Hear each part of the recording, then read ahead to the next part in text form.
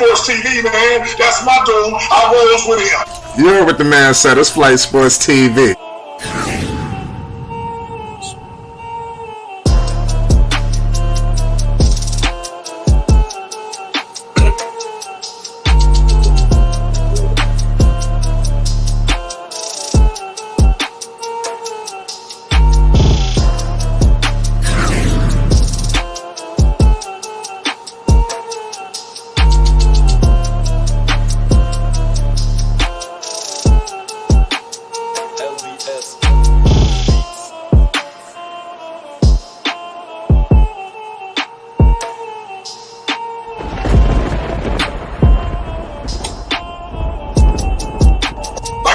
Flight Sports TV, that's where it's at.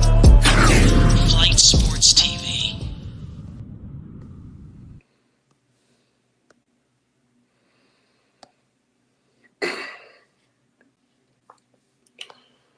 What's going on, people? It's Flight Sports TV. I appreciate y'all for checking with me. I already know what it is. We back with another one of them things. Listen, you already know what it is. We got a whole lot of MB1 Lamelo Ball talk. Listen, Lamelo Ball returned against the San Antonio Spurs a couple of hours ago. We documented the whole nine. Now he will be taking on the reigning defending Eastern Conference champions, the Miami Heat. Yes, the Heat are a formidable opponent, and I'm going to be looking to see how the Charlotte Hornets fare against them this evening. We are moments and minutes away from tip-off, ladies and gentlemen. It's about to go down. Shout out to MB1, the one of one, you already know. Now it's going to be an uphill battle, for this squad. It's not going to be easy at all, to say the least. I'm just going to keep it all the way 100. To defeat the Miami Heat is going to require major effort from them tonight, and I hope that they bring their A games, because anything less will be completely uncivilized. LaMelo Ball, man, came back. I love what I've seen defensively from LaMelo. I hope this is going to be a change, and I hope that everybody else on the Hornets can adopt this philosophy, because I think that's going to be key for Charlotte. We already know LaMelo can score. He can get guys involved. But what he showed the other night defensively is something that I want to see him try to carry over. Right now, the Miami Heat are 22-16. They in Miami tonight. I see Miles. He's all smiles. You got Bam Adebayo and company. The boys out there, Kyle Lowry and crew. Scary Terry. And like I said, we are honoring. Shout out to, I want to definitely pay our respects to Dr. Martin Luther King Jr. You already know what it is. Tomorrow we will be celebrating Martin Luther King Jr. Day. It is an unbelievable moment in time in history. Feel free this whole weekend, today and tomorrow, for you to step up here and speak on Dr. Martin Luther King. You already know what it is. This is a definite nasty situation. The Charlotte Hornets, man, they're in a dysfunctional jam. The Miami Heat, at the end of the day, they could very well step on them. They got blitzed by the San Antonio Spurs. I mean, you could never imagine no shit like that, where you see San Antonio laying the smack down on them like that. Now, going up against the Miami Heat, who's to say anything was going to change? The Heat got a squad. We just got to call it how we see it. And it's good to see. I'm looking at, they showing some highlights from Haywood Highsmith. A lot of people was talking about this kid. And like I said, I'm high on him as well. Jaquez Jr., you already know what it is. I was documenting this before the man even played the game, that he was going to be a force to be reckoned with for this squad. And as you can see, I told you what it was going to be, and he has been all of that. Bam Adebayo and company, what the hell are they going to bring to the table? Ladies and gentlemen, we're minutes away from tip-off. This is a big-time night in sports. You got so much going on in the NFL. You got so much going on today up here in Miami with LaMelo. It just don't get no better than this. MB1, the one of one. He is the truth and a half. And I'm be interested to see what kind of force he's going to put on the defense tonight. I know for a fact that he's going to put some kind of force and pressure on them. Let's see if the Charlotte Hornets can all collectively get on his back and lead them to the promised land. That's going to be most definite key. If they could all get galvanized. There's a lot of smiles as I'm looking at. I was just looking at the warm-ups just now. I'm seeing everybody smiling like it's Christmas Eve. I ain't gonna throw Melo in there because I've seen Miles. He is something seemed to be very funny. But this team is losing profusely, and it seems like it's going to be no air and no gas at the end of the tank if they don't get their situated. And I just don't want to see them go out like this. This is going to be a disgusting outing if they continue to get pressed on like this. But right now, the Charlotte Hornets, they're third worst, in percentage. Right now, I'm looking at all of the percentiles. They should have never went out like this at the end of the day. Melo injury, Melo healthy. Either way it goes, these people should have never got put down the way they got put down. The Hornets is just, they should be ashamed of themselves. And last night we documented it, how I believe everybody should be fired. It's time to clean house, with the Charlotte Hornets right now. Don't waste no time. Clean house today. It doesn't make sense holding up into the end of the year because I think we delaying the inevitable. If you're moving on from Steve Clifford, just get his ass up out of there now. If you're moving on from Kupchak, just get him on up out of there now because they all deserve to be fired. They don't deserve any benefit of the doubt. Terry Rozier, what are they going to do with Mr. Terry? Is he auditioning for his trade? What's going on with Hayward? Seriously, I think Terry Rozier, if nothing else, has elevated his trade value. I don't believe the Hornets could get a first-round pick for him or nothing like that, but I do believe that he may be one of the pieces that they could move that's very attractive right now. You look at teams like the Lakers, they could be looking to get a guy like Terry Rozier, a guy who can stretch the floor. Teams like Miami, teams that have struck out on guys, that they may have wanted, they maybe Terry Rozier could be a guy they look at, and maybe the Charlotte Hornets can capitalize. We got a lot of time from now until the trade deadline to fully analyze and see how it's all going to shake out. Shout out Rap Guy Reloaded. He says Pistons just made a trade. Yeah, man, the Pistons is trash. It's crazy what's going on with them. Let me see. I think I may have seen that trade. Let me just verify about that. Was it with Bagley, if I'm not mistaken? Let me get a good look at this. Traded. Yeah, there we go. Marvin Bagley and Estelle Seward were on practice court when they were dealt. Yeah, that's what I said. Okay. Pistons Wizards, okay, and I'm gonna be honest with you. This is just an idiotic move. When you see Detroit sending Marvin Bagley, Livers for 2 second-round picks for Gallinari and Muscala. I can't. It's definitely a tough situation. At the end of the day, I really don't see what's going on. Yeah, this just I'm just reading reports at what has just happened. Like I said, this was an idiotic, stupid trade in my humble opinion, but it is what it is. Nonetheless, Charlotte is not making any moves. I would have liked if they could have got a Gallinari or something like that. Gallo still got a lot left in the tank, in my humble opinion. But Bagley, I think, was owed some money, so I think that's why they let Bagley walk. I think he was going to be owed, I think, at a double digit, like 10 or 12 million, if I'm not mistaken. So I think that was the basis of moving Bagley, getting that contract off. And to be honest with you, Bagley ought to be ashamed of himself. You got two of the worst teams in the NBA making trades with each other. I mean, it's getting crazy. It's getting downright crazy at this point. But it is what it is. We are moments away from tip-off right now. The shoot at the Charlotte Hornets live. Lamelo Ball, NB1, the one of one. He is back in the fold. It's going to be interesting to see how it all works out. Rap Guy says Bagley was given a 3-year deal last year. He sure was. He sure was.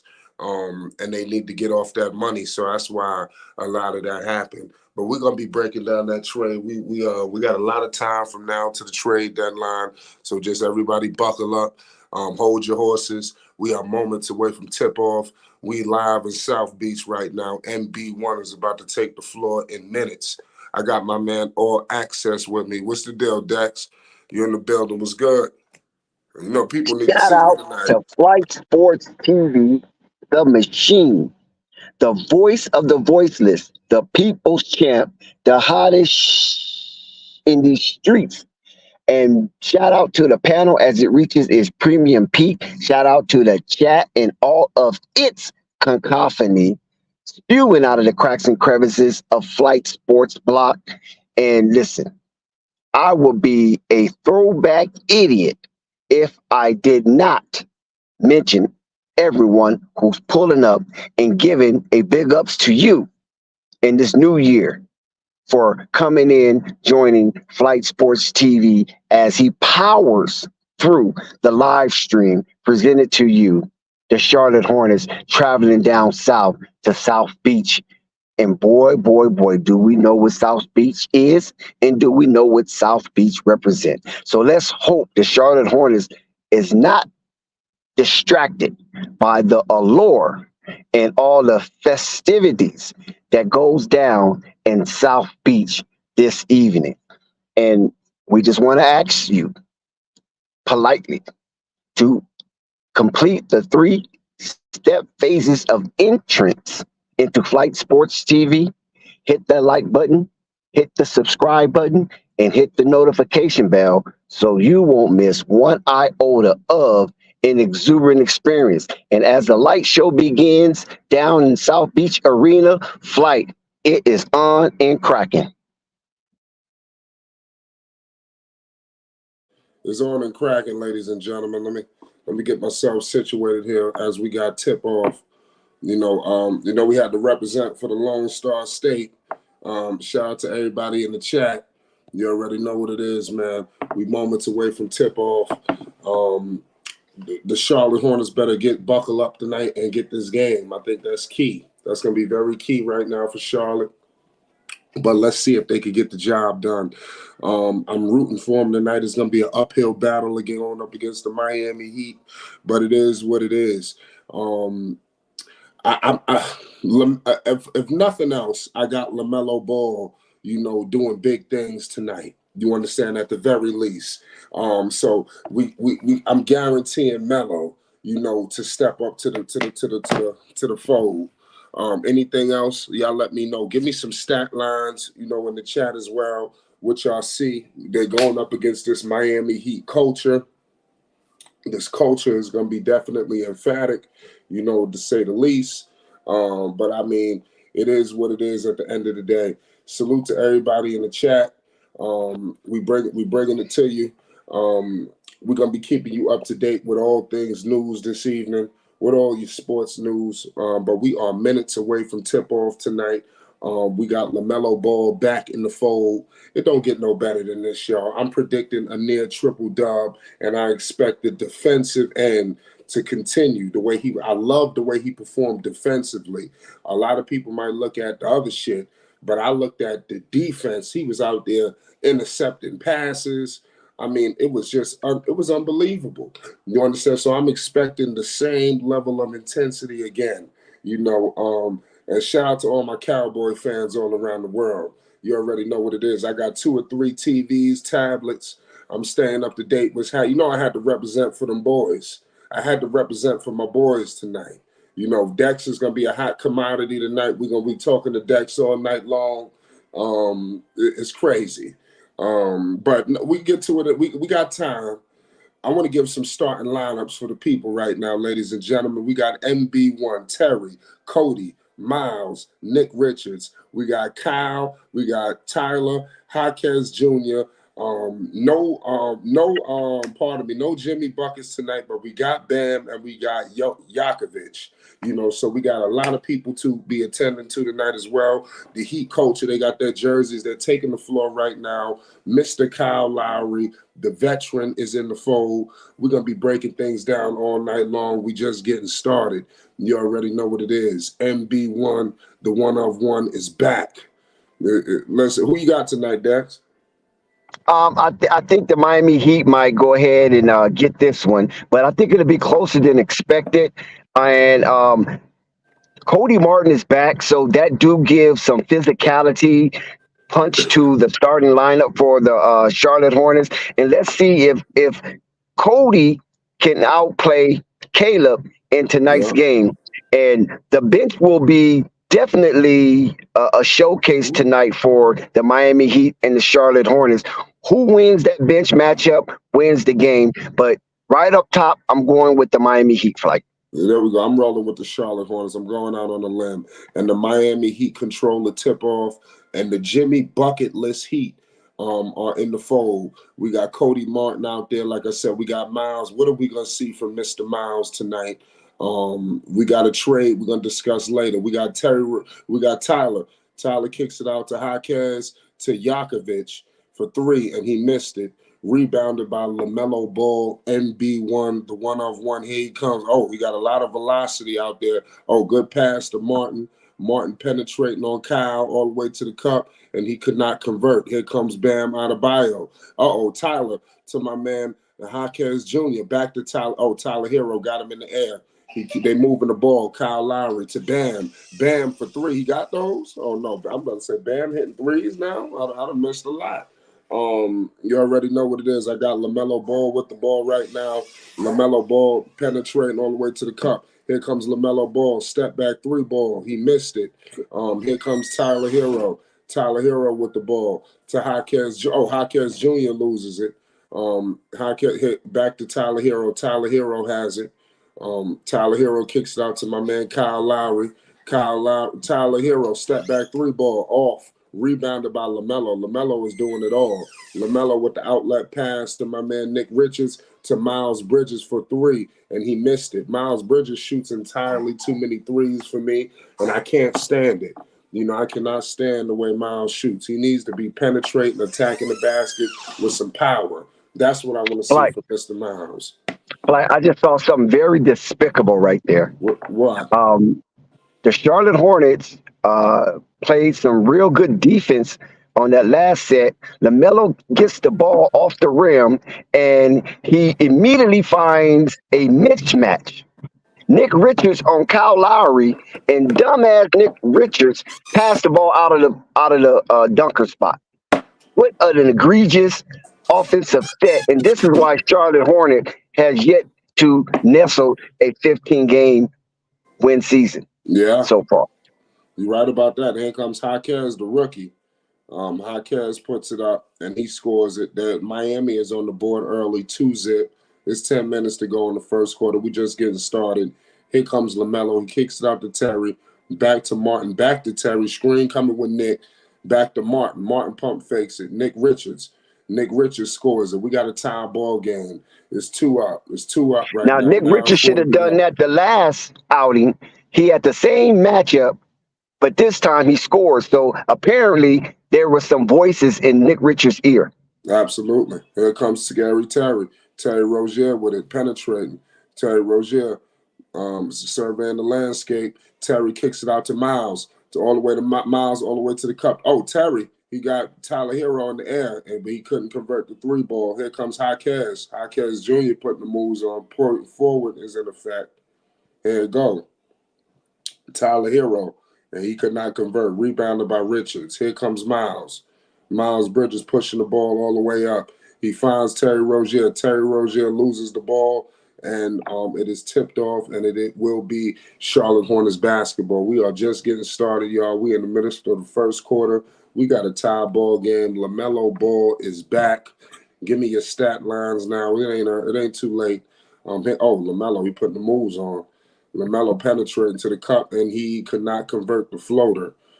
Here comes Yakovich. Hopefully I'm saying his name correctly. He kicks it out to Bam Adebayo. Jovic. Bam. He got fouled. So we got Bam going to the line. Nick Richards got to be careful because they're very thin in the front court. So the last thing we need is the big guys getting all in foul trouble. Because who Good the call, hell is Flight. coming in? Yeah, that's a good observation because Charlotte is very anemic in that area, so they definitely have to be very careful. And 2-2, Bam's on the line, and Jovic is making a strong presence as well as Jaquez Jr. So they got two young players in the starting lineup due to injury of the Miami Heat, and we're currently watching the mindset of the newest, richest coach in NBA history, Spoelstra, develop and be displayed. Shout out to Coach Spo. You already know what it is. Bam Adebayo converts both at the line. Here comes Lamelo Ball. I need to see these shoes he got on. These all orange joints. Here comes Lamelo. He kicks it out to the scary Terry. Here comes the Terry Rozier. They blitzed him with the double. Here comes Nick. Nick could not convert, but good putback by Miles Bridges. So, okay, Miles Bridges is getting productive out there. Shout out Rap God. He says LaMelo has too many jealous teammates doing their own thing. I want to hope that's not the case, but maybe we might have to have that conversation. That'd be devastating. Yes. Here comes Jaquez. Jaquez putting it on Richards. We got a rookie out there putting a hurting on him. Here comes, how did everybody miss Jaquez Jr. in the draft? Here goes Richards, Nick Richards, all the way to the cup, but he could not convert. Miles Bridges gets it, kicks it out to Scary Terry for three. He could not convert. Jaquez Jr. rebounds it. He's pushing it up the floor. He finds Tyler Hero. Tyler Hero, he kicks it out to Jaquez. Jaquez puts it up. It's 8-4 right now. It's 7:40 to go in the first. The pace is very frenetic. LaMelo ain't really get active yet. We just getting started, y'all. 7:30 to go. Here comes Miles. He finds Scary Terry. Terry Rozier. Terry is surveying the landscape. Kyle is on him ferociously. They find Martin. Martin has the ball. Martin putting the moves. Step back three ball for Martin, and he could not convert. That is not his game. Here comes Tyler Hero. Tyler Hero with the ball. LaMelo's picking up Tyler. Tyler Hero putting the moves on, and a near turnover, and the Charlotte Hornets converted. Good defense by LaMelo. Good defense by LaMelo Ball, Flight. Yeah, Good I'm defense. noticing a lot more effort there. That's on-ball defense, using his length. Yes, his defensive pressure is definitely up. It's 4-8 right now. Here comes LaMelo Ball. LaMelo has it. LaMelo put the moves on. He gives it out to Terry Rozier. Terry Rozier has the basketball right now. Terry step back in the mid-range. Convert. It's 6-8 right now. Charlotte is down 2. Let's go, Terry. Good job, Executed Terry on that play, Flight, but there was no movement with the Charlotte Hornets players without the ball. So that's going to be troublesome coming later on in this basketball game. Charlotte Hornets have to be able to move without the ball. Yep, the presence of LaMelo in the paint forced Kyle Lowry into an idiotic shot. So Melo's defense is definitely getting people attention. Did they count that? I mean, you got Jaquez Jr. out there moving like Elijah Wan. They're going to have to do something about him. Cody Martin can't do nothing with him. It's going to be a long night. We got a rookie putting a hurting on Cody Martin. What are we going to do? What are we going to do, y'all? Shout out to my man Jaquez Jr. We're in the midst of a commercial break. It's going down. You already know what it is. What are you seeing so far in this game, Dax?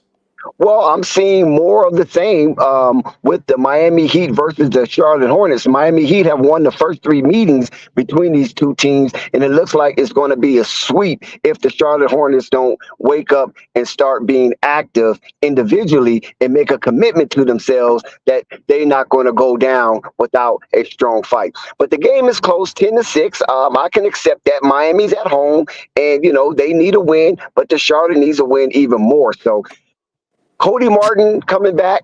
Let's see if this is a plus or a minus. I believe it should be a plus because the Charlotte Hornets need some kind of armor in their defense to let teams know that it's not going to be an easy night playing against them on this hardwood floor, Flight. No, I totally agree with you. I totally agree with you. It's not going to be an easy night. But like I said, the game is just getting started. So it's still a lot of time. So we're just going to have to see how it all breaks down. Nobody, I would say, is jumping out in front so soon. Lamelo hasn't really got active just yet. So that gives me some cause for optimism.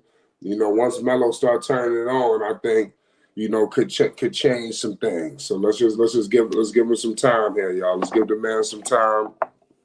What do you think about Melo defensively? Are you seeing something there? Because I'm seeing more effort there than I've seen even in the beginning of this year, or probably throughout the course of his career. In this course Yes, of these couple of games, I'm seeing something. no doubt. Like you would think that Lamelo will come back and play defense tangentially based on the nature of his consistent injury in his lower extremities. But contrary to popular to belief, LaMelo is playing outstanding defense, and not only that, they cannot use the excuse, oh, he just playing the passing lane. LaMelo is playing on-ball defense, causing havoc to the ball carrier and taking him out of his rhythm. And this is what you want. And once LaMelo gets momentum on playing that kind of defense flight, he would definitely be an all-NBA defender. Oh, yeah, most definitely, especially with that size and length. I mean, you're putting a lot of pressure on these guys, and you're going up against a Kyle Lowry. You should just be able to tower over him, and even eventually getting into the post with these with these smaller players, pardon me. It's going to be interesting to see how it all shakes out. Miami is no joke. This team and this culture, this coach. So they're going to play this thing hard as hell. So let's see if Charlotte can take them out. And there's no Jimmy Butler, so keep it close. I'm a ride with LaMelo in the clutch if they could get this game close, especially with no Jimmy there. Because I seen Jimmy put the Hornets lights out early in this season. But Jaquez is looking good. Give him major props. It looked like they sit LaMelo, so LaMelo is not. They got old man-ish in the game. We got Miles out there with it. Kyle on Miles. Terry Rozier has it. Terry nearly loses it, and he stepped out of bounds. So he did end up losing the basketball. He got to get it together. Come on, Terry, you the veteran. I mean, Cliffy made changes, and I really don't like the soiree that he has put out there on the floor. I don't really see a defensive presence nor a scoring presence besides Terry Rozier. Miles Bridges is so-so. So LaMelo played 50% of the first quarter, and let's see how the results fare. Yeah. Oh, good pass. Oh my goodness, good alley-oop. We got an alley-oop.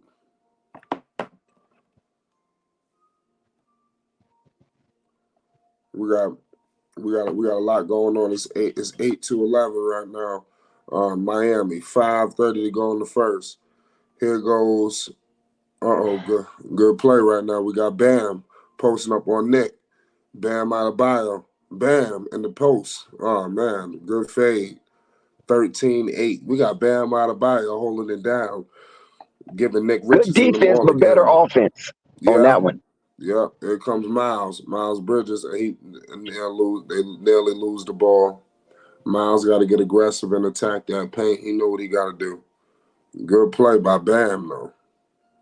Yeah, Miles cannot afford to be too loose out there, Flight, because that's not his game to try to squeeze bounce passes in the interior teeth of the defense. So right there was unnecessary for Miles. Yep, I totally agree with you. There's a lot of unnecessariness going on out right now. Here comes Nick back to PJ. Oh, PJ with the step back. PJ missed it. Okay, here we go. Jokic.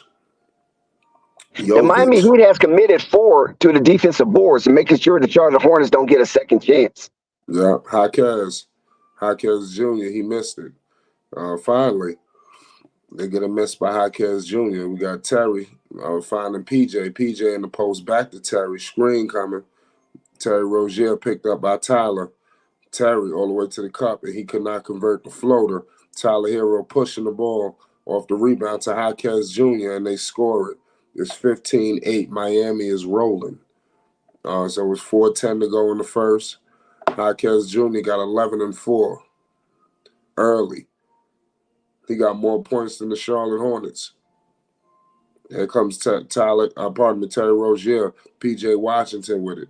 P.J. he finds Miles back to Old Man Ish. Old Man Ish finds Nick Richards.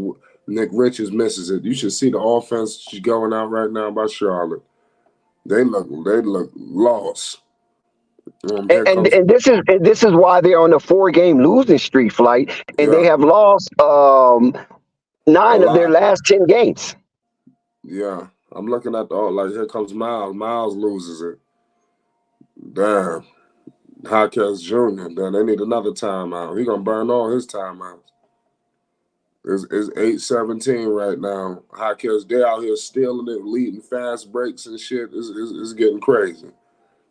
Here comes Terry. Yeah, and Jaquez rookie's stature has grown since he has been inserted in the starting lineup for the Miami Heat.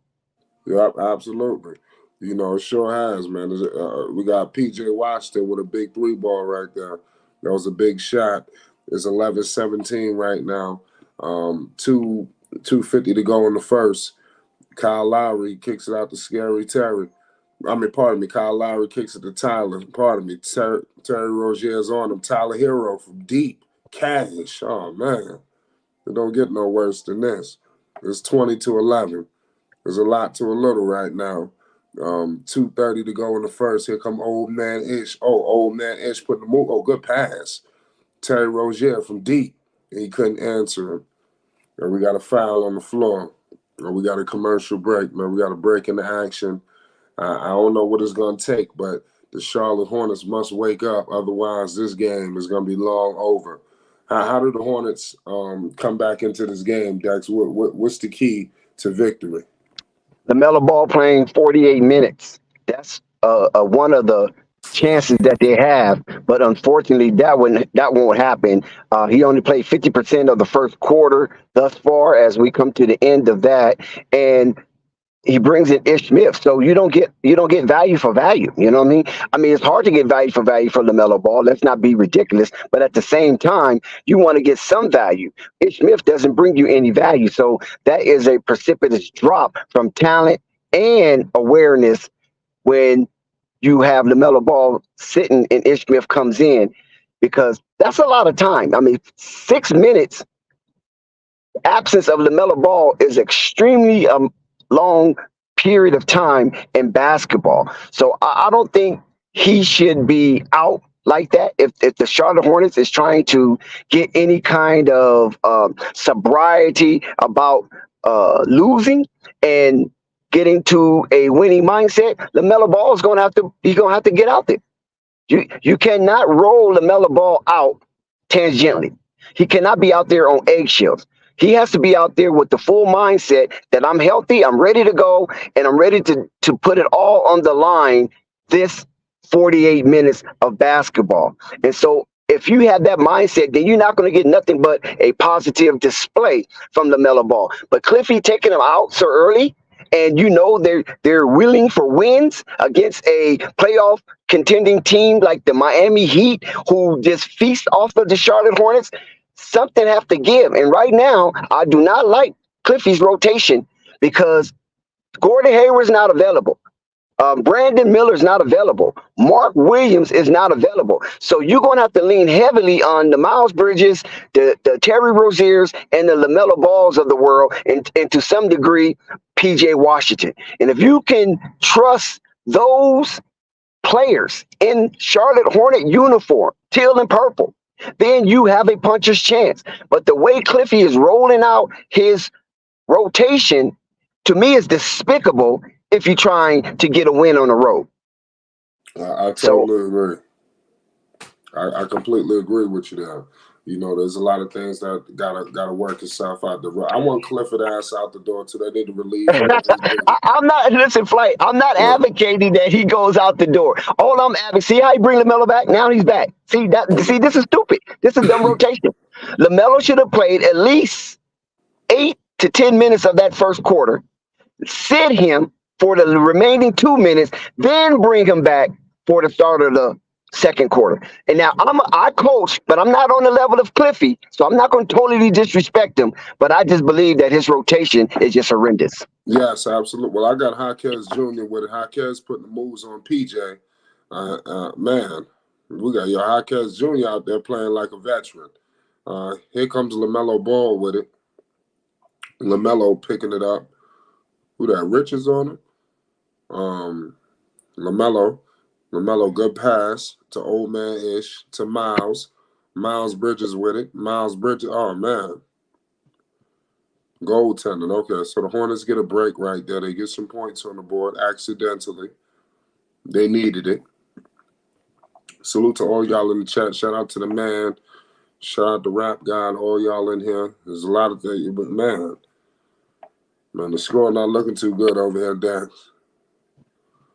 Yeah, well, I didn't expect anything less, but I do want to see a winning mentality to be advocated on this Sunday flight. That's the only thing I want. I don't really expect the Charlotte Hornets to just come in here and rip down the Miami Heat. I just want them to have a puncher's chance and with a rotation that's formulated to win from this point on. Yep. Let's see. We got old man Ish with old man Ish in the mid range, and he's fouled and he's headed to the line. So it's 13-24. The Hornets just need help, all over the board. I wish they can get their name in the hat of this Siakam deal. Do you think they could do something in that move, or they don't have anything to contribute? They really doesn't have anything to. They really don't have anything to contribute, to be honest. Because Miles is flimsy. PJ Washington is a dud, and Gordon Hayward is always chipped up. I mean, he's not available, and now he's not available. So, and it always seemed to be he's always unavailable based on injury coming up trade talks. Yeah. So Terry Rozier is probably the only piece that they really have, and they can probably throw in Bryce McGowan just to enhance it a little bit. Yeah, absolutely. It's 14-24 right now. I got a minute and 10 to go. Here come Duncan Robinson. Alley-oop. Good alley-oop to Bam. We got Bam out there showing immense leadership. The culture is in full effect out here in South Beach. We got Lamelo Ball with it. Melo from deep. In and out. Rebounded by Bam. Bam Adebayo pushing the ball up the floor. Kicks it to Duncan. We got the fast clock in rotation. Duncan Robinson in the mid-range. You got Melo playing great defense off ball on Richardson.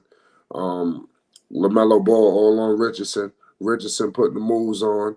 He kicks it out to Martin. Martin in the mid-range and is off. Rebounded by LaMelo. So LaMelo is defending, deflecting, rebounding. And rebounding. Do it all LaMelo Ball, right? Down 12. So, I mean, this is crazy. The man giving it his all. A fresh second game back from injury. Here comes LaMelo. LaMelo kicks it out to Bridges. Bridges in the mid-range, and he converts it. So they're down 10. That was a big shot right there. Big shot by Miles. So they cut it to 10. Let's see what they could do in this second quarter. Can they get a stop here, or are they going to go back up? Let's see what happens. Bam Adebayo with it. Bam putting the moves on. Bam Adebayo with the step back, and he missed it. So they catch a break there. Good job by the Charlotte Hornets. So we are headed to start of the second quarter. We headed to a commercial break. We got a break in the action. What do you think about this first quarter? 16-26. Hornets down 10. It could be a lot worse, even though we wish it was a lot better. Yeah, good question. And according to my observation, what I've noticed is that the rotation that Cliffy is using, I don't think it is best fitted for the Charlotte Hornets in this matchup. But nevertheless, that's what Cliffy chose, so that's what they're going to have to go with. And the results are telling. They down 10. They gave up only 26 points. That's really good when it comes to defense. He kept the Miami Heat under league average in quarter per scoring. But on the other end, what is deafening, Flight, is that the Charlotte Hornets was only able to nestle 16 freaking points, for crying out loud. What an anemic, malnourished offensive display down here in South Beach. I hope the Charlotte Hornets was not out on the town being distracted, got tired and coming into this game with leg fatigue. I hope that is not the case, because even though LaMelo Ball has played as many minutes as he's played, I don't think he has logged not 1 point on the scoring board. So that's not good. LaMelo Ball goes a whole quarter without scoring.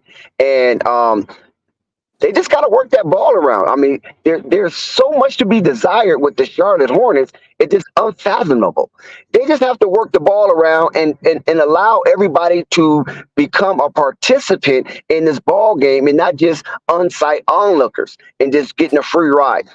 That's the only thing I've noticed so far. And another main thing is we know that the NBA is very high in pick and roll and handoff and things of that nature. And I'm not seeing much of that from the Charlotte Hornets. So I don't know if Cliffy is purposely keeping the Charlotte Hornets out of the pick and roll and off of the handoff based on the fact that there's no Mark Williams available, because Mensah and Nick Richards have not been highly engaged in any kind of pick and roll or handoff going to the basket. Like, yeah, yes, absolutely, man. I just want to see the Hornets give LaMelo a puncher's chance.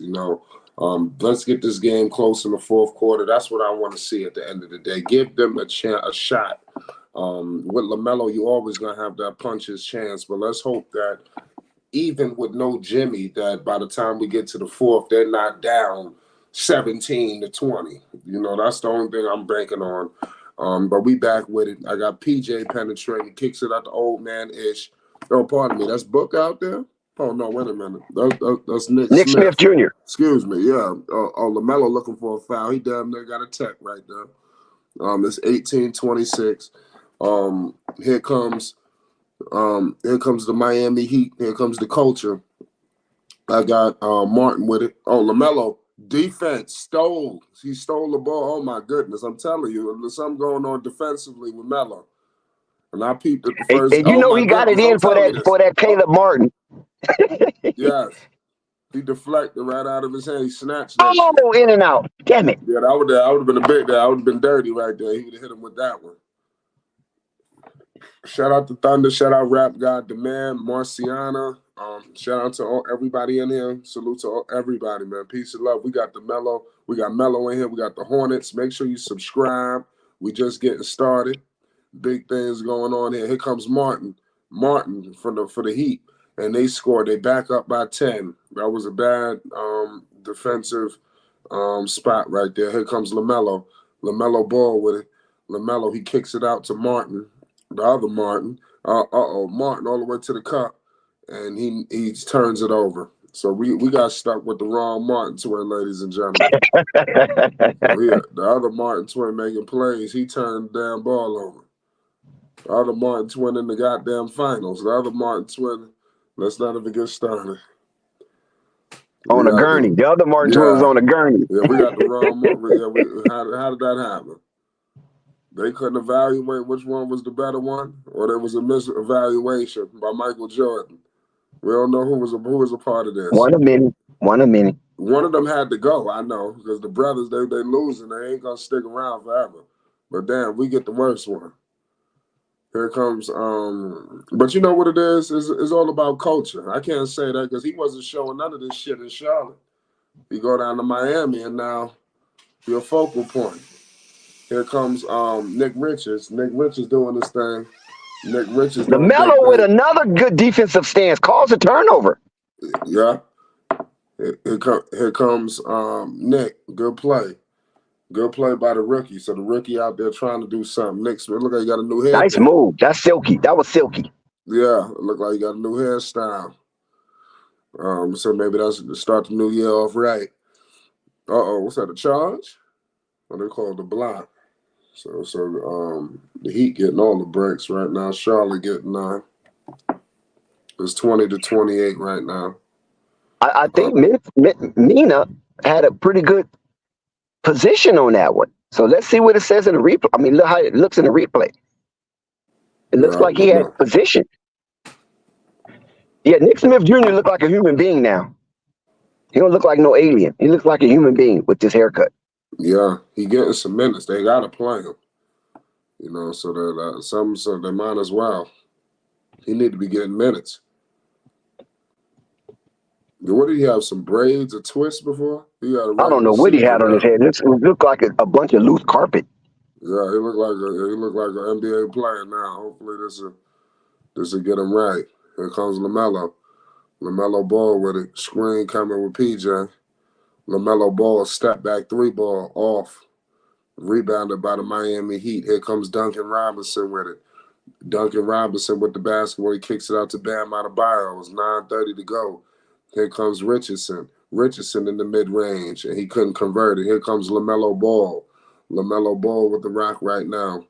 LaMelo shaking him. Oh, look, what was that? Oh, they called the offensive foul on LaMelo. It Well, that says, was some hey, good acting from Richardson. That was some really good acting because I don't see it.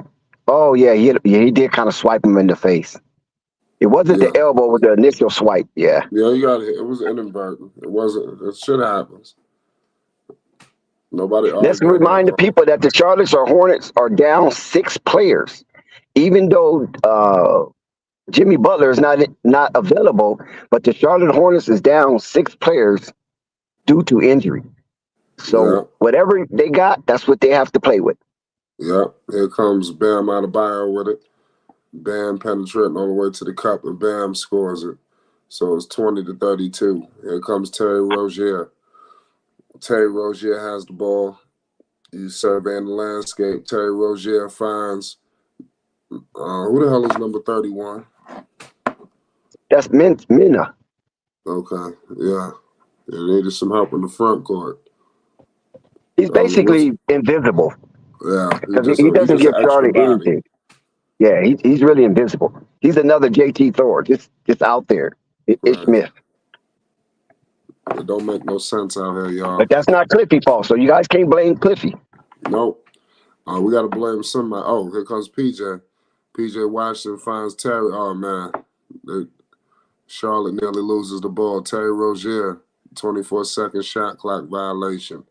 So the Charlotte Hornets are playing very sloppy right about Clumsy. now. Yeah, that's very clumsy of them. Yes. Flight, did you notice that PJ Washington tried to go behind the back with the in a kind of open court inside the paint? I mean, who does that? Who goes behind the back in that situation? That's where most of the bodies lies inside the paint. Yep. It look like they don't know. They're looking very lost to me right now. Looking like they don't know what they want to do with it. Yeah, their court awareness is very poor, and this is a reflection on coaching. That part is a reflection on coaching because their court awareness is very poor outside of LaMelo Ball and Gordon Hayward.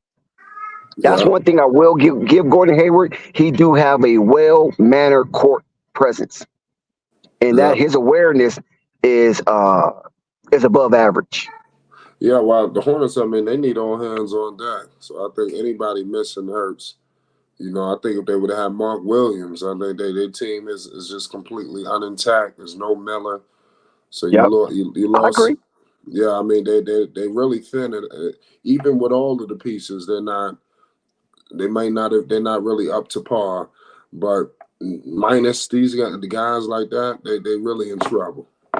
You talk about Miller and Williams. Outside of Melo, that might be the only two untouchables. And then they missing those two guys. They're in trouble. You know, and they're Yeah, stuck with these and fools. we're actually witnessing LaMelo Ball have more rebounds than points. LaMelo Yep, have more steals than points, and that's rare for LaMelo yeah, Ball. yep, Statistical stat line. yep. It's 20-33. Here comes Terry Rozier with it. Terry Rozier scores it. Good play, good shot. It's 22-33. 8 minutes to go in the second. Here comes Bam Adebayo. Oh, Bam. Oh man, what the fuck? They got this fool there. He gonna jump with Bam and send him to the line. 22-33. So Naismith, Nasa, whatever the hell, you got Terry up here trying to coach him. Mina, or Mensa. something like that. Well, he's sending Bam to the line for two. Yeah, he's an invisible player, but like I say, he shouldn't even be on the roster. If you're not on the if he's not on the roster, Cliffy don't play him because Cliffy don't see him, right? Mhm. So this is a lot. This is a lot on the humpback of Mitch Kupchak and company because a lot of these players he shouldn't even be on the Hornets roster. It's not like the Hornets roster. I mean, the Hornets financial situation is strapped where they have to just pick up, Joe Blows. No, they have money in reserve. They just choose to be this poverty franchise of talent. Yeah, no, you're absolutely right about that, man. It don't get no worse than this. Let's see if Clifford can roll his sleeves up and do something. Here comes Martin. They find Terry. Terry with it gives out to Smith.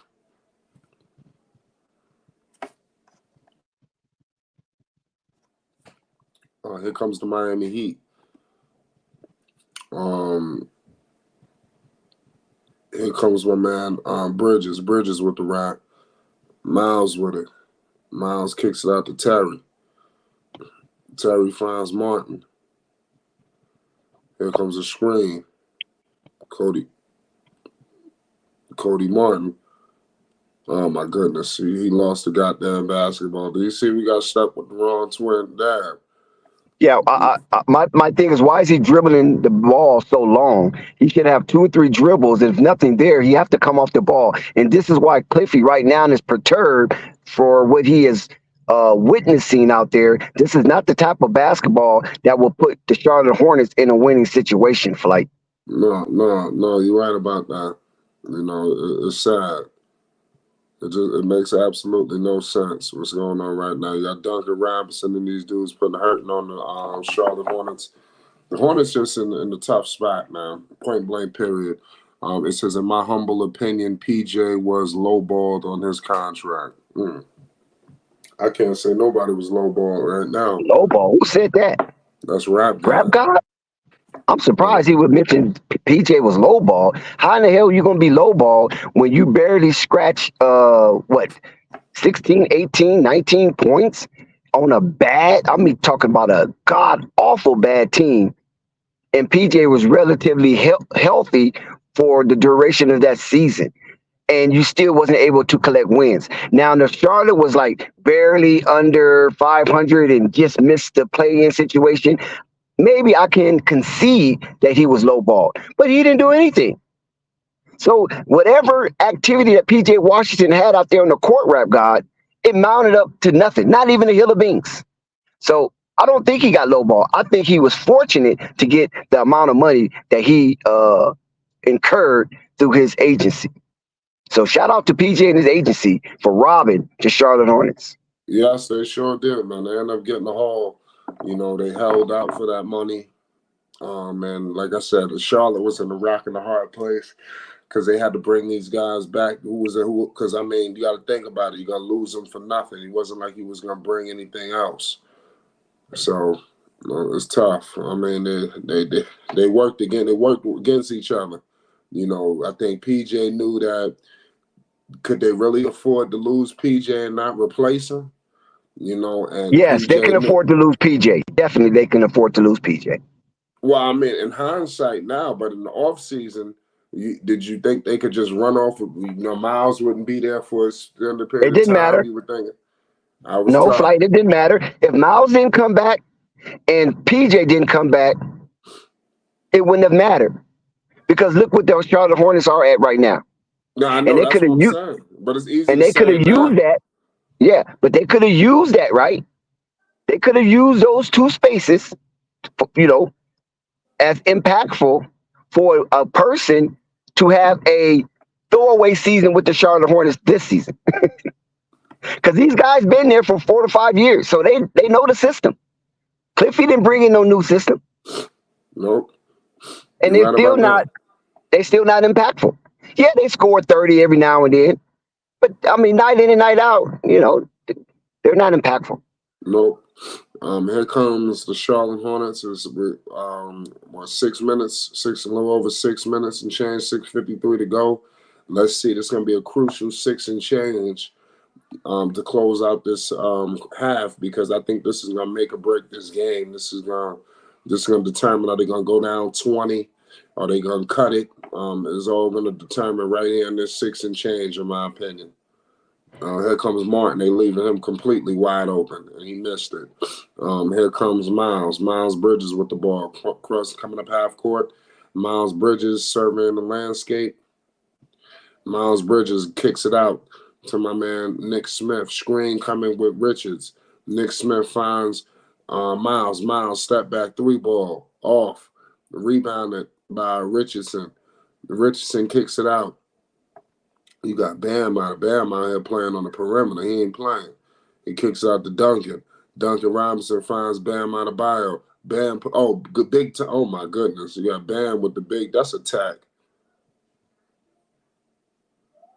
This motherfucker hanging on the rim and shit. Come on.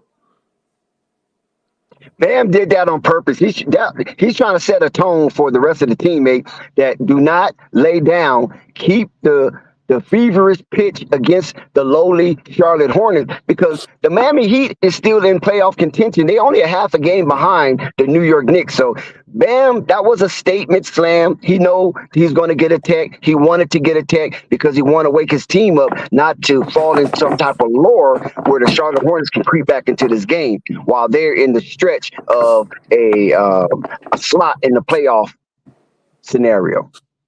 Yeah. And why Lamelo Ball is not on the court, I don't know, Flight.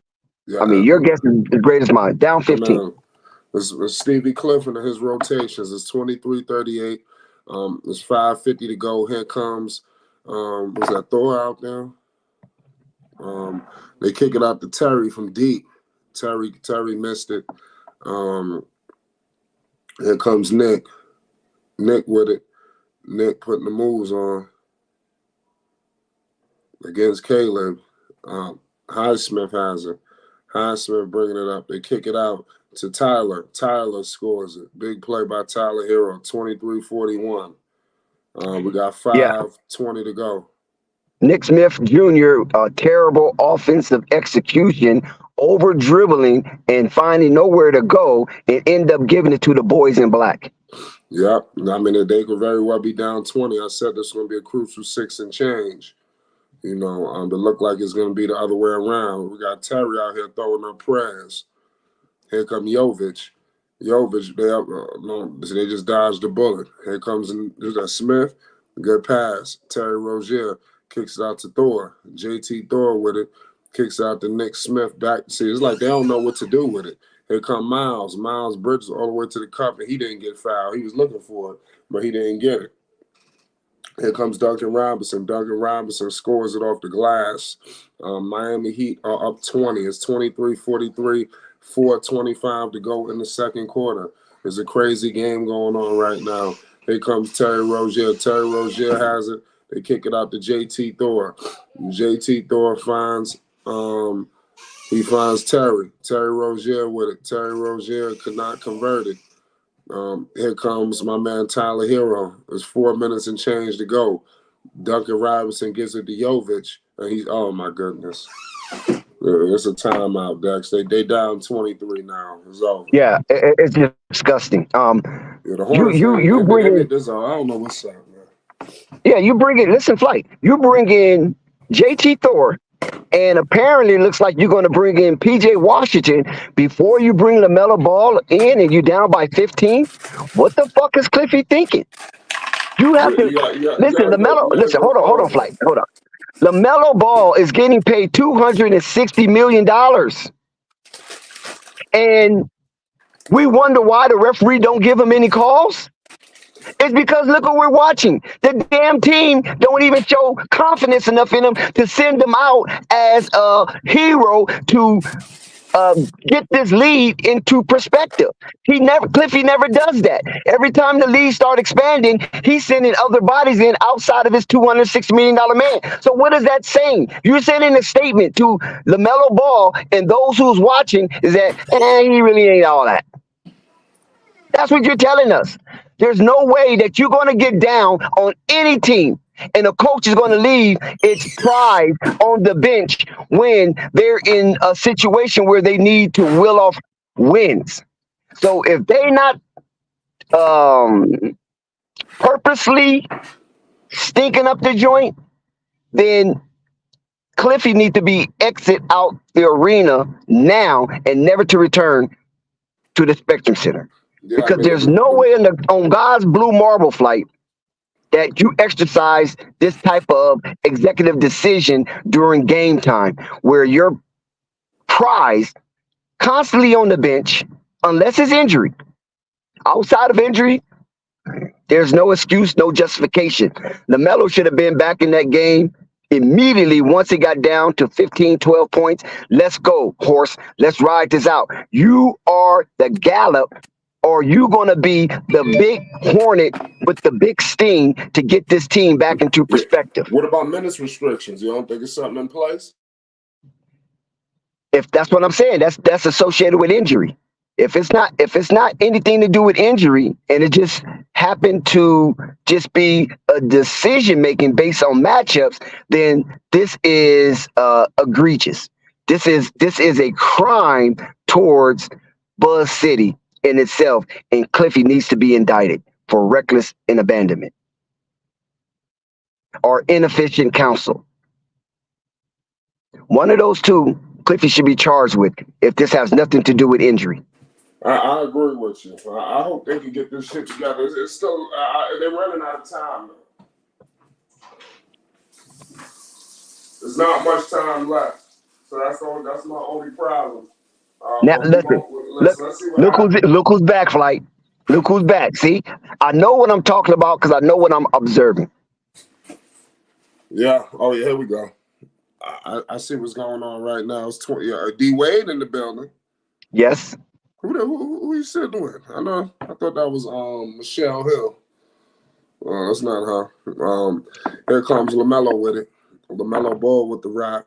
Lamelo kicks it out to my man PJ Washington. PJ Washington gives it out to Miles. Miles with the mid range. It's 25-46. Like I said, they down 21 points. Good ball movement. See, this is what I'm talking about. Good ball movement. This is why you don't wait forever to put your high active player and who's going to stabilize the team offensively and defensively on the bench for that protracted period of time.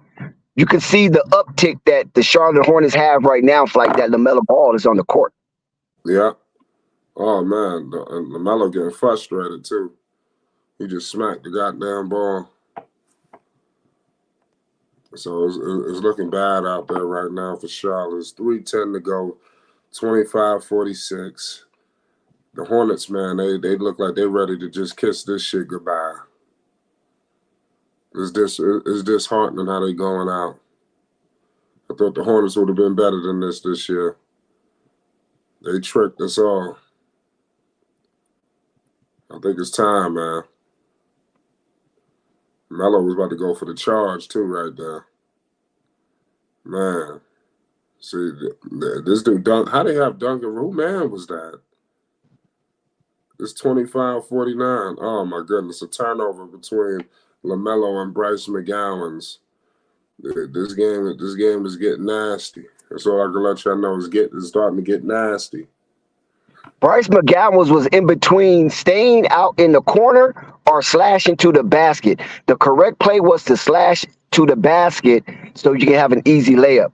And that's what caused the delay and mistiming of LaMelo Ball's pass. Yeah. You know, but they get it disgusting. Back. 19 double-figure losses. All this is why he need to get fired.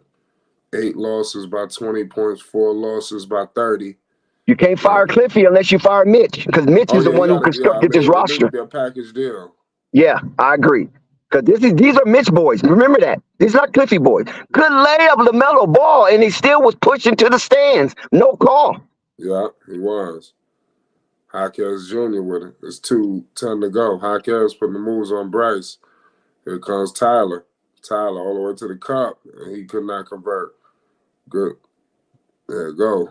Terry has it, gives it out to LaMelo. LaMelo from like 50. He missed it. He said, I was just wired. He's like, he didn't like that shot. I mean, to be honest with you, the Hornets don't have no offense. You should have heard the commentary. I'm actually listening to the Heat commentary. That's why he said that. Let me go. Let me listen to the damn Hornets commentary. I knew so. Yo, when Melo shot that shot, the guy said, "Why?" I was like, "Oh yeah, I know I'm listening to the wrong telecast." But I mean, they really don't have no offense. I mean, so I ain't tripping off that shot. Here goes Lamelo Ball with it. Lamelo has it. Lamelo penetrating, gives it out to Bryce. Lamelo Ball, good kick out to Miles. Melo, they kick it out and they could not convert. Bryce school gets it back to Terry. Terry couldn't even make a goddamn layup. Man, it's ugly for the Hornets right now. They can't put the ball in the hole. The Hornets, they just need to blow it up. They need a complete makeover. Well, that, like I said, that falls in the lap of Mitch as an executive on both ends of the spectrum, where he is a vice president of basketball operation as well as the GM for the Charlotte Hornets. These are his guys. Not one guy on this roster, Cliffy said, "Hey man, I want him. Go get him." You're right about that. Yeah, you got Wade back in Wade County.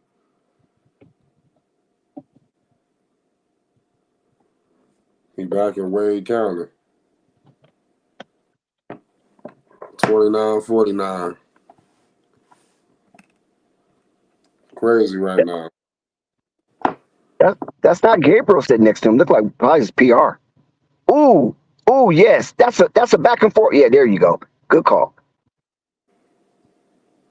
Unforced turnover for the Miami Heat give the Charlotte Hornets an opportunity to get a cheap 2 points. What, did Wade get his jersey retired today? No, I think his jersey been retired. Yeah. They ain't put LeBron jersey up there yet. Now, the only person that's moving without the ball is Lamelo. Yep, 29-49. They got Bosh up there. They got Wade. They probably give it to LeBron when he retired.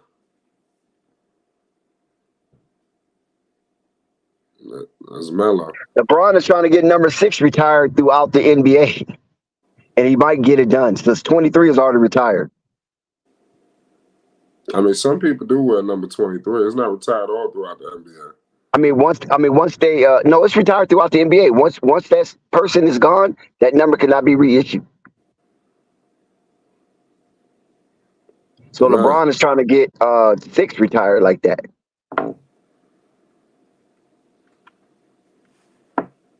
So LaMelo dancing in the garden, he gets to the rim,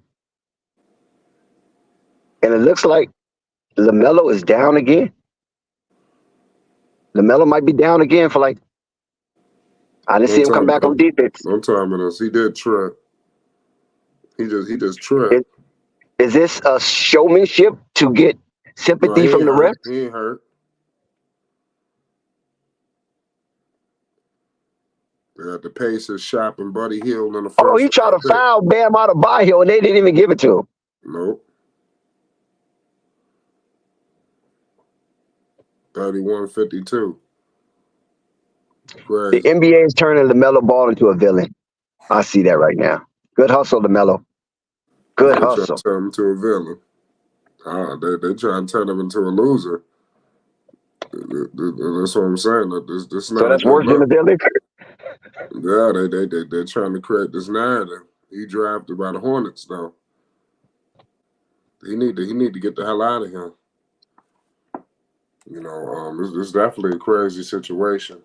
A lot of let me read you the stat line. I mean, this is wild. It's 31-52. I don't ever see how the Hornets even come back. But LaMelo got 2 points, 7 rebounds, 1 assist, 1 steal. Miles Bridges has 10 points. The Hornets just look disgusting. When you look at, let's just go to the Heat. You got Jaquez with 15, Bam with 12, Hero with 9, Duncan off the bench with 9. So I mean, there's a lot of good bright spots if you're a Heat fan. Charlotte is like you don't even know how they're even going to be successful tonight. Like I said, it was almost like a broken record discussing all of the bad things going on with Charlotte. I don't know how they're going to fix this, but this I mean, season is listen, over. listen, this whole game is an eyesore for the first half. Maybe Charlotte Hornets put something together in the second half to make it to appear competitive. But Lamelo logged in 14 minutes, 2 points, 7 rebounds, 1 assist, 1 steal. He's shooting 10% from the floor. That's is very unacceptable. 0 for 5 from the 3 point line and hasn't yet to log a percentage from the free throw line. I mean, the 3 point line, but he do have 3 free throws. He's shooting. No, he doesn't have any free throws. No, he doesn't have any free throws. So this is a poor performance for LaMelo Ball as well. I don't know if Cliffy shook him out of his rhythm with that horrendous rotation in the bodies that he was bringing in at the time of the juncture of the game that he was bringing in these bodies that wasn't concurrent to what was successful for the Charlotte Hornets. Maybe that just took LaMelo mindset out of the game. I don't know. But, to be a $260 million guy, you have to shake that off because, you're not just all playing for the coach. You're playing for the fans, the organization, and yourself. So if the coach is, doing some bull crap, then you just got to just take it upon yourself to just be the better version of yourself. But 10% shooting in the first half is not going to get it done, Flight. No, I'm damn right about that. There's a lot of things that got to get changed around. It is what it is. Outside of the Hornets, I think who played today? You had the Pacers, 109-117. The Nuggets beat them down. Like I repeated before, a report just came out that the Indiana Pacers are shopping Buddy Hield and a first-round pick ahead of the deadline. So it's going to be interesting to see if they get this thing done. I'm going to keep it 100 with you. There's a lot of things going on. But you got the Clippers versus the Wolves. They come on later. You got the Kings, Bucks, the Suns, Blazers. So these are all other games that, you possibly could be a little bit more entertained by, especially the effort, pardon me, that the Charlotte Hornets are putting out. It's all about effort at the end of the day. You lose, but, the effort that's getting put out right now is just downright, just got to have you scratching your head, and that's what it has me. I don't like the effort that's getting put out. It doesn't seem like the Hornets have came out to play, and you got to put that on the coaching staff. Right. Yeah. Flight looks like you got a double downer. Cowboys and the Charlotte Hornets look like they might go down. Double downer. I got the score right next to me. Good for the love of God, 41-16. Man, yeah. Listen, Yeah. I'm gonna keep it You real wore the with wrong. You wore the wrong hat tonight. You didn't have no Green Bay hat.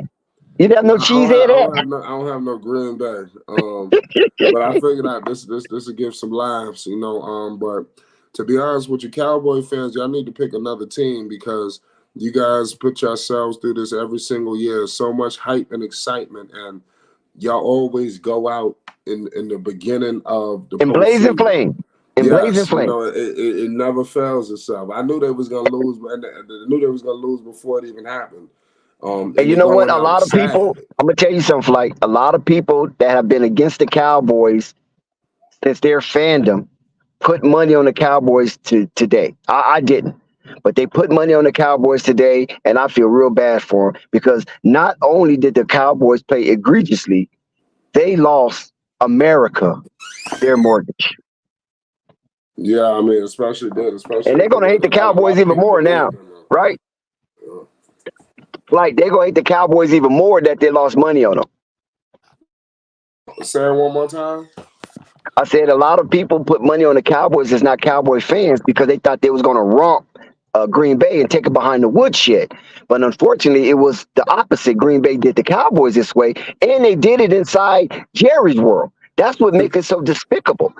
And the cheesehead have always had the Cowboys number since the retirement of Troy Aikman, Emmitt Smith, Michael Irvin, Harper, and company. You know, because they used to beat the Green Bay Packers, but these Cowboys under the Dak Prescott tenure, they cannot beat the Green Bay Packers, man. Not consistently, and not on the biggest of stages. And right now, we see an example of that. So, bye bye, Mike McCarthy. Bye I'm not a bye. Cowboys fan. I put this hat on to troll Dex, you know, and to just be funny. I'm not. The Cowboys are horrible, you know. But like I said, 41-16. This is they got a mud hole stomped in them. Shout out to FYL, but the Hornets, man, this is just despicable. But the Cowboys, they ought to be ashamed of themselves to go out in the wild card with all this hype this season. It was this, it was Yep. that. I mean, I don't ever want to hear it. How could you roll around next year with another hype train? Where it's like, I think Yep. it need to be a wait and see approach with the Cowboys. I don't give a damn how much they win. You know, don't get And, excited, don't get hyped because they're gonna and flame Flight, out. can you imagine the narrative coming from Stephen A. Smith? Soon as the Oh, I'm clock waiting on hits that. zero, I'm waiting on that. the world is probably waiting on Is he gonna be Stephen in A. a Smith. private jet? Where's he gonna be this time? Is he gonna be in a private jet? Where he gonna be? You know, when he trolled the Cowboys this time, this is gonna be the hilarious part whenever he shows his face. But it's Yeah, gonna be shout out to something. It's gonna FYF. be epic. Maybe he gonna have the Cowboys hat on, the Cowboys cigar. equals Charlotte Hornets tonight. Yeah, I tomorrow mean, gonna be hilarious. Martin Luther King Day. wow. So I ain't This got is nothing just, to do. I'm gonna be watching them shows in the morning.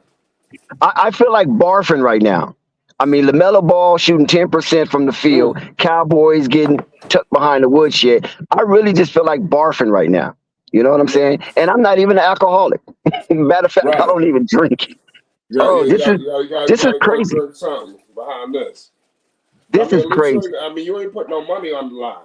No, I didn't. I didn't put no money on the line. Thank God. You know what I mean? Um, and then now we go back to the Charlotte Hornets. As I assess the Charlotte Hornets first half of play, 31 points for the half. That's what I'm assessing. 31 points for a half. So they're averaging 15.5 points per quarter, the Charlotte Hornets. Can you survive in the NBA putting out 15 and a half points per quarter? After getting mollywhopped by the San Antonio Spurs and Victor Wembanyama becoming the topic of conversation once again, you come into this game like a deadhead. You don't come into this game with any zeal or a festering of what happened last night. I mean, last outing is not going to happen this outing with that strong determination. No, you regurgitate the same kind of bad basketball you displayed against the San Antonio Spurs. So how the hell do you expect anybody to respect you if you're a Charlotte Hornet or a Charlotte Hornets fan? This is why these niggas stay in Charlotte and don't come out. They pants around, they party in Charlotte and don't go beyond the borders because outside of Charlotte, there's nothing. Right. They're So I got a unrecognizable. question before we start. Well, we still in halftime, but you said Mike McCarthy gonna get fired tonight. You calling it? Listen, if everybody in their right mind and they're not inebriated, yes, he should He'll be not out of be there able to within get 24 aboard that plane. hours. Within Yeah, he should 24 not hours, get he on should that be out of plane flying back. They should tell him, Mike, we're gonna ship your shit to you. there. Yeah. You said they getting beat down in Jerry World. I remember when they hired that fool McCarthy, you had Jerry Jones in there advocating for him. Mike McCarthy. He thought he had one with this one. You know, the Cowboys, man, this is sad. What's up with the other quarterback? What they gonna do with him? Cooper Rush or No, the one from the 49ers. yeah, what was his name? Damn. I just had his name in my head. I can't remember, but he was a high pick for the 49ers. Yeah, he was. He came from the same college, I think. Did him and the quarterback that used to play with the Eagles went to the same college, South Dakota State or something like that. Right. So I mean, he's a high pick. I mean, Dak not getting replaced no time soon, or what are they gonna do with him? Carson Wentz. Yeah, I think Carson Wentz was No, the it wasn't same. Carson Wentz. It was another guy. Not They Car. didn't go to the same school. They Him and didn't Carson trade for Wentz. Car. They traded for the other kid. It wasn't. It No, I'm was talking Trey about going to Lance. school. Him and that guy went to the same school. Right. Carson Wentz and the guy from Dallas went to the same school. Well, shout out Rap God. He said Trey Lance. So that's Trey his Lance. name. There you go. Trey Lance. Thank you, Rap. Yeah, but I mean, Rap God be on his is P's he and ever Q's. going to play for them or what? What are they going to do with Dak? Well, what point are we going to turn our attention to him? He had the 2 interceptions. This motherfucker just got outplayed by Jordan Love. Yeah. There were some people that predicted that Jordan Love would outplay Dak. I Listen, saw on I ESPN. predicted they would lose. I didn't know how it was going to work, but I knew that they was going to lose because this is how it goes down for the Cowboys. It's like I don't think they could deal with pressure. Is that the thing? When the pressure get on? The Cowboys are becoming the winning misfit of the NFL. That's what their moniker is going to be. Probably after the clock strikes 0. The winning misfits. They win, but when it comes to the extended season, they become misfits. I ain't gonna lie, I feel So sorry for the Cowboy fans, man, because yeah, I every know year Thunder. I it's do. their year. That's what hurts the most because every year it feel like it's gonna be their year, and to go out this bad, man, this not cool. I don't blame the people. This wasn't a good look. You Yeah, can't I go mean out like that. the Charlotte Hornets is stinking the game up so bad. There's nothing to assess. 31 points. How can you assess that, right? 15.5 points per quarter. How can you assess that? So we have to extend the conversation for entertainment purpose to the Dallas Cowboys, who also stunk up the joint. I mean, I'm down bad right now. I'm down bad. Listen, Thunder, you're right. I'm down bad, and I just can't believe that on a singular day that Lamelo Ball and the Dallas Cowboys will be stinking up the joint simultaneously, and that is awful. So hopefully, with Lamelo Ball, he has an opportunity to change in the second half because we have seen Lamelo Ball go on a scoring barrage in the second half in a rebound tirade to get his numbers where they need to be. But 31 points for the half, 15.5 points per quarter, that is downright despicable. There's nothing to assess. Yeah, you're right. You're right. It's downright. I'm looking through the NFL schedule. I'm looking at this Rams-Lions game. That's going to be a good one, too. Carson Wentz.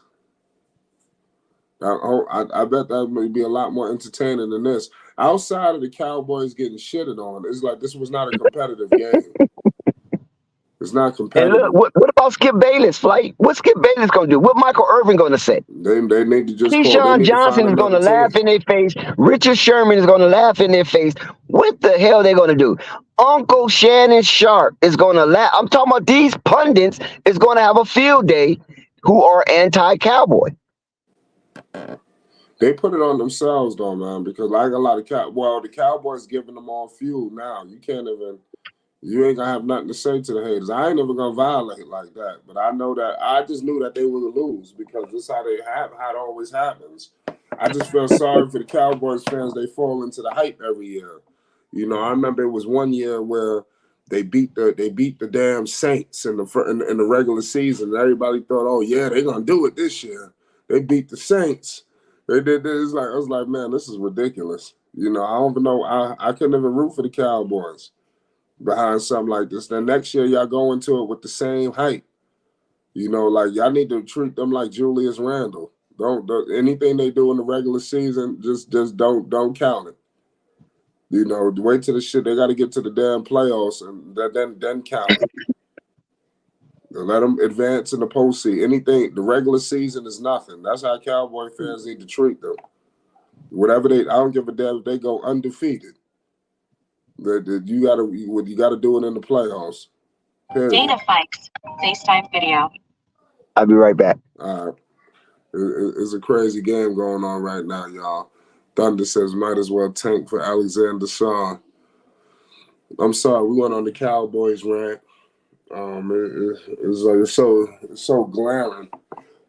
you got to speak on it. Salute to all y'all in the chat right now. We got the Charlotte Hornets. They trying, pardon me, but I just don't see it. We still in the midst of a halftime.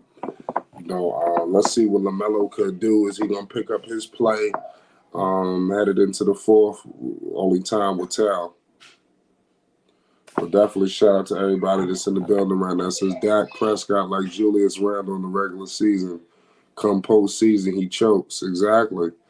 That's something that just can't happen. This year people had a lot of hype. This is not a rap, more like Embiid.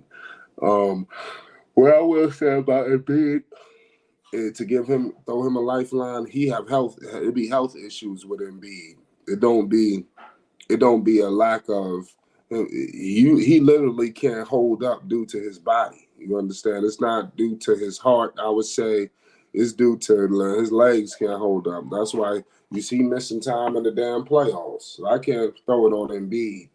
These dudes be healthy and flopping.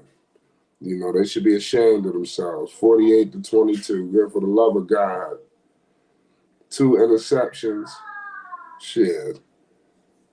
It's wild, man. It's 31-52 right now. We got to come back to some Hornets basketball. The Hornets ain't doing no better. There's a whole lot of losing going on, for a lot of our teams this evening. Bear with us tonight. Things happen. It's wild. But I was just looking at it, like I said, I was just telling Dex about this Detroit game. That's going to be a good game. You got the return of Carson Wentz. I was just looking at the storylines. I like storylines and all that kind of shit. That I was seeing the Carson Wentz thing. He upset about the way, not Carson Wentz, it was Jared Goff, pardon me. He was upset about how he was moved and all that. Even Sean McVay said he should never went down like that. So we're going to see how it all works out. We moments away from tip-off.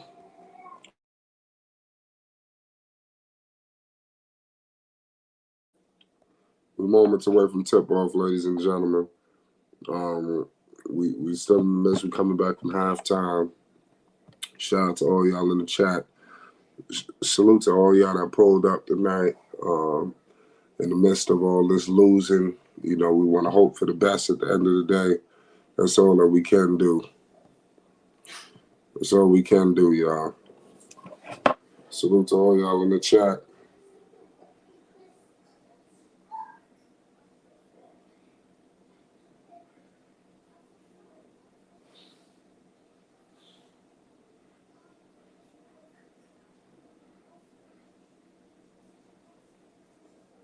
Shout out to everybody. I appreciate y'all for tuning in.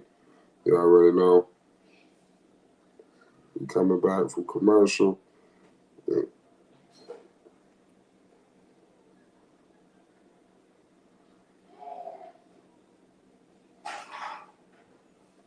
Shout out to the Cowboy fans around the world. I'm just looking at my phone. I'm just looking at all this news on my phone. It's crazy. Salute to all y'all in the chat. And let's see who will prevail.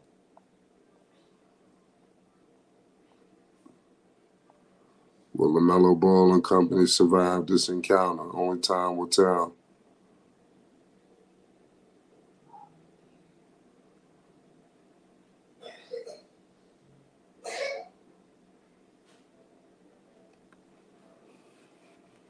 Cowboys are regular season wonders. Man, if I was a Cowboys fan, I'd quit. I'd quit being a Cowboys fan today. I'd go pick another team. Because the way they did you this year, this was filthy. I couldn't recover from something like this. This would be so debilitating. I'd have to come out next year. I have to have a new team. There's no way I could even. How are you a Cowboys fan? You gonna try to? How you gonna iron this out? What are you gonna say to fix this? There's nothing to say. It's just it's time. Point blank. There's no other way to slice or dice it. But we coming back. We got third quarter action in effect. You already know what it is. Let's see if the Charlotte Hornets can be successful this time around. Third quarter has just started. I got Lamelo Ball with the rock, MB1, the one of one. You already know what it is. And it is looking like we on the board right now by Terry. Terry hits a big three ball. It's 34-52. So the Charlotte Hornets are trying to hang in there. You already know what it is. It's crazy. Here goes Lamelo Ball. Lamelo has it. Lamelo kicks it out to Terry Rozier to Lamelo. He kicks it out to Martin. Back to Terry. Terry has the ball. Back to Lamelo. Oh, Lamelo did. Oh, my goodness. Three ball by Melo. That should have been a foul. God damn. He got jerked out that play right there. That That's was a hell another of a one of those shot. no calls, Flight. Yeah, that was a hell of a shot. It's 37-54. So let's see if the Hornets can get some stops. Yeah. Oh, LaMelo got offensive foul. Good defense. Good defense. LaMelo forced the offensive foul. So, Yeah, you're right and about this is that. what I'm talking about when you come with LaMelo Ball. He doesn't stop playing, despite the score looking so out of here. He's still playing like the score is 0-0. Flight. Yeah. That's all you can ask for at the end of the day, man. We gotta have effort. At the end of the day, LaMelo is the only guy right now for Charlotte who I can honestly say is providing that effort. It's 37-54. The score of Melo from deep, cash. So it's 40-54. So Melo might single-handedly bring these dudes back. Melo done cut the lead to 14. Let's see what happens. We talked about LaMelo Ball second half play, that you just cannot think that even though he played bad the first half, that his second half will be a continuance of such bad basketball. He has always shown us that there's nothing a foregone conclusion for him. He plays until there's no more time to play.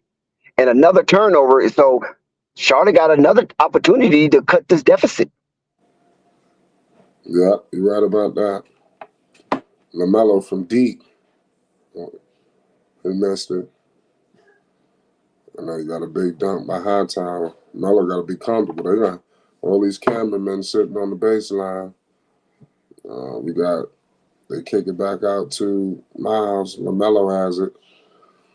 LaMelo Ball back to Scary Terry. Back to Miles. Miles Bridges, he throws it up. He couldn't convert it. Here comes Tyler. Jovic has it. Oh, come on. He hooked LaMelo.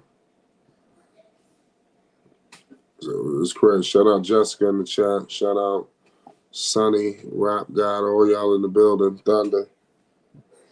It's 9:30 to go in the third. So how many fouls is that on LaMelo? Is that 3? Man, let me see. I don't even know. I don't know how many fouls Melo got. Salute to Jessica. Salute to Tay. Shout out to all y'all in the chat. Salute to Sonny. Yep. 40 to 56. Oh my God, they're bringing in Mensa. Shit. Soon as things was going right. What's wrong with Mensa? Well, I mean, you're coming off the break and it's only 2 minutes and 30 seconds have ticked off the clock, and he's taking out Nick Richards. I think Nick Richards needed to play more, at least for the first 5 minutes. But I don't know what's going on. I mean, what the fuck is Cliffy thinking? Why would he break that rhythm that the Charlotte Hornets was just about to get on? And it looks like they're challenging the call on LaMelo. So Cliffy is challenging that call because Cliffy thinks it's a clean rip. The referee said LaMelo hit the arm or swiped the arm going for the basketball that caused the turnover. So let's see what the results is. I mean, Bridges, Martin, Melo, Rozier, and Mensa. I'm not really feeling this. So you're not feeling it? No, I'm not really feeling it. But I understand why Martin is getting some wreck. I wanted to see a little more Nick Smith Jr.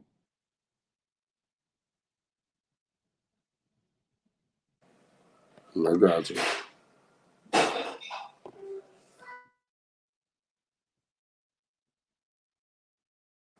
Yeah, there's a crazy game going on right now, to say the least. So Cliffy loses that challenge on the offensive pick for the Miami Heat against Nick Richards. Yeah, I ain't gonna lie, they got Miami. They're looking to go back up 20. So Melo was just cutting it. I mean, it's tough. The Heat coach Yeah, was in full effect. 18-point deficit. That's what I got. Yeah. Oh, interception.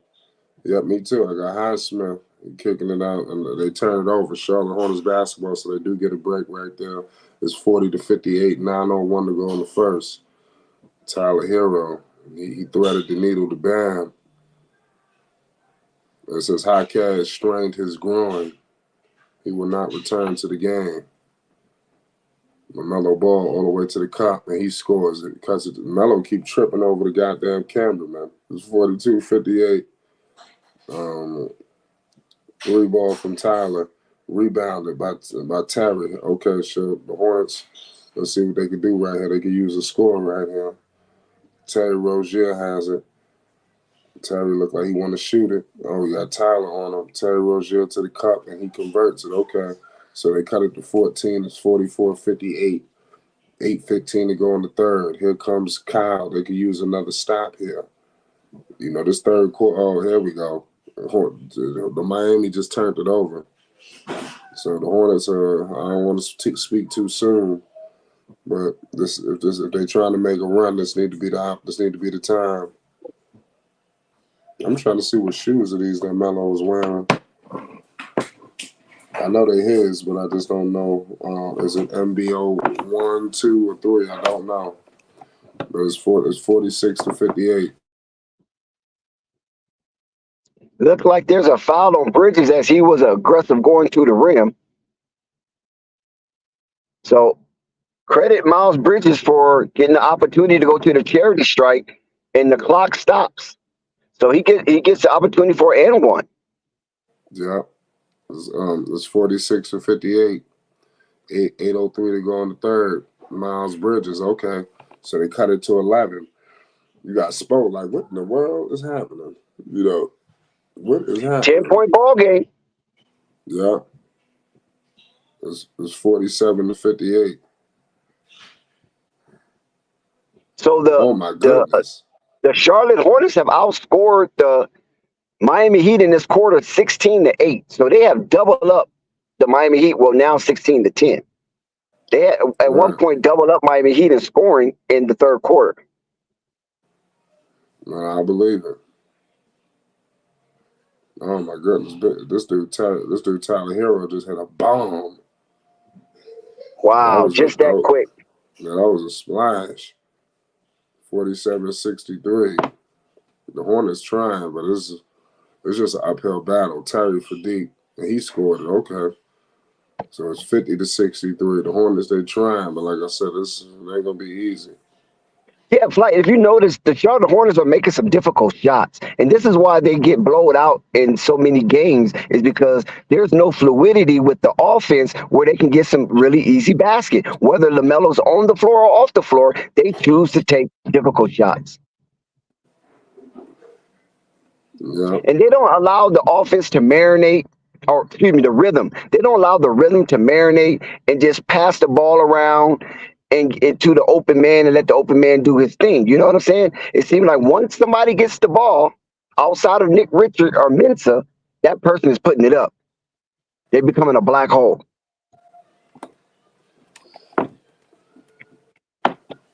Yeah. Yeah, it don't make no sense, man. Yeah, I mean, thank God that they've been hitting some of these difficult shots, or this game could be a nightmare. But you can't continuously to play basketball on that kind of level, thinking that you just can make these dribble turnarounds behind the back, up underneath, jumping over this, sliding over to that. Whatever happened to just getting a good, crisp, clean shot off where the ball is being rotated to the open guy or to the mismatch? Charlotte has a very difficult time allowing that kind of offense to mature in its offensive sets. This is why the offensive execution is low.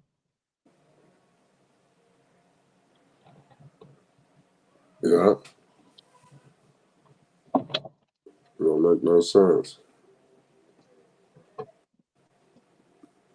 So Rap guy, he already talking about the Lakers. OKC gonna give the Lakers a whooping. It's up to see if LeBron gonna be playing. Rap guy trying to send me to the funny farm.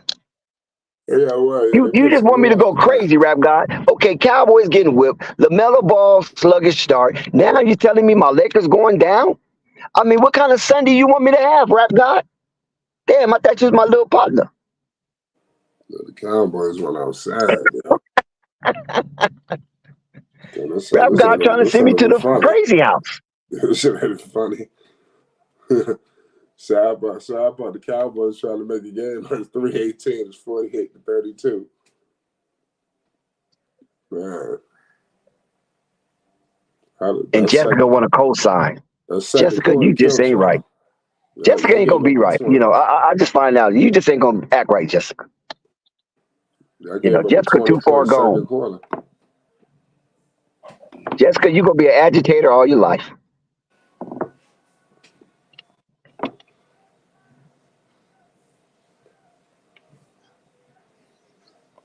Should sign out here, man.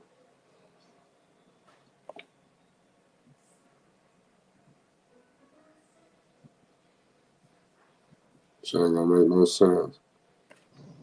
Well, shout out to the Pels for their win against the Mavericks. Against the Mavs? Yeah, I think that was their last outing. Didn't Jordan Hawkins go off for like 30-some points? Yeah, I seen Jessica talking about that. Like I said, everybody has a good day once in the blue. Let's see if he can replicate that performance. There was a technical. Was it a 3 seconds or something? Because I saw looked like Duncan Hero took a technical shot. Yeah, he did. 64-50 inside the 6-minute zone.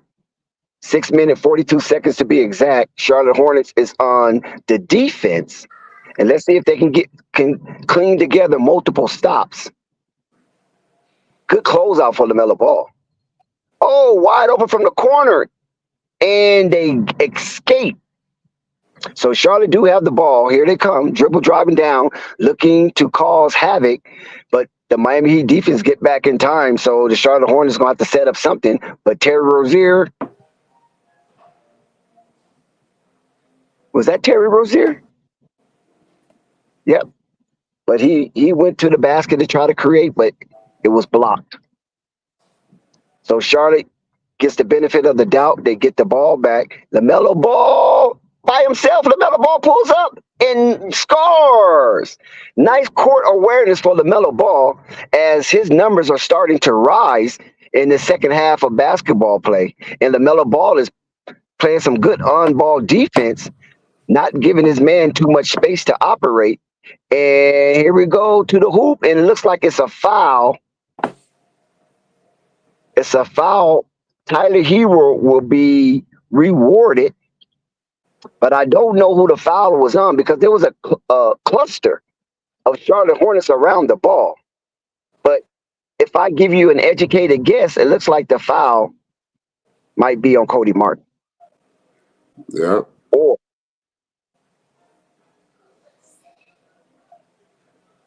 so he capitalized on the and one opportunity. Tyler Hero is really stroking the balls against the Charlotte Hornets without fear. And now the Charlotte Hornets come on the attack. Cliffy has made some changes, and I don't see any neon orange shoes out there. So that means LaMelo Ball's on the bench. No. Yeah, but those are NBO Oh my threes. God. Nick Richards just got ripped in the paint. I mean, PJ Washington, excuse me, just got ripped in the paint. And another blown opportunity for the Charlotte Hornets as Miami look to capitalize off that goofy play, and they do, and they extend the lead to 17, 69-52, 17-point lead inside the 5-minute zone of the third quarter. And Charlotte just looked bewildered and confused. Yeah. So who's going to make the play for the Hornets? Who's going to step up? Who's going to beat their man mano a mano? Miles Bridges take up the shore. He kicks it out, gives it, blocked. PJ Washington is blocked straight on. Looks like Bam Adebayo blocked that. And Miami launches, Miami misses, and Charlotte, gets the benefit of the doubt on that rebound. And here we go. Charlotte Hornet once again trying to make something happen with a stagnated offense. I don't know what you expect out of that, but let's see. Everybody's doing step backs, and everybody's missing. Yeah. But Charlotte Hornets do get the rebound. Miles, yes! Miles from deep flight. Did you see that? Yeah, I just seen it. Miles hit the big shot. That was a hell of a play by Miles. They trying to hang in there. It's 55-71. There's 4 minutes to go. Terry has he kicks it out to PJ Washington. PJ can't convert a three, but the Hornets get the ball back. Old man Ish penetrating back to Miles for three. And you see Miles getting too trigger happy. You know, I don't want to see Miles shooting that many threes. Jokic has it. Jovic is fouled. Is he for no? So they get a break. Here come PJ. Back to Miles. Miles, go to the paint. Man, see, the Hornets keep shooting threes. Terry Rozier launched the three. He missed it. Miles didn't go to the basket. Here comes Terry Rozier. Tyler Hero, and he loses it, but he gets fouled. So it's crazy. It's a wild game. It looks like YMC basketball for like the Charlotte Hornets offense looked like just 5 players just got together for the first time, and let's try to run them, folks. Let's try to run them out the gym. And now here comes the darkest man on earth, JT Thor. Yeah. He doesn't bring any kind of intimidation, nor does he bring any kind of production. But yet, he gets his minutes. Somebody owe JT Thor a favor in that organization. Yeah, you're right about that. So somebody owe JT Thor a favor. He need to get the hell on too. They got to make so many adjustments. That Sam Dracula guy, remember? Yeah.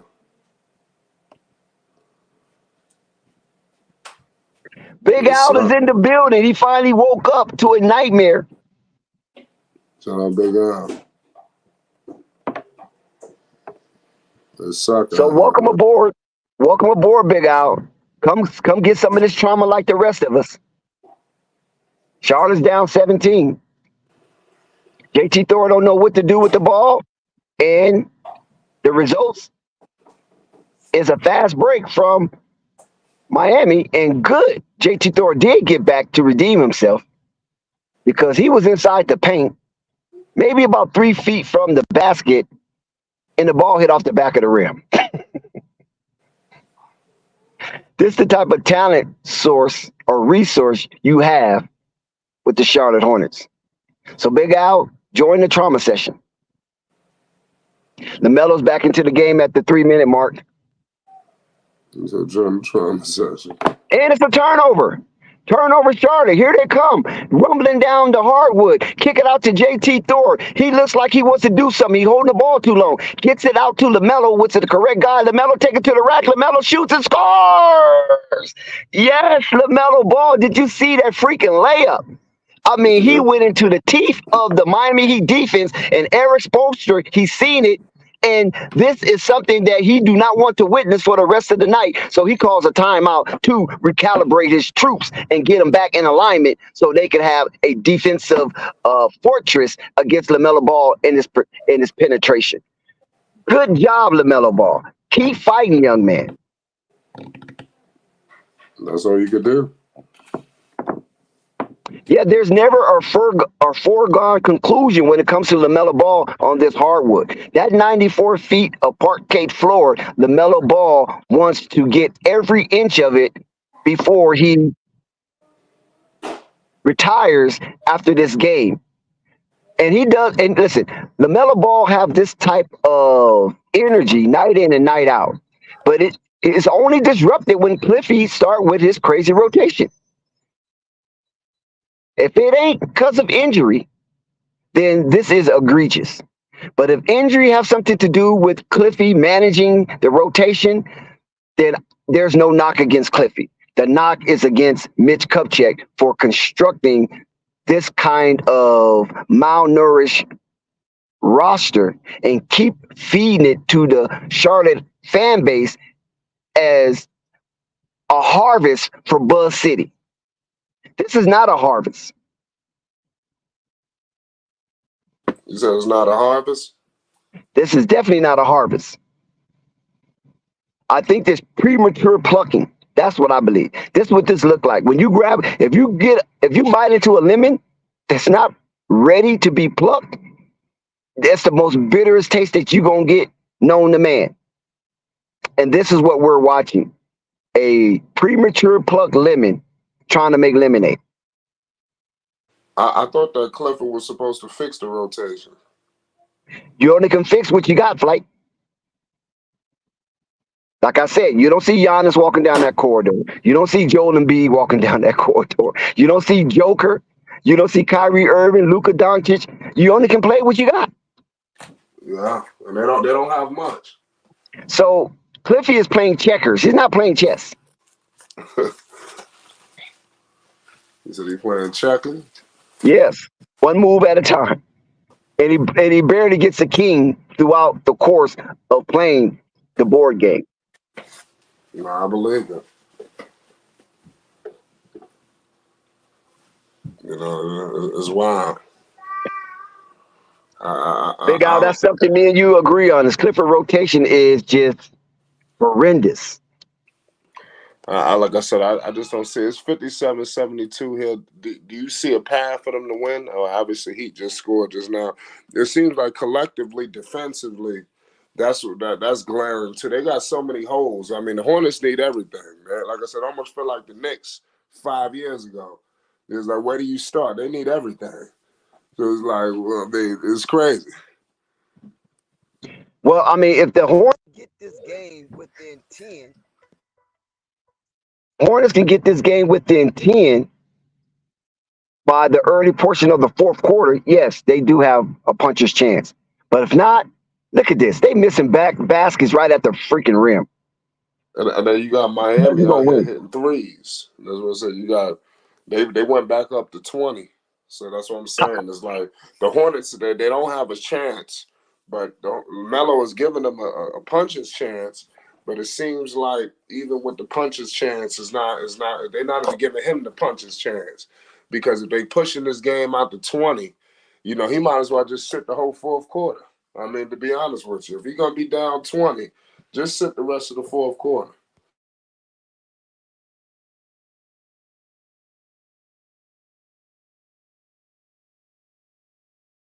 Yeah, so it's just a nasty situation to be down 20. LaMelo was up here. It's 59-77. Melo was out here doing what he can do, but to be honest with you, they don't have a shot at winning, you know, and that's really where all of this is really need to come to a head. They don't have a chance at this win, and that's what's hurtful, you know, and I just don't see it throughout the course of this season, them having much of a shot at winning, period. We can talk about the rotations, which is fair. You know, all the rotation issues, all of these things play a part into the hole that they find themselves in. But they have to get the hell out this hole. Big Al said, "Flight, stop." I mean, what the hell you want me to stop? The Charlotte Hornets are in trouble. Point blank, period. It's 59-76. God damn it.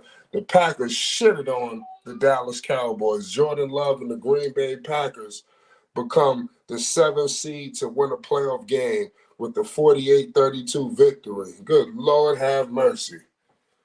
The Dallas Cowboys, they just shit it all on Dallas tonight. Shit, I mean, at the end of the day, it's America's team, so Like they shit let's on focus Dallas. on the Hornets. Like Yeah. We're gonna have our chance to get on the Cowboys, them boys. I already contacted Hoop Jog and I said I hope to see you soon. You know, I don't want to see Hoop Jog hoop going to jargon, hiatus. I gotta check raw on my raw brothers. raw truth media. Yeah, I gotta check on everybody. It's a few of us out here, to be honest with you. You know what I'm saying? In Yeah, I this gotta check YouTube on y'all to landscape. make sure y'all holding up. You know, Hoop Yeah. Jog, and I know he emotional. I gotta check his posts. I gotta check Hoop Jog, Hoop see jargon niggas probably want to going fire crazy. everybody. Hoop jargon going to say fire Jerry Jones too. He gonna say napalm the I gotta make stadium. sure Hoop Jog ain't doing nothing crazy in these streets behind this loss. But So we send a it is wellness what it check. is. Yeah, we headed to the fourth quarter here. Hopefully, the Hornets could give us something to take our minds off of the Cowboys. But And can we send a wellness check to Hoop Jargon's address? I did. I mean, I contacted him. He responded. I'm about to tell him I need to shit. I need to talk to him. I don't want him to go on another hiatus. You know, at least you ain't ducking dimes. No, because I didn't put nothing on him. If I would have put something on the flight, I probably wouldn't be on the stream tonight. I'm telling you that right now. I'd be punching air. I'll be like, remember Boys in the Hood? Did you ever see the movie Boys in the Hood with Cuba Gooding Jr.? After being harassed by the police, he goes back home to Nia Long and started explaining to her what happened, and he And then started start punching punching air. the air.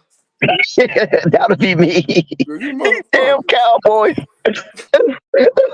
These Cowboys, they always screwing over on me. They Man, always come messing with on. my mind.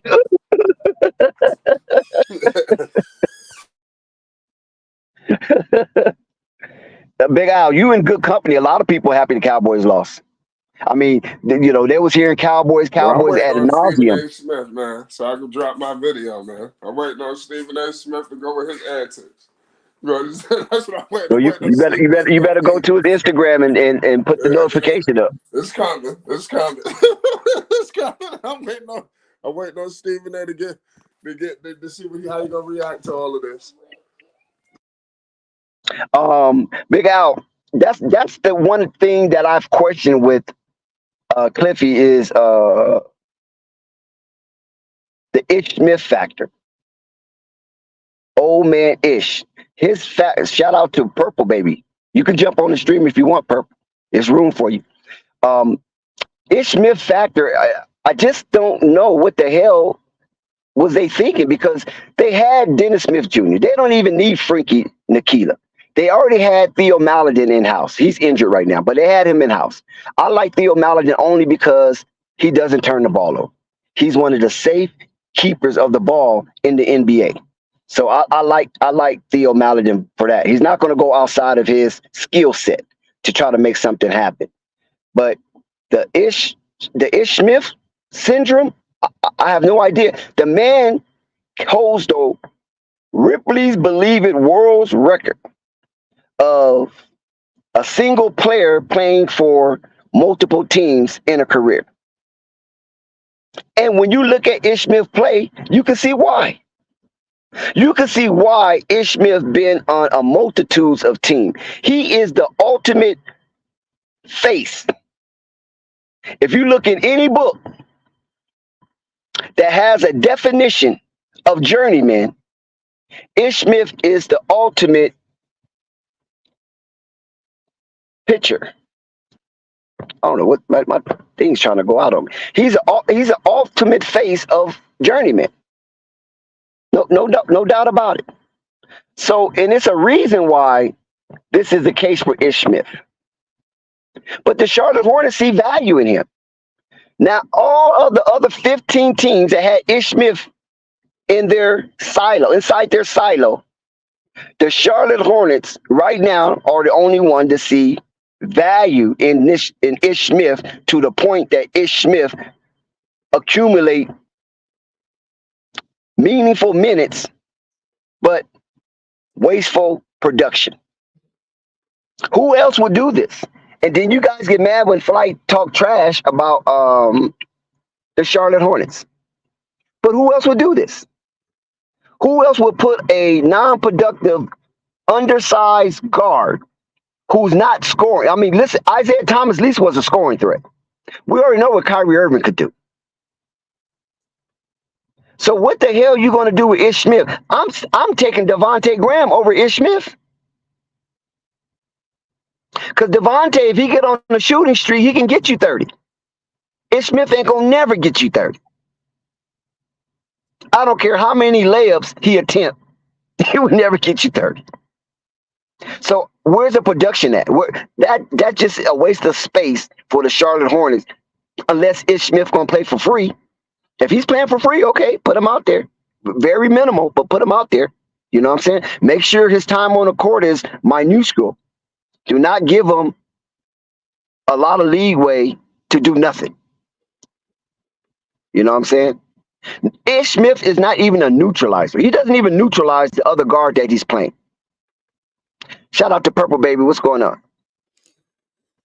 I heard y'all talking about them Cowboys. Oh my God. Let me mute my mic. No, Purple was good. And Where we gonna start? Shout out man, Sky. What's good with your Cowboys, Sky? every team that I rooted for this year losing, man. Man, the Eagles, the Cowboys, I'm just on the wrong side of history. Well, I got one team left, the Niners. Yeah, I want to see that game. I want to see this Detroit game. I think that's I gonna was be thinking good. about rooting for Detroit, but I don't know. I don't know about that. I'm gonna stick with them Niners. I'm gonna go with Detroit because I got some people out in Detroit that think it's a new day, so I'm gonna roll with Detroit.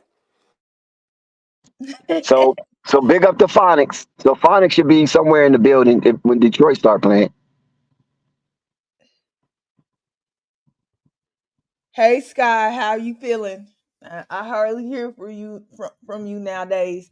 I be seeing you better leave them Lakers channels alone, man. Well, they not Lakers channels, they LeBron channels. They He be on the LeBron channels yeah, he where he trolling us. nah. He be just trying to get them to see the light of day. And Right, they be liking it. with the Lakers. Yeah. Yeah, that's all good. And Jessica, how she feeling? Yeah, but them Cowboys, man, you just looked up and I was like, you know what? It's okay. I'm gonna be okay. They gonna cry for about a week, you know, but they'll be over it. That's what they get for messing with them Giants. Yeah, man, it's sad. The Cowboys trash, man. They was definitely a poor representation of the NFC East. I'll tell you that. Yeah, definitely. But what is it nowadays? What is it? Like the Started Bills? down by 13. Yeah. Melo dancing in the garden. Kicks it out.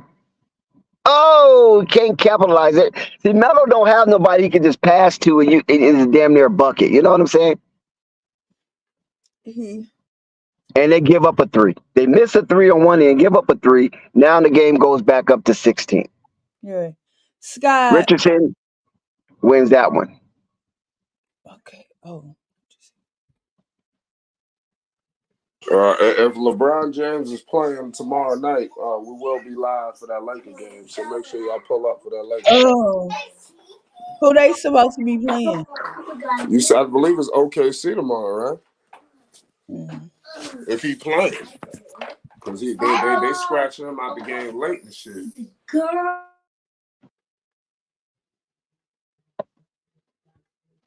We will find something. We will find something because all we will do is a Hornet stream. Memo talk.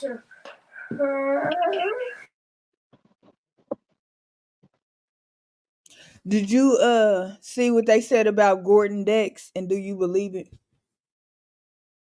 No, like I said, the Charlotte Hornets is playing so awful. I'm not even concerned about anything outside of the Melo ball right now. But go ahead. Nah, it was just that they was saying that he Ooh, shit.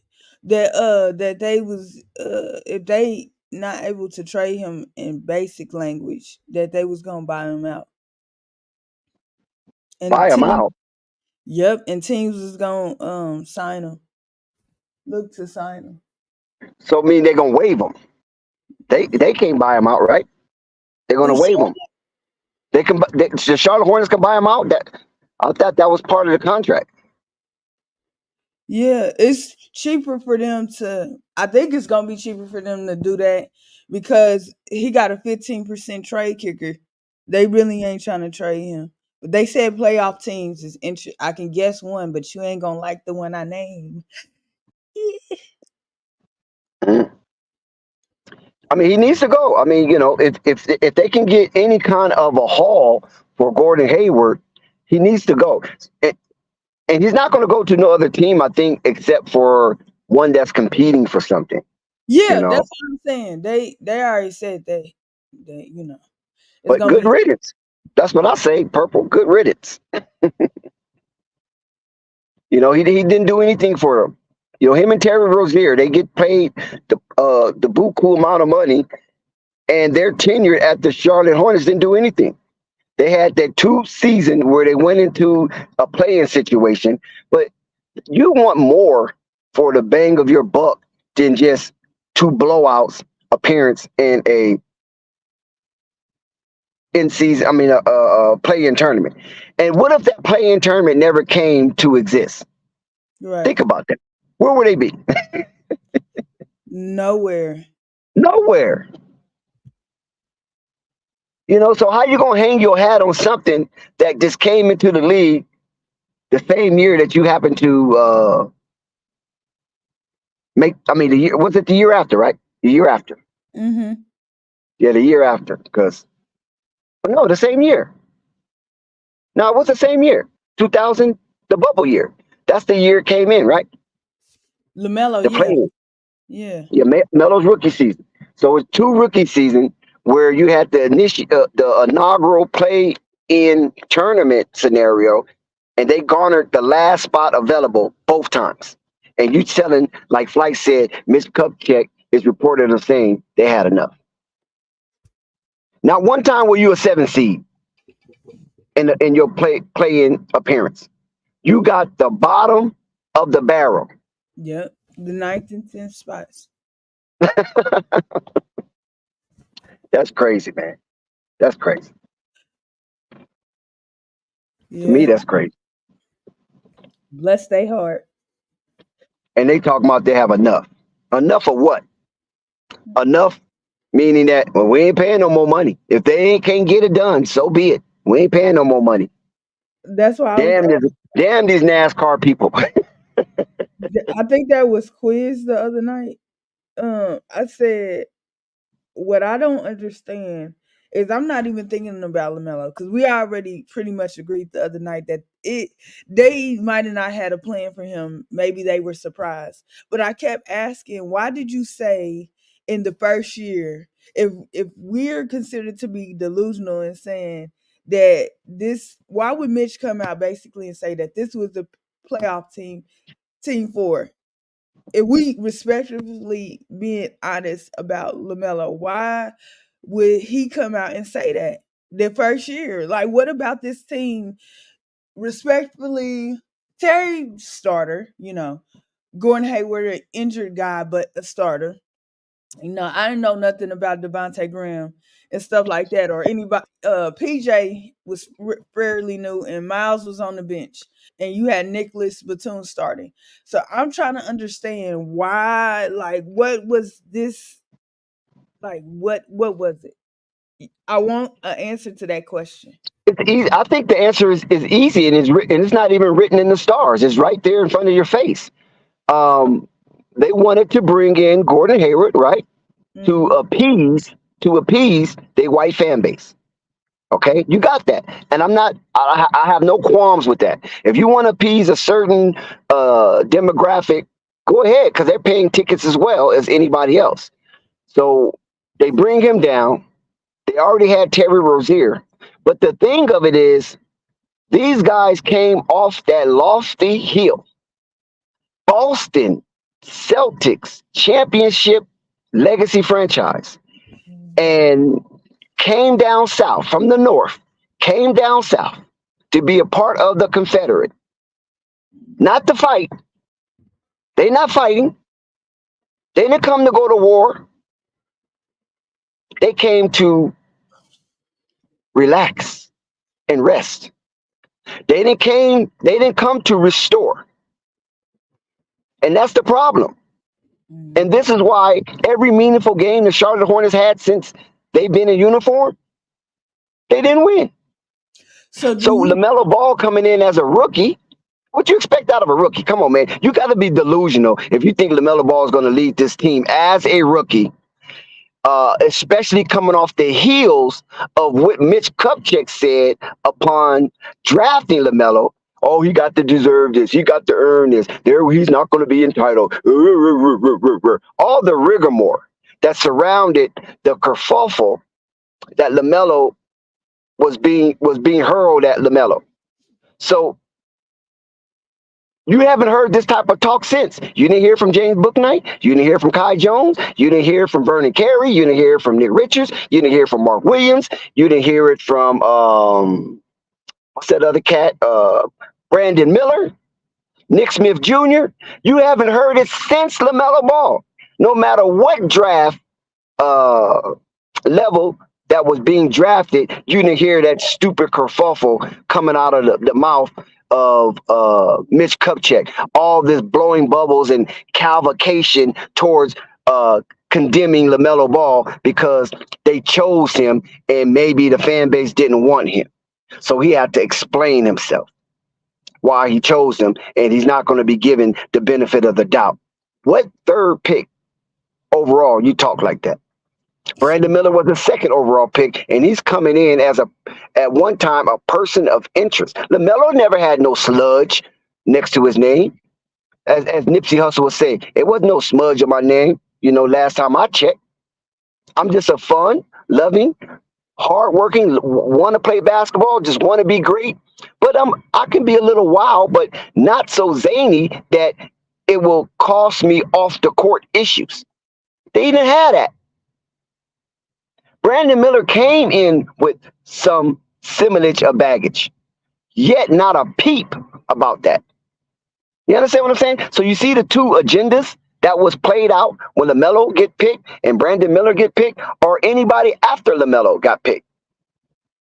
So that tells you right there, Purple Baby, that they never really wanted the guy. He happened to be the best talent available.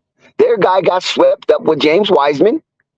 And after that, they was like, pick the best talent available. If they felt Patrick Williams was the best talent available, they would have picked Patrick Williams. It just, what they thought. Yeah. It's just hilarious to me though, because I'm like, we just gonna move on past that, because to me now in hindsight that I look up, but I thought that then just a little, they overachieved making it to the playoffs. Like you really didn't, if you expected on Mitch's end for Terry, Devontae Graham, and Gordon Hayward to lead you anywhere to the playoffs, that's delusional. Like you shout out to Wanda. Yeah, but see, the thing of it is this. I heard Mitch Kupchak on one interview, and then I heard Michael Jordan echo those sentiments on another interview that had nothing to do with basketball. This was a interview given by a top brand cigar maker, because Michael Jordan is a cigar connoisseur. So he was on this guy's YouTube channel, and it was a one-on-one with Michael Jordan. And it wasn't a basketball thing, but a basketball question did pop up. And what Michael Jordan said about the Charlotte Hornets pegged hole everything I need to know in a nutshell about how his direction was with the Charlotte Hornets. And this is why I came up with the phrase 50-50 or the term 50-50. He said to that interviewer, guy wasn't really an interviewer. I mean, he was another multi-millionaire or even a billionaire, but they were just having a one-on-one conversation. Michael Jordan told this man, Charlotte Hornets not ready to win, and he's not going to spend a dime more to prove it. Mitch Kupchak said a little different. Mitch Kupchak said they're not a good team. See, this is why Mitch Kupchak talk out to both sides of his mouth. Fork tongue, just like he looked, fork tongue. They're not a good team just yet. Gordon Hayward is the best player on the team. What? I can count 2 or 3 players as better than Gordon Hayward to me as an overall player. As overall. Right? Gordon Hayward do have his highlights, but as an overall player, I can maybe say 3 players are better than Gordon Hayward, and that's Terry Rozier, Miles Bridges, and LaMelo Ball. But nevertheless, he chose Gordon Hayward as the best player on the team. And he said he don't see them winning anything. So the best way to build the team is through the draft. So right there, he echoed Michael Jordan's sentiments. Michael said he's not going to spend a dime more. And Mitch Kupchak said he ain't spending a dime in so many ways, in a roundabout way. Because he said we're going to build out the draft. He didn't say nothing about spending for free agency. So when you get people out the draft, you treat them like Ty Jones. You treat them like James Bouknight. I mean, what's going on with, what I'm saying? You treat him like Vernon Carey? Vernon Carey was dominating in the G League. He didn't have no reason to be in the G League. But they knew they was going to have to pay Vernon Carey. They knew that. And that's why they dumped him and he went somewhere else. I don't know what he's doing with his career. But with the Charlotte Hornets, they knew they was going to have to pay him, and they didn't want that on their hands. They knew they was going to have to pay Miles Bridges or LaMelo Ball. So Miles Bridges created that fiasco, that financial fiasco, because they would have been in a serious conundrum of who they're going to pay, Miles Bridges or LaMelo Ball. But Miles Bridges answered that question with his off-court antics. So it's just a lot of non-directional path. But, It's like the antipode to winning culture, Purple. but my thing about the Miles thing is obviously, last season. It was last season. But they, to me, with that whole situation, had no intent in ever paying him. Once it came out, because I think he had like 2 years left or whatever. I think it was considered an extension. They gave him what, 60 million or whatever it was, or whatever. I think 60 million is wrong. It might have been 40, whatever it was. To me, when you look back, they never had intent on paying him. It's like they didn't want to pay him. They wanted to pay him like how they paid PJ. It didn't matter what the intent was because they wasn't at that juncture. They never came to that crescendo on that executive decision. You know what I'm saying? So it always could be if'a, woulda, coulda. But Miles Bridges bailed him out. Before he got in trouble. The year before he got in trouble. You don't remember? And that's what I'm saying. The year before they got in trouble, you can have all kind of talks on what you plan on doing. But the deadline is not there to make that decision. But when the deadline came to make that decision, Miles Bridges made the decision for him. You know what I'm saying? You know how they lead up to talks and they put this in the media on their PR perspective. Then the player and the agency put this in the media on their PR perspective. Everybody can do all the talking until it's time to sign on that dotted line. When you make ink meet paper, that's when it's the real deal and how they feel about you. But all the talk up to that, I mean, that just hot air. What's his name? I'll just say Mitch Kupchak. What's the name was? Oh my God, I can't think of his name. LeBron James' best friend is. LeBron's best friend in the league? No, what's his name? The one that Rich Paul? Yeah. He wasn't letting him sign that little, because I think it would have came out, the total contract would have came out to like what DeRozan was making, like 88, whatever he was, 85, 95, whatever. I'm agreeing with you, Purple, on that. But what I'm saying is that we would never know because it never happened. You know what I'm saying? We can only surmise, have our opinions, assess, but we really don't know. But what I'm saying is that Miles Bridges gave got Charlotte Hornet off the hook with that incident. So they made the decision was clear. We giving the money to Lamelo. See, Well, how do we know that? How do we know that they wouldn't try to not give Lamelo 260 if um, they had leverage with Miles Bridges? well, whoever, I'm not gonna just put it on Mitch because it's a whole team of them. But that's what I'm saying. They wouldn't. No, I this is think he above was Mitch. asking for 125. I feel like 25 is too low. I think it was more than that. Whatever it was 100 and something, and they said no. On his end, him and the agency said no, and then Mitch was offering between 80. Like I said, it would have added up. So him and Lamelo would have been making two different things always if Mitch would have got what he wanted.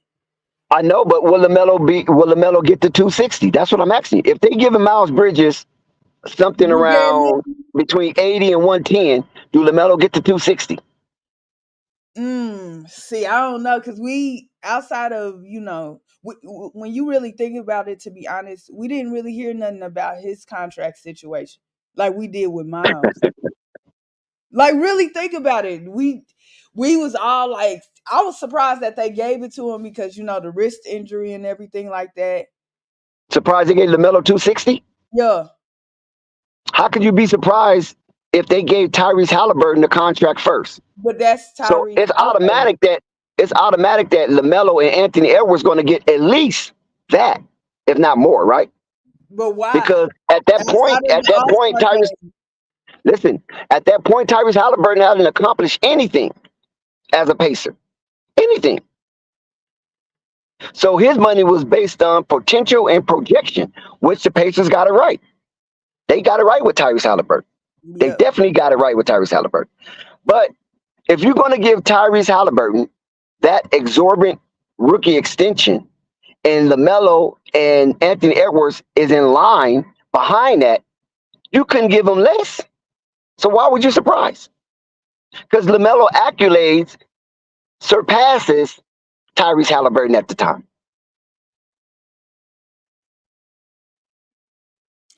I just see like it helps that Tyrese has a better coach. No, we're not disputing that. We're not disputing that aspect. We already said Tyrese deserved what he got, and the Indiana Pacers ownership and executive staff got it right with him. They hit the nail on the hammer. But what I'm saying is, how do you expect LaMelo not to get at least the same amount, if not more, based on what he have achieved up to that point? Him and Anthony Edwards. That's the Well, only thing I'm saying. Anthony Edwards, what did he? Let me see. No, Anthony Edwards achieved more than both of them. Yeah, Only thing Anthony Edwards didn't win was Rookie of the Year. Outside of that, Anthony Edwards is clearing them as far as the potentiality and the impact on his team going into winning. Whether you say Anthony Edwards got a better team or not, this guy has forced his way to be a perennial playoff appearance from the Minnesota Timberwolves, who was at one time seafood. When did he? They was down there with the crabs and the lobsters and the crawfishes and the starfish. They was down at the bottom, jellyfishes. And now look at Minnesota. So, shit. What was their record? Oh man. I mean, y'all, I don't even think you need to look up all that. I mean, it's obvious. Because if I remember correctly, him and LaMelo, well, shit, I think that's wrong. I agree, Big Al. He got an all-star beside him. He got two, actually. He got two all-stars beside him. Yeah. You got Rudy Gobert and Big Cat, and now you got a ascending all-star in Jalen McDaniels. Is it Jalen McDaniels? Josh McDaniels? Josh McDaniels, right? Jaden, yeah, Jaden McDaniels. So, yeah, he got a really good team, and he got a good coach. I think I'm about to get this wrong, though. Didn't Edwards? I feel like they both made it. No, because the Pelicans. I'm trying to think. Didn't they make the play in the same year, or the Timberwolves Who made it next year? The who made Timberwolves. the playoffs? No, Who made the playing. playoffs? The Timberwolves. Didn't they The make it Timberwolves, yeah, the Timberwolves and the Pelicans made the play in, yeah, and the same the year they won Timberwolves the right? lost to the Pelicans, and the Pelicans went on to play The Phoenix Suns in the first right. round and won 2 games. The Phoenix Suns was Oh the yeah, number one yeah. seed. So yeah, they did make the play. I felt like it was 2 different years, but and now they out in year 4. It's a possibility, God willing, that they are out of the play-in situation. Now that's truly ascending. And that's my point. Shout out So, to Edwards. yeah, that's my point. So that impact that Anthony Edwards have on the Minnesota Timberwolves is well deserving for his 260. Right. But we know how good Lamelo Ball is, right? We know he's a showmanship. We know that no matter what team he will play on, he will put butts in the seats. So based on that alone, despite him not winning last season because of injury, Yeah. garners him to 260. Tyrese Halliburton wasn't putting butts in the seats. He's still not putting butts in the seats. It's He's getting about more recognized, though. He's getting more recognized. But it ain't nobody, going out their way. Oh, shit, I got to go see Tyrese Halliburton. He's playing. You know what I'm saying? I yeah. believe Tyrese Halliburton is an industry plant, but it still don't take away from the numbers that he has acquired under the leadership of Rick Carlisle. So So you can't shit. take that away from Tyrese Halliburton. So goddamn. Am I looking at the right player? Oh yeah, I am looking at the right player. What the fuck?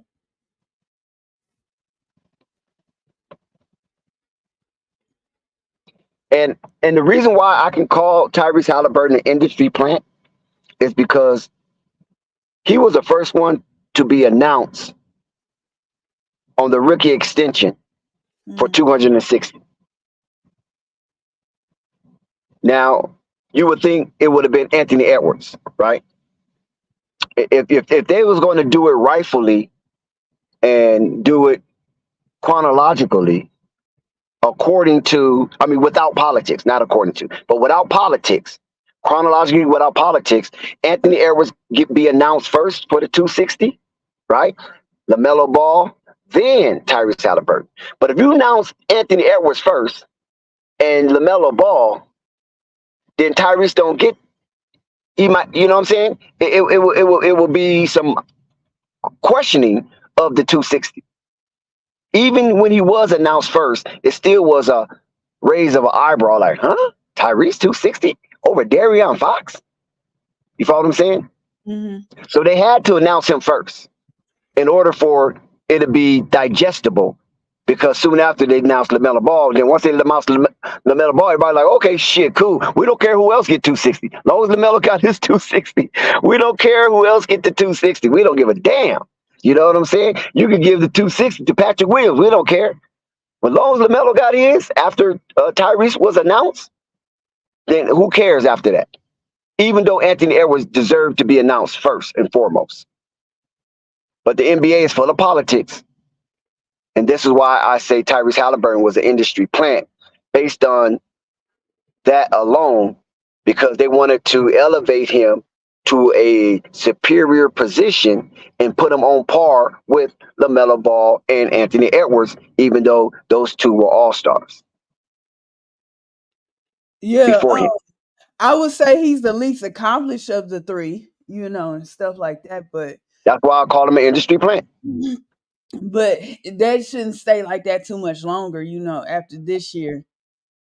Even though I know he went down with injury, outside of LaMelo sons them all because he has the rookie of the year. Because I was just Well, looking. LaMelo got records. But purple. Not only do LaMelo Ball have rookie of the year, he accomplished solo accolades in the process. That's what, because somebody's going to get rookie of the year, right? Right. But when you make records that other rookies didn't do, that puts you up here in the folklore of NBA pundits, purists, and basketball fandom alike. Because you breaking records on your way to ascension. Not that you just got rookie of the year. Because somebody's gonna get rookie of the year. But that don't mean you're gonna break any records as a rookie. You follow what I'm saying? So just rookie of the year alone doesn't. Okay, so what? You got rookie of the year, big deal. A whole bunch of people. Malcolm Brogdon got rookie of the year. So okay, you know what I'm saying? Right. But when you break records, that's when they start. Woo, okay. But by him breaking his records and his ascension to all-star and things of that nature, it was like whispering in a tunnel. It wasn't as big as when Anthony Edwards made his all-star or Tyrese Halliburton making his all-star. The NBA kind of clamored. I'm talking about the pundits, not just the fans, but the pundits kind of clamored because that's the guy they wanted to be there in the first place. When Melo was having his outstanding record-breaking rookie of the year, remember, Tyrese Halliburton was his opposer more so than Anthony Edwards. Tyrese was representing the West, Lamelo was representing the East, and both of them was winning Rookie of the Month. Anthony Edwards didn't get into the picture until after Tyrese Halliburton got hurt, as well as Lamelo Ball. If we want to chronologically lay out that history. Yeah. Yeah, Because Halliburton is interesting. He's and the thing about it is, and this is another reason why LaMelo gets hurt, right? Everybody talk against LaMelo, even though they go down 104-87, so they lose by 17. They got up under 20. So congratulations to the Charlotte Hornets. They did lose less to a better team than they did against the San Antonio Spurs, which was a god awful performance for the whole team as a whole. So they go down 104-87. Now to finish off what we're talking about, LaMelo gets injured, right? mm-hmm. Once, twice, 3, 4 times. And Tyrese Halliburton has been injured just as much. But you don't hear the clamor against Tyrese Halliburton not being stable enough to lead a franchise. You don't hear that. Every time LaMelo gets hurt, that season Tyrese Halliburton gets hurt as well. Mm-hmm. But the magic pixie dust don't fall on LaMelo as it is Tyrese Halliburton. He gets hurt, it kind of goes under the radar until he comes back. LaMelo get hurt. Oh my God! Should they gave him that money? Is he stable? Can he hold up? He have an ankle issue. LeVar ran him up and down the hills too much, and all the crazy cavocational conversations that is created from the incompetent minds out there. Well, I would like to say his season record against Miami so far is 3-8. They got swept. No, not Miami season. swept. Not season, but whatever it's called. So far in his 4 years, it's 3-8. He's 3-8 Yeah. against them. I mean, I don't give that too much of emphasis, based on the point that the Miami Heat, since LaMelo Ball been in the league, has been to 2 NBA Finals. And the Charlotte Hornets is barely scraping the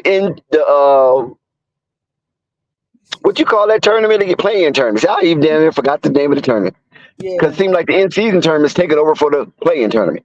But anyway, the play-in tournament. So you can't really be mad at that record, because Miami Heat is a class organization. You see, they have the same coach since the departure of LeBron James. I mean, this guy coached Shaq, for crying out loud, when Shaq was a Heat. So I think they're supposed to get 1 year with Shaq. But I know Pat Riley didn't supposed to. But anyway, it just doesn't compare. So for them to be rock solid like the Miami Heat is in South Beach, I don't cry about how they have been dominant against the Charlotte Hornets. And if you notice with the Miami Heat, they make moves. Miami Heat do not stay pat. They make moves. They don't rest on their laurels. I don't care how good they were the previous season or how bad they. Oh, DJ Khaled is in the building, or how bad they is in the previous season. Miami always looked to make moves, and they will put some of their better players in trade talk conversation to let them know I'm putting the fire up under your ass. You can't come to South Beach and think you just can have all the girls and have all these big yachts running around in Biscayne and you know what I'm saying and just trotting along South Beach and just parlaying at the Fountain Blue in North Miami. No, you don't come here to rest. We come here to win and win big and win often. So if you think you can come here to rest, we're going to put your ass in trade talks. And you figure it out from there. Charlotte don't got that. Everybody that talk trade talks with Charlotte is these offshoot blowhards. Nobody official. Think about this. You don't hear from the Charlotte Observer. You don't. Who's this? Oh, Big Al. Big Al's in the building. You don't hear from the Charlotte Observer. You don't hear for some of these media outtakes that's really close to Charlotte. I ain't talking about no Locked On Hornets because that's not locked. That's not Charlotte Hornets. That's some other shit. But those people that actually write articles on behalf of the Charlotte Hornets are not really enthralled in talking about moving people away from Charlotte because they know it's hard as hell to aggregate talent to Charlotte. You know what I'm saying? And so based on that, they hush mouth. They kind of squeak it out just a little bit. There's some interest for Terry Rozier. There's some interest for Gordon Hayward, just to keep that kind of trickling out in the atmosphere. But nobody goes hard like in other markets to say, hey, man, your ass is going to get up out of here. But you know why? Because it don't just start with fans. It starts with somebody in the organization over-believing. Like, you always supposed to believe in your players, but over-believing and overvaluing what the players is worth. Like, I'm looking at the Terry Rozier stuff, and I keep saying, maybe a team could give us 2 first-round picks. For what? What are you giving outside of his age? Because he is kind of young in NBA years. And his decent efficiency, what is he getting to? Why? Why would you give up 2? Explain to me why he's worth For Terry Rozier? Yeah, without mentioning Gobert, because he ain't got no defensive players of the year, no 6. Well, he's not a 6 man, so he don't qualify. No all-stars, what other? No all NBA teams. Tell me why this man is worth 2 first-round picks. I need you to. Terry Rozier is not worth no 2 first-round picks. Everybody knows that. And this is why. Not because of his output, right? The reason why Terry Rozier is not worth 2 first-round picks is because his effect and importance on the floor while the game is unfolding is not that high. And he has yet to show that he's a winning player. The only thing that Terry Rozier have shown, which was of magnitude, is that he could be a pestilence. And he did that in Boston. And that was the reason why there was a swap for Kemba Walker and Terry Rozier.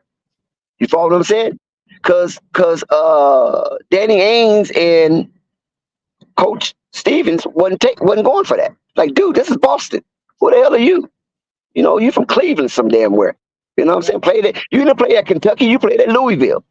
You got you a championship, but it wasn't at Kentucky. You know what I'm saying? The real blue blood. So when you have players like that, and then he gets traded, and then all of a sudden, where is that zeal for competitive basketball? It just erased. Think Mhm. about that. You at Boston talking shit about Kyrie Irving, a championship player, a champion who played on the side of LeBron, regardless of his mercurial behavior, how he waver and become fickle-minded at times. Regardless of that, when he's on that floor, when Kyrie on that floor, he's doing his thing. He's trying to win every game. So Right. you trying to go toe to toe with this guy who's established, all star and everything, and Mhm. then you get sent to a team not that good where you have the opportunity to flourish, showcase your skills without interruption. Nobody's in front of you.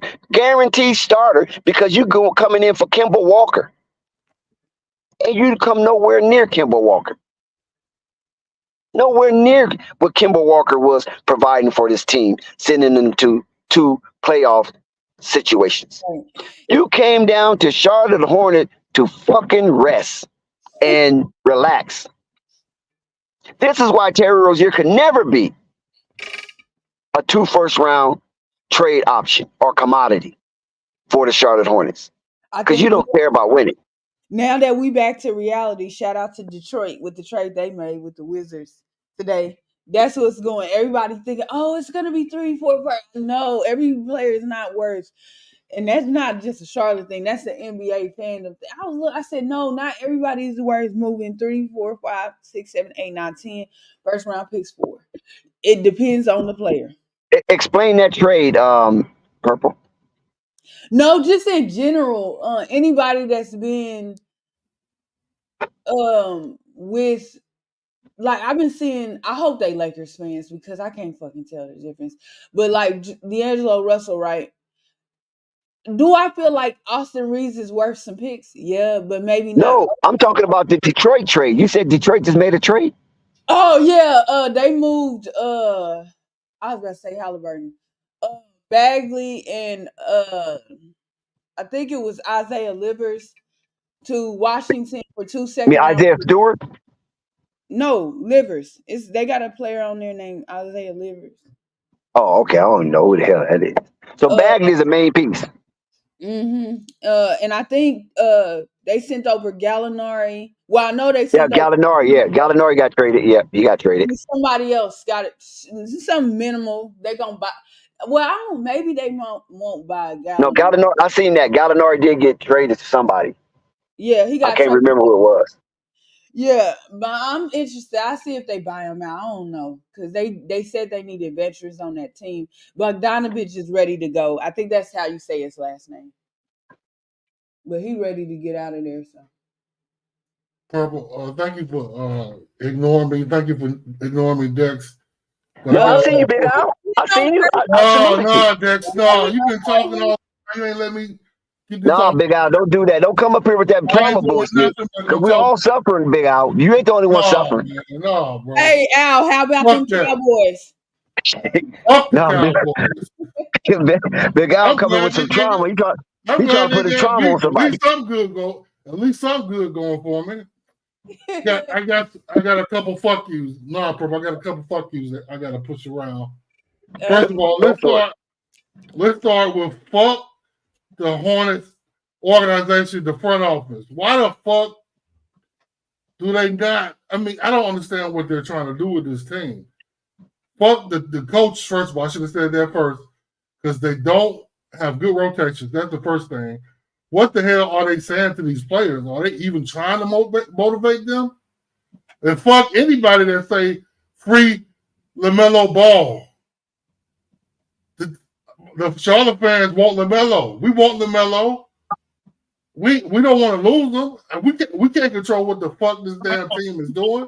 This organization. We can't control what they do. Don't make the Charlotte fans suffer because of the dumbass Charlotte Hornets organization. Or they don't have organization. They just push paper around. So I should call them an organization. I should call them paper pushers. I don't know what the fuck they're doing. Fuck anybody who says that. You know what, man? I don't know what. I don't understand this team. Fuck Clifford with these damn rotations. Why the fuck is Ish Smith out there so long? Why can't we put Nick Smith Jr. out there when he has shown he can produce? Several games he's done that, but yet he's on the bench more than Ish Smith. Ish Smith can take a bow now. He can sit down. Why the fuck is he not sitting down? Oh my God! Can we get a fucking better?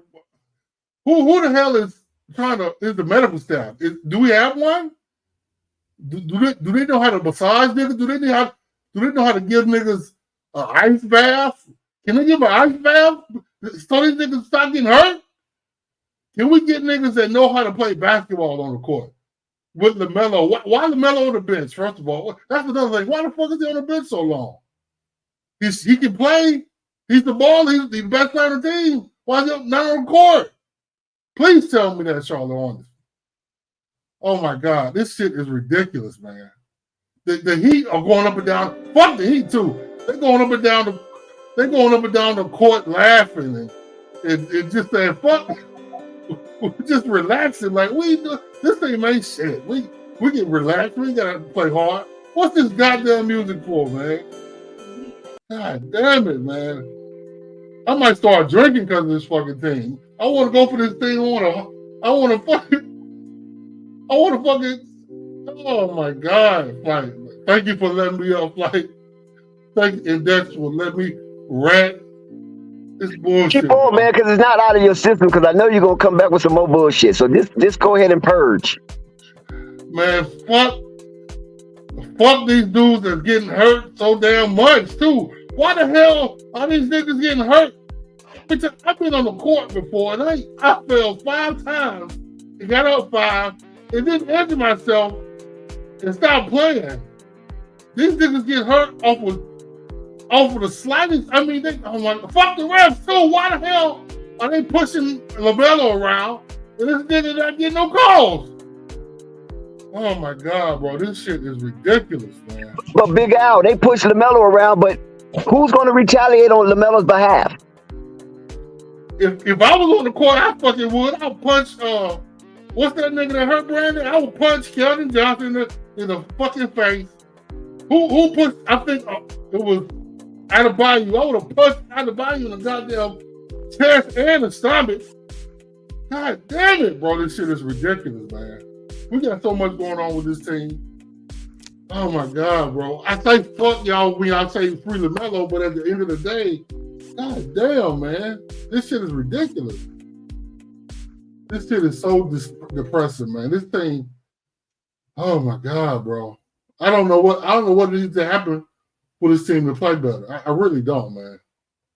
I really don't. That's and fuck like and you, Dex, for talking shit about this team as we suffer.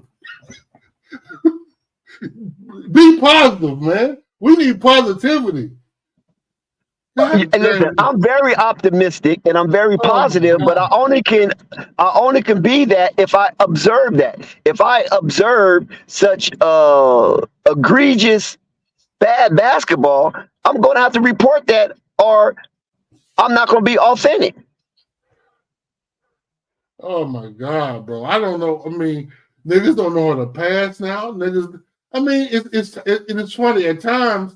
They know how to give intensity and actually play hard. Like on this road trip against the Clippers. The Clippers are a really good team, right? They seem like they gave a fuck then. I don't know, man. It's either fatigue from losing and just, losing hope. That's part of it too, man. But goddamn, this shit is unreal, man. They just losing so much. And then on top of that, people want Lamelo to leave, and on top of that, got niggas hurt all the time. Oh my God, bro. Big Al, Lamelo was shooting piss poor in the first half, right? I think he only had 6 points, if that much. Okay. Yeah. And then the second half, he picked it up. Even though his field goal percentage was poor, 37%, you got to up that. And his 3-point percentage was poor, 25%. He still was able to muster a double-double and be positive on the plus minus at the end of the night. So I mean, that it just shows me that when he's on the court, you have a advantage. You know what I mean? He creates an asset, and he's not a liability. At the same time, Cliffy have to leave him on the court longer unless it's injury. I don't know what else you can say. You got to leave your $260 million man on the court longer, and you have to stagger his minutes based on the scoring. Oh, it's not the scoring, but the score of the game in certain juncture.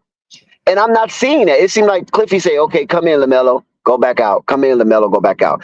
It doesn't seem strategic. From my vantage point, it doesn't seem strategic. Does it seem strategic from your vantage point, Big Al? Yeah, so I think what you're saying is correct. And what's happening is the problem is when LaMelo actually does start to hit a shot, all of a sudden we see him he's back on the bench. So he gets on the court. He might not be immediately in rhythm so he can score, right? And then, that's understandable because he's just getting in the game, right? But when he gets a rhythm and he starts, eating into eating into a lead that the other team has, hell, he's back on the bench. Like that's crazy to me. That's crazy to me. Very crazy. And not only is he back on the bench, the person that comes in, the player that comes in on his behalf to keep up the rhythm and the drive that the Hornets have initiated is not bringing you anything. There's nothing you can say about his substituter that, okay, now he's in, now we could do this now. You know what I'm saying? Because LaMelo's out, now we could do this. You can't do that with Ish Smith.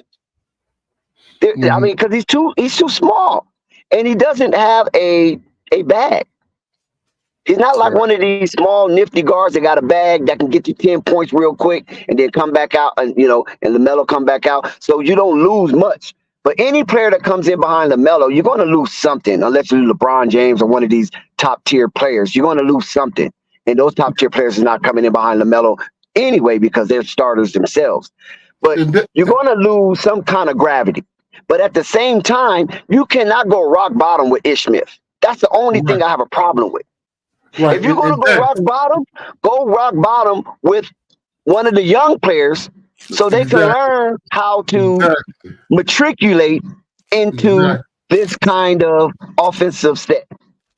Exactly. And that, when you initially were talking about Ish, and his ineffectiveness in the lineup, I sort of was, iffy about hating on him because I felt like he was a guy who can distribute.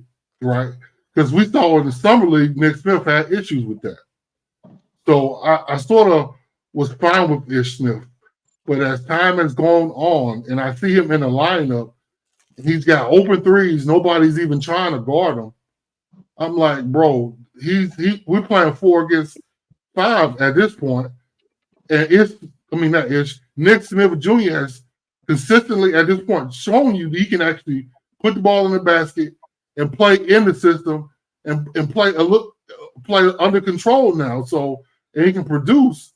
So why is he not on the court why is Ish on the court instead of Nick Smith now?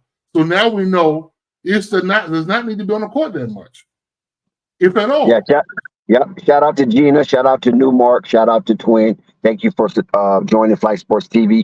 Please hit that like and subscribe button if you have yet to subscribe, and hit the notification bell so you won't miss one iota of an exuberant experience. Yeah. Now, see, the thing of it is, like I said, Ish Smith and JT Thor. JT Thor is just an oil spot out there.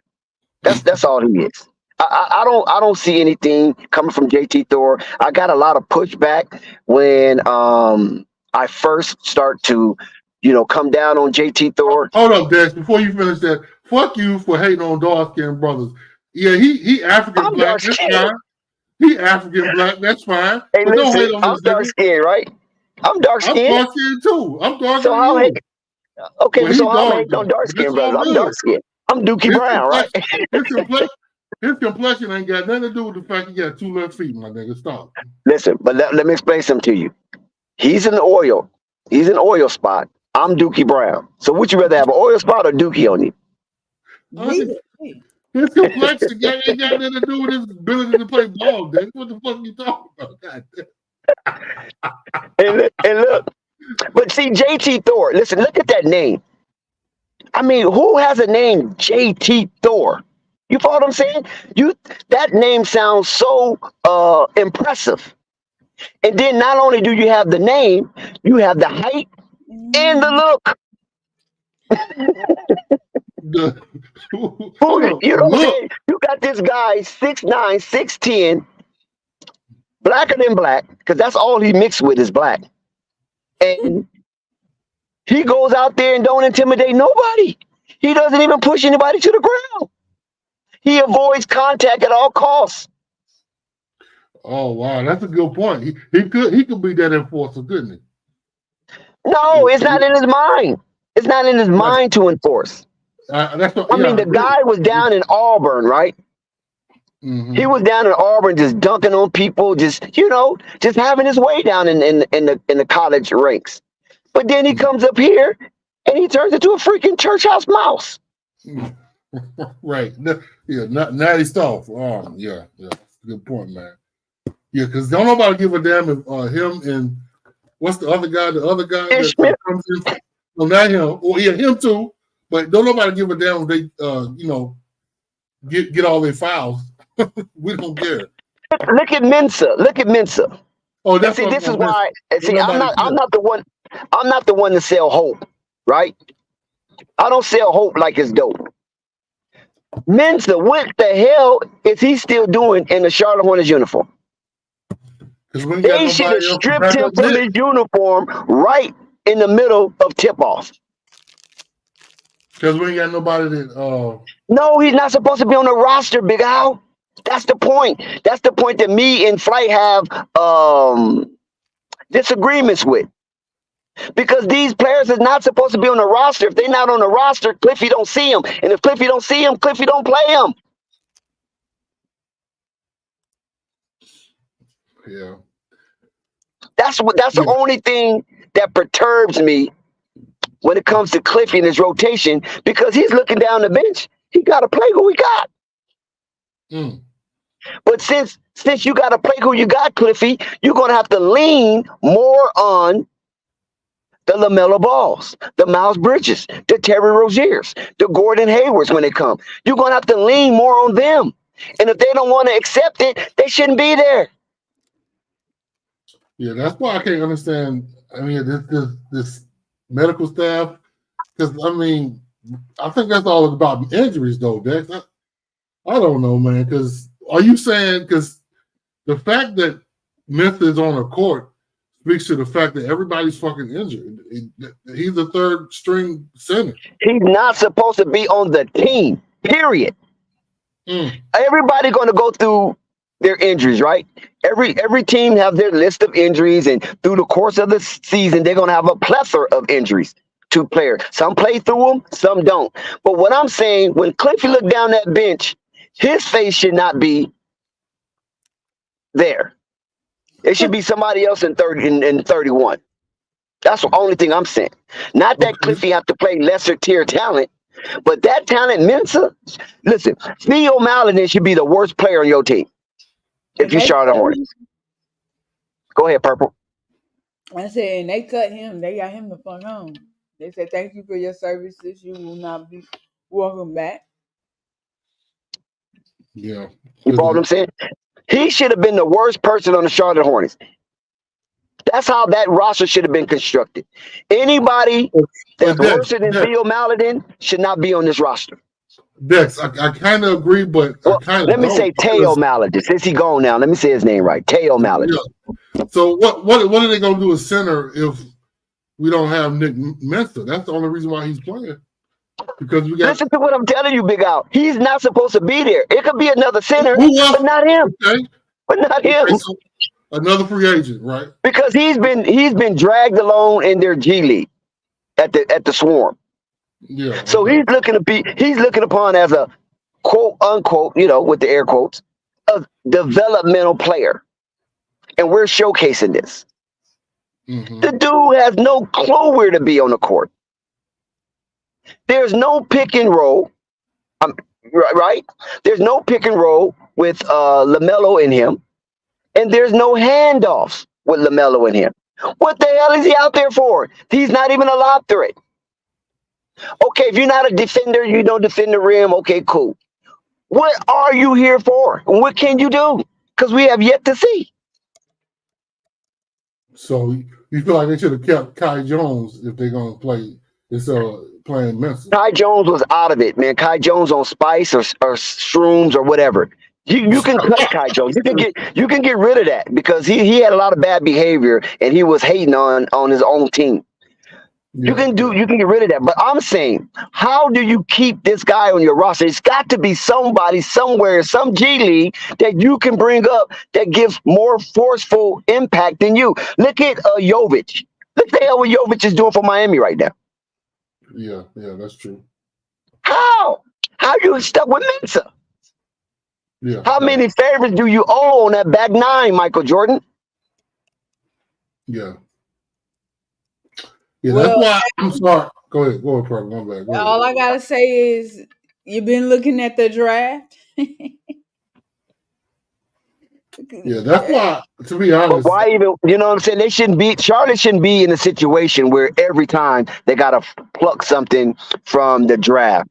I mean, there's players out there you can pay minimally that will bring more heart and effort than what we're seeing from their bench. That's true. That's a fact. But who is coming? No, I don't know. That I don't scout G League and overseas. See, I don't do all that scouting. I don't know. But I'm saying that this is something that could be done in season. You don't have to be stinky and hopefully you get a prize out the draft. How many times you think you're going to go in the draft and get a Brandon Miller or LaMelo Ball? At this point, Charlotte working on their Philly process. It's a process. It's worse than the process because they was already at a level where they were nipping at the heels of the lesser competitive talent in the East. So you went nipping at the heels to all the way out. I mean, look at Cleveland. Mm. Cleveland was worse than the Charlotte Hornets, remember? Mm. Yeah. Look at that turnaround. Look at the Orlando Magic. These are teams in the East. Orlando Magic was the doormat to the NBA. Look at them. I'm talking since LaMelo Ball. I'm not talking before. Since LaMelo Ball. Look at Cleveland. Look at freaking Orlando. These are two teams that the Charlotte was ahead of in prognostication. Mm-hmm.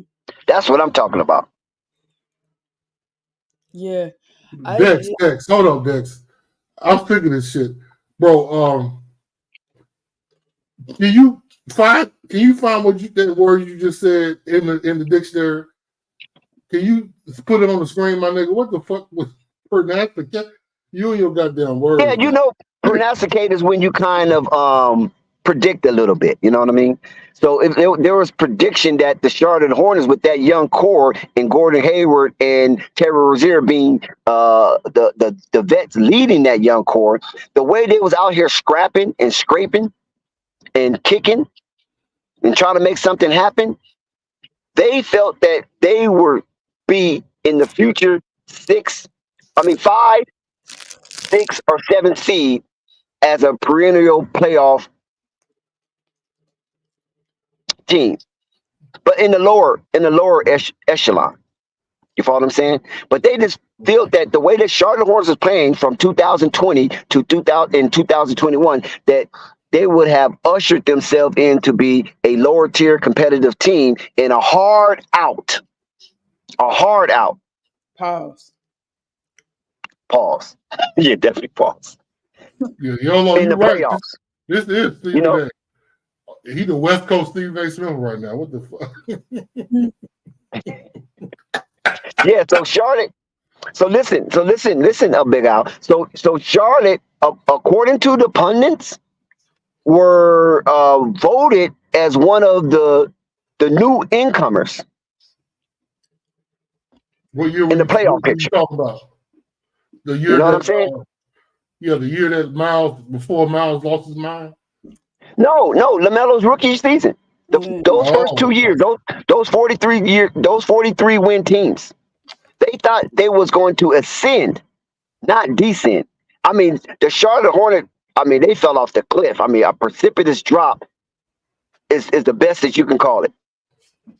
Because right now, there's no pathway for Charlotte to even get into a play-in situation.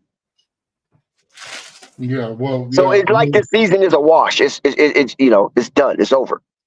Unless something miraculous happen and they do a Boston Celtics of a couple of years ago. But yeah, I agree. But the thing is, though, the year after, so the season where Miles went off, that was not LaMelo's rookie. Was it his third or? Shout out to YOLO. It was that his his second year. season? Yeah, it was the second year. Okay, second year. His third year, he was completely hurt all year, pretty much. Most of the year. Now he's hurt this year. And everybody's hurt this year. Last year, it was off and on people getting hurt. But everybody was getting hurt again last year. So, I mean, do you not think that's part of the issue, Dex? Because I don't know why these guys are always getting hurt. I don't know if they're hurt because they don't give a damn and the team is allowed. You want my Charlotte Hornets take on this, or do you want my observational take on this? Okay. I'm just trying to make it easier for you to digest. I want your observational because I believe that's the honest one. These guys, a lot of these guys are faking their injury. They're faking their injury. Thank you. I believe that. I believe that. Why do you think? Why would they fucking fake injuries? It's Charlotte Hornets. I mean, the city of Charlotte. You live in Charlotte. It's a nice city. It's a nice city not to go out there and run up and down the court hurting your knees.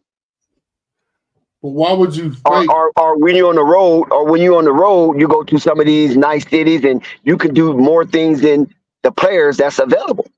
You can do a little bit more because you're injured. You're not playing no way. So it's a lot of reason why players fake the injury. This is why they put incentives in their contracts to prevent some of these extended injuries stays. Because these guys been playing basketball all their life. A lot of them are young, and some of these injuries you can play through. Listen, Big Al, me and you old enough. Purple Baby probably the same. I don't know how old you is, Purple Baby, and I would definitely won't ask you. But a lot of us are old enough to know that players have played through pain, whether it's minor, a little bit major. You follow what I'm saying? And the amount of money was way less. So you would think more players. Yes. My fault. Say that again. Yeah, you would think. Go ahead, Big Al. Dude, say what you're gonna say. Yeah, all I was saying is you're right. Back in the day, they weren't even making that kind of money, and they fucking playing with ankle injuries and all kinds of shit. Yeah. So you would think that more players today who's making way more money than it was in yesteryears, that they would be out here playing with just their elbows if they could. Right, I agree. Could you imagine one of these niggas getting hit like Isaiah Thomas was by Karl Malone? Do you remember that? Allen Iverson. What about Allen Iverson? I forgot about that one. What was that one? Allen Iverson. I mean, he hit the floor more than anybody, more than any big man in his time in the NBA. Mm-hmm. So, I mean, just psychologically analyzing these players' mindset it doesn't equate to a winning mentality. And if you're playing on a team that has been a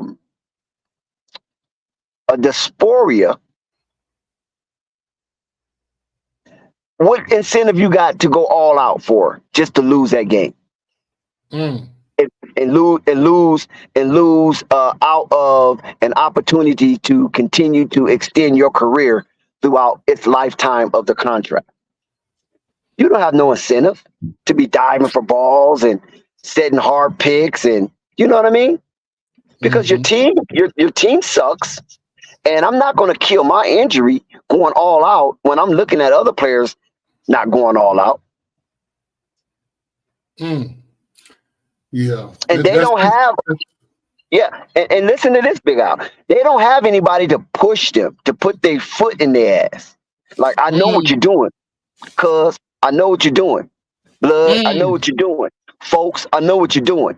Fam, I know what you're doing. They don't have nobody to expose nobody because everybody's kind of doing their thing, and I don't say nothing to you about you. You don't say nothing about me. And when we meet at the court, we try to make it happen. Wow, that's good. No veteran to keep them accountable for the bullshit they're doing.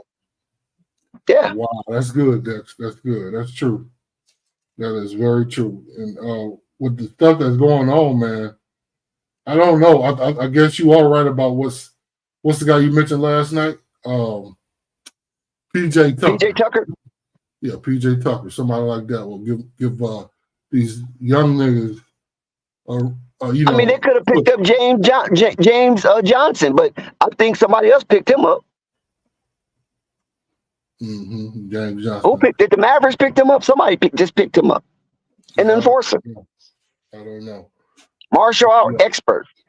Niggas get out of hand, he karate chopped their ass. Right. That's what they do need, damn it. I agree. You know what I'm saying? Yes. Because everybody wanted. That's why I put a lot of the onus on Gordon Hayward and Terry Rozier. They came down to parlay. Gordon Hayward came down to beautiful Charlotte to raise a family. He ain't come to play no basketball. Yeah. And I saw that interview y'all talking about with PG Paul George. Yeah, I saw that. You know what I'm saying? You want to raise a family and, beautiful schools and well-kept, manicured neighborhoods, not expensive, and you can live like a king with the money that he makes. Shit, I'm surprised he ain't living. Well, how many acres he living on? About 4 or 5 acres? Probably. You ain't getting that in Boston. Right. You know what I'm saying? It's true. He's becoming a wholesome citizen, more so than a NBA basketball player.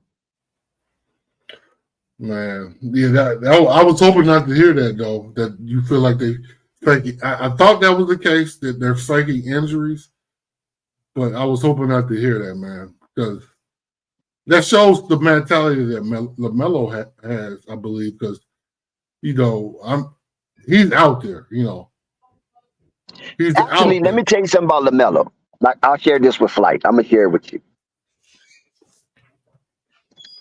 Behind the scenes. Okay, behind the scenes. I got you. LaMelo Ball is crazy. He's a maniac. It's just no stopping him. You follow what I'm saying? LaMelo Ball. It's crazy. It's crazy is a good thing, though, right? Yeah, it's a good thing for the Charlotte Hornets. It's a damn good thing for the Charlotte Hornets. Okay. LaMelo Ball will say, okay, yeah, I got you. I hear you.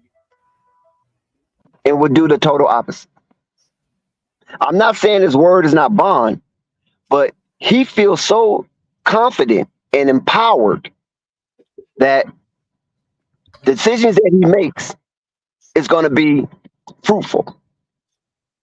So when LaMelo had his West Coast run and playing the California teams, and he was down in LA for those back-to-back games against Lakers and Clippers, he was hanging out with his bro just before he came back. And he said he's not going to rush to come back. He's going to take his time until he's all the way healed. That's what his intentions was. But LaMelo Ball is so weird to complete the deal, right? And to prove he's not a weenie. He's wired like that.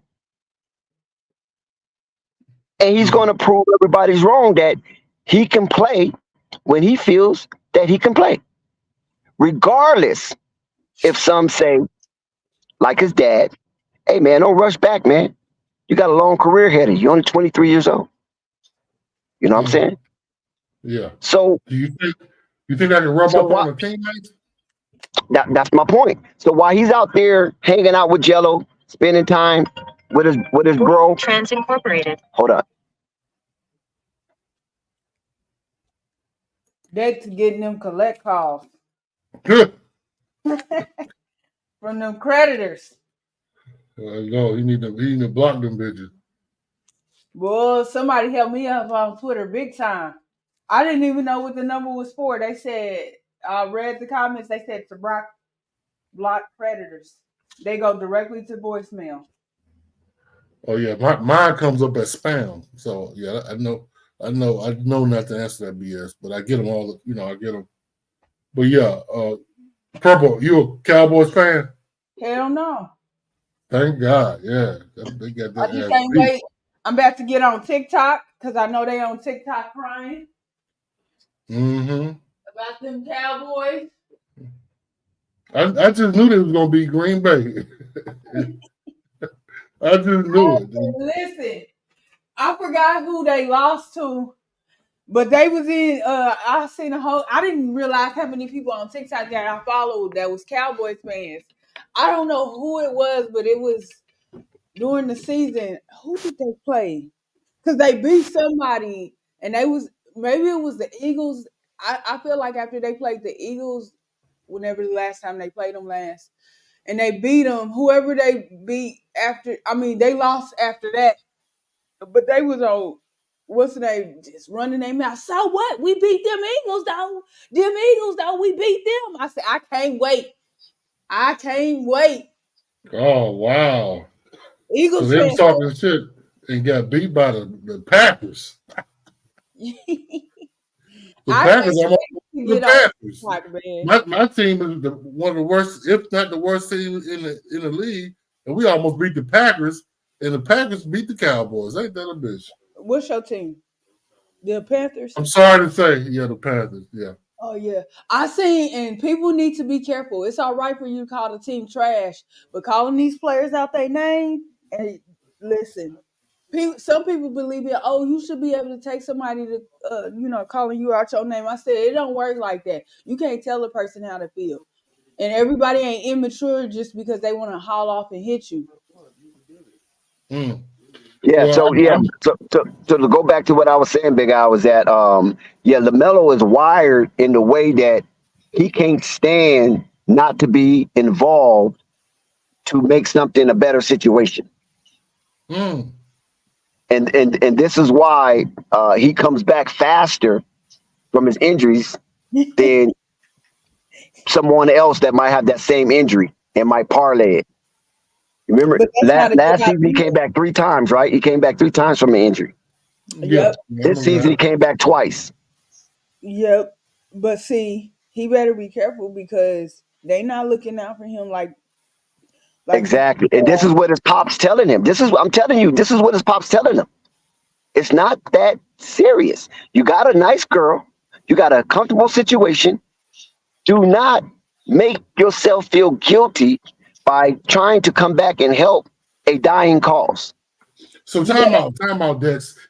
Now that you're saying that, let's because I've heard another podcaster talk about the Hornets, a popular one, King Fuse, and he alluded to something that really scared the shit out of me. But I'm gonna get your take on this.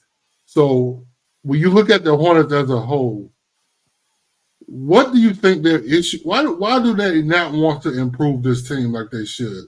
What do you think is their whole issue? With the Charlotte Hornets' whole issue? Yeah, the organization. Their whole issue is about being a cheapskate.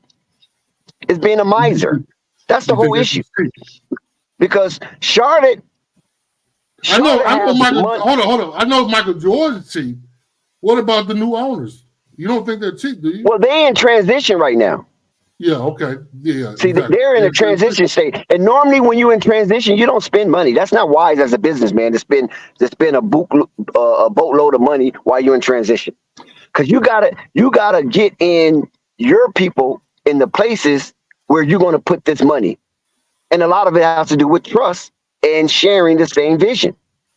I don't know if the old ownership and the new regime share the same vision when it comes to finance and putting the best product on the floor, despite it costs a little more than you might could stomach. So are you saying Michael Jordan is still pulling strings? Is still putting his I, two I, cents? I I think Michael Jordan is not so much involved, but I think Larry Jordan and James Jordan Jr., I think they're really involved. I don't think Michael Jordan's involved. I think they report to Michael what's going on through this transitional stage of turning over full ownership to the new governors. Because I'll say this. Hold on. Is. Let me say this, Jack. Let me say this.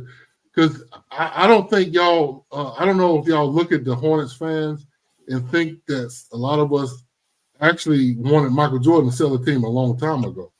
Mm-hmm. We've been hating on him for at least I know a lot of people that have been hating on him for a long time. We don't know if it's all him, but it just don't make sense. The route they have been going for years. And that's why me and you bump heads with Kemba Walker, see? Because Michael been in this situation before with Kemba Walker. Okay. I know he's an undersized guard, but he was spectacular. I seen him play, so nobody can tell me about Kemba Walker in his prime. But he was not the kind of guy to build a team on, though. I don't think he was. But listen, he's too small. Okay, listen to what I'm saying. I'm not saying you build a team around Kemba Walker as you did Isaiah Thomas. I'm talking about the original Zeke. I'm not saying that, but what I'm saying is that he already had a spark, and he had that spark for 7 seasons. And the pieces that he did, or the ancillary pieces that he did add to it, it only mounted up to a first round exit. And based on that, and based on what I said earlier about Mike and Mitch talking about this slow process, shows that Michael Jordan was making money hand over fist, but wasn't putting the best product on the floor. Yeah. Well, that's. I mean, I didn't like. I mean, you don't like this, of course, but I didn't like Kemba. My take on Kemba is you talking about Terry being selfish. Kemba got glue on his hands. But so, I wanted to say something about the Kemba thing too. Even if you felt like Kemba was too small and whatever, you still have to find talent. You still got to go get talent, whether it's veteran or young. You still have to go get. That's not an excuse because you felt, for the 7 years or however long he was there, we're not gonna put nothing around him. That don't make sense to me. They tried to put something around him.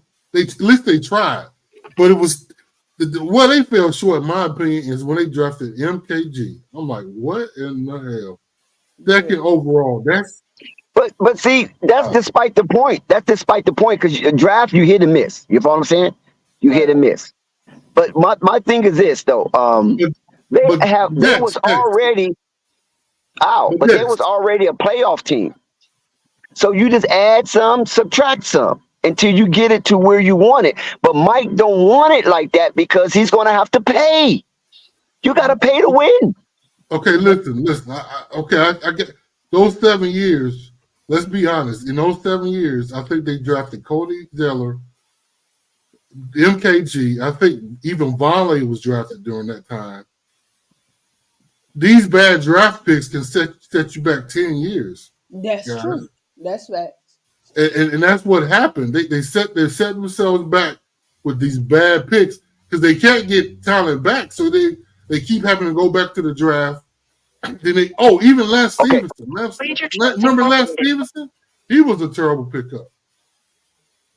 I don't know if you guys remember that. Lance Stevenson, he was with the team at one point. He was a terrible pickup. I mean, they keep doing these bad decisions. And it's just setting your team back farther and farther and farther. And I'll be honest, the team we have right now, yeah, they're bad, but it makes sense. They have talent. They have actual talent that you can build around, though. Now they do. But when Kimba was here, I don't think you could build around Kimba. I don't think you could build around an old Hal Jefferson. Hal Jefferson was too old to build around at that point. You can't build around Cody Zeller. You can't build around MKG for sure. So the team has set themselves back so fucking much. It's at the point where, I mean, they can only do what they can do because the talent, they can only do so much because the talent they have right now is top heavy because you don't have anything at the bottom. Right. So, but I would ask you this, Steve. At what point do you say, okay, first of all, what do you think is the shelf life for NBA players once they get drafted? Like, how long do you feel that teams should keep, not just the Hornets, but in general, a player before they say, okay, I've seen what I've seen. I've seen enough of what I need to see through practice, film, game days. It's time to trade them. How long do you think they should keep them? see, that's a hard question to answer because I know you're not pointing that question to a particular player and your your delivery of it. Mm-hmm. But but if you're talking about some of the players on the team like Gordon Hayward or Terry Rozier, or probably because you don't like this guy PJ Washington. No, it's any team. Who you think about? Well, okay, any team. I'll give you an example. So it was a recent conversation, and every player is different. We can say, even though the Warriors made the wrong pick at the time in James Wiseman, he wasn't the guy for the system, and it don't look like he's the guy for the system out there in Detroit either. But at that time, everybody was saying that was a good pickup. Now, this is a hindsight thing, but situations like that, like, okay, Golden State, I think if I remember correctly, after 2 years of them having him, they traded him away. I can't remember for sure. But just looking at him and saying, okay, he's not gonna fit my system anytime soon. It don't have to be particular, at Gordon and Terry, just looking like, what is your opinion when you say, okay, yeah, it's time to get that guy up out of here and flip him for this and things like that?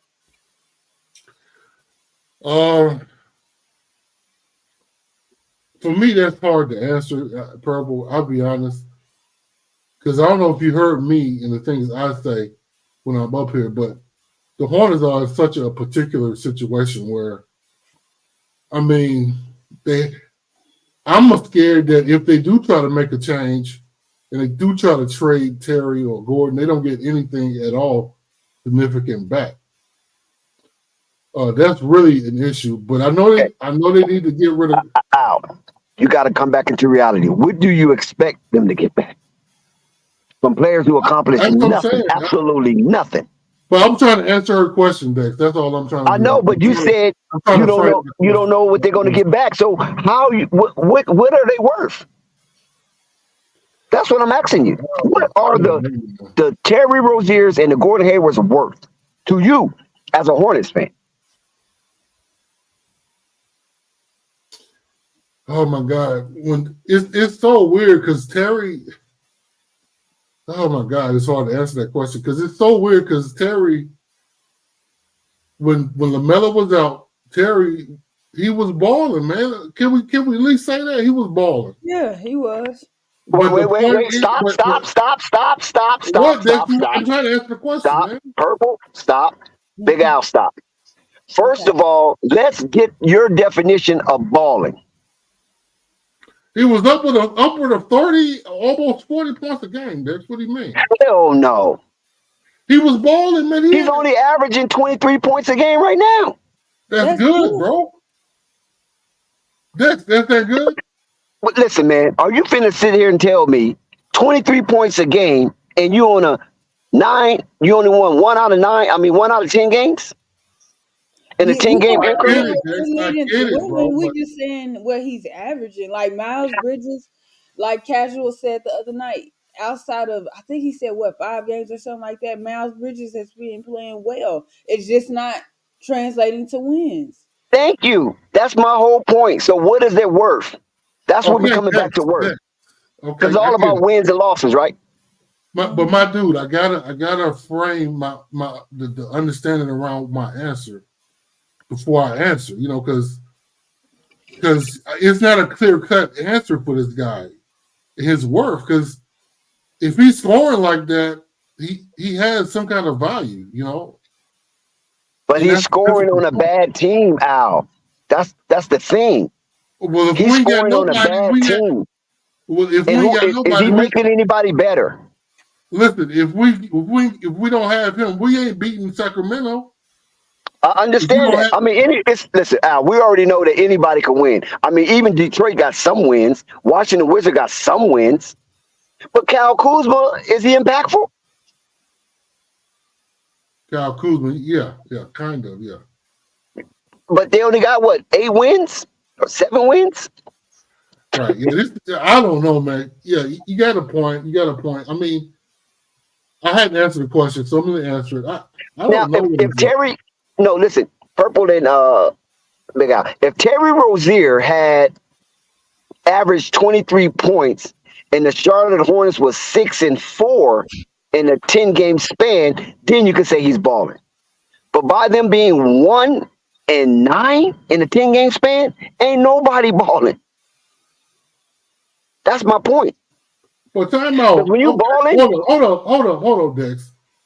You sit here and give Kemba Walker the Hall of Fame, but you won't no, give Terry no credit. no. Kemba Walker's had a 2 playoff stint in his career. So the time that I watched Kemba is when the Charlotte Hornets was cooking. That's what drew me out of my abode to go down there and purchase these high-ass Laker tickets to see Kemba Walker come to town against Kobe Bryant. That was their playoff stint. I'm not talking Yeah, about when the yeah. Charlotte Hornets was a dud. Dex, let me address Twin. Twin, Kemba did the same thing. He was scoring against bottom feeders. He wasn't scoring against nobody that really gave a damn. They made the playoffs. Why are you not taking that into consideration? But that's the So, however thing. Kemba Walker played, he played well enough to make the playoffs, not no play-in. He didn't need no crutch. He made a Yeah, straight Al Jefferson. playoff. Don't do that, Dex. That wasn't Terry's fault that they got to play it. You know, hey, I'm look, not saying it's Terry's fault or not. All I'm saying is that when I hear the word balling, I'm thinking it comes with stats and wins. Okay, so Dex, so you didn't let me answer the question. So Terry's balling is really offensively related, and I'm trying to That's look it. up the stats he had against good teams because he's produced against the Kings. They beat the Kings. Twin, what you mean? Kings is not a bad team. Somebody got to shoot the ball, Big Al. And Terry is a volume shooter. Yeah. Okay. I mean, but that's the thing. But the defensive part of his game is, I guess we can say, non-existent. That's the issue. Yeah, he's a That's why one-way player, a one-trick pony.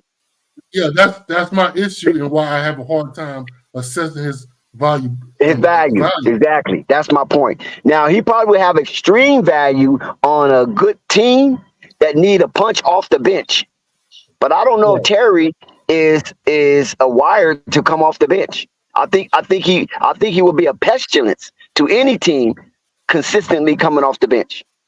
Because like I said, that was a case in Boston. Why would you not want to come off the bench behind Kyrie Irving? I'm just saying, at a young age. Now you got a starting position and you're not being effective and impactful for the team who traded you for their sensational star in Kemba Walker. Terry Rozier have yet to climb that ladder to be a focal point like a Kemba Walker was. Yes, Okay, he's going now, to shoot.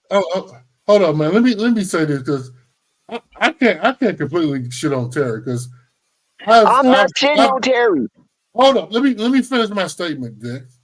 So okay, so my assessment of Terry, I got to mention the fact it includes me giving him credit as one of the better small guards in the league. Because when I saw him play against the Kings, he had one move against the Kings that was jaw dropping. Okay, he razzle dazzle. Okay, he razzle dazzle. They But the won that point game. is, he can get off on anybody. You guys are saying he can only play against bad teams. Where is the results? And what is Okay, the I get results? that. But That's all that matters. So what Terry needs, he has a so what stick. Terry needs to do, according to what I observed, maybe he needs to dial it down a little bit. Maybe they can get some more wins. Because when LaMelo Ball was out here shooting recklessly, they was on his helmet. And now LaMelo Ball, even though he had a low shooting percentage tonight, you follow what I'm saying? And he chunked up 24 shots. Terry Rozier chunked up 23 shots and had a lower shooting percentage than LaMelo. but LaMelo was impactful on other ends of the floor. Okay, Terry Rozier did have 7 assists tonight. LaMelo had 5. But it's See, hard to that's be the a thing, man. playmaker. It's hard. It's Listen, I'm gonna give you this. It's hard to be a playmaker for the Charlotte Hornets because they are depleted of shooting. You know what I'm saying? So a lot of their shots come off of ISO basketball. You know, the assists don't go up unless LaMelo just really start to, dance in the garden and just kick the ball out with, that one in, 4 out. You know what I'm saying? But Terry Rozier, what I'm saying with Terry Rozier, LaMelo had an awful shooting first half, but LaMelo was above standard on defense. He was harassing people. He was fighting through picks. He was being disruptor. So those things factor in, even though you're not shooting well. And then once his rhythm came, he shot better in the second half to raise his percentage up to still under average. But he still was doing outside things to help him and his teams do well. Okay, Dex. His average so far for the 18 games, regardless of the wins or losses, was 25 points, 7 assists, and 3 rebounds through 18 games without LaMelo. That's not a good stat line. What is the record? Who cares about stats? Unless you gambling for player performance, unless you playing fantasy basketball. If you're not doing that, we're looking for the overall wins and losses because that's what the Charlotte Hornets should be But focused on. you telling me that they should have won without what you said was their best playmaker, arguably, and LaMelo being out. I think he was out way more than 18 games, I think. But without him, and then throughout that time, you had injuries to, I guess, your 5th best player or 4th, however you want to consider it, and Miller. Gordon Hayward hasn't been there the whole time. Mark Williams, your best defender to me, has been out. Like, what he's supposed to do? Okay. That's You part remember of the last issue. season? You remember last season, right? Mm-hmm. Last season, they didn't have Mark Williams as a focal point in the defense. It was Mason Plumlee. Mm-hmm. A lot of people felt he was deplorable. Mm-hmm. And Terry Rozier was out. Remember that? Melo came back. Terry Rozier had went out because Terry Rozier had hurt his ankle or something. He had went out. They went off for 6 straight victories. You remember that? After the Denver loss, they went for 6 straight victories or 4 straight or 5 straight victories. Atlanta was the first on deck, and they pulverized Atlanta and went on a winning streak. LaMelo had good numbers. He was averaging 25 and 10 and 8, I think, in that 5-game span. And prior to that, they was on a losing streak after winning 2 straight games when LaMelo first came back. Won 2 straight. I think the Lakers was that second game they won. And then they went on like a 4-game losing streak. Denver was the last team. And then I believe, if I'm not mistaken, I believe Atlanta came back and they beat Atlanta to go on a winning streak. So within that, LaMelo was averaging 25, 10-8 or 25-11-8 or something to that nature. Okay, that's good numbers. But they came in victories. And then he got hurt again and never to return. That's what I consider balling. When you can put up numbers across the board like that and still come out with victories, then there's not empty calories. I see what a lot of Terry Rozier is a lot of empty calories. I'm not saying he can't score and he's a bucket. There's a lot of players in the NBA is a bucket. But can it translate to wins like Purple Baby said? Okay, Des, can we look at this whole picture then? Because you're shitting on Terry. Shout out to Gina. Shout out to Isaiah Curry. But now, if that's the case, what you're talking about Terry, because I agree, they should, I guess turn Terry for something. But it's hard to say for what, because he has produced a little bit, but actually a lot. Let me put it in perspective. But based on what you're saying, you're trying to tell me that nobody on Detroit is worth a damn. Practically. Basically, that is the case. That's why they brought in. Hold on. So, I'm answering you. I'm agreeing with you right there. Because nobody on Detroit is worth a damn. That's why they paid Monty Williams to come there. That high-end contract, which he was the richest contract in coach's history, and then Popovich broke that, and now Spoelstra broke that. So they had to extend themselves financially to bring somebody in there of respectability to coach what Detroit considered was a mess and get some structure there. Right, but that's the thing. They needed structure, but it still ain't really, I guess, matriculated. Okay. Terry Rozier needs structure. Yeah, he does, actually. You laughing. I disagree. I disagree. I disagree if Terry needs structure. Now, Terry can dial it down himself. I think he's been in the league long enough and been in a real pulverizing organization like Boston that he knows better. He knows better. He just don't give a damn because he didn't come there for that. He didn't come there to dial it down. He just come there to swing on Vogues down them Charlotte streets and play some basketball. Yeah, man. I said this last live on here that a lot of these players don't really care, man. At this point, I agree. They really are losing, I guess, morale at this point. It's unfortunate because if they had it. Because like I said, when you come down with Gordon Hayward and Terry Rozier come down from that lofty mountain up in Massachusetts and you go to Charlotte, you're supposed to inculcate your will to win and create a continuous will of a winning culture, no matter who comes in, because you just came off of that lofty hill in a highly spirited, competitive atmosphere with the Boston Celtics. Then you want to come down here with Devontae Graham, hug him on the shoulders, and say, hey, I didn't know it was like this down here. Fuck it. You know what I'm saying? Okay, Dexterius. That's disturbing. Dexterius Smith. No way. I'm just saying that's disturbing, man. I mean, we have, if 2 and 2 is not 4, then something's wrong.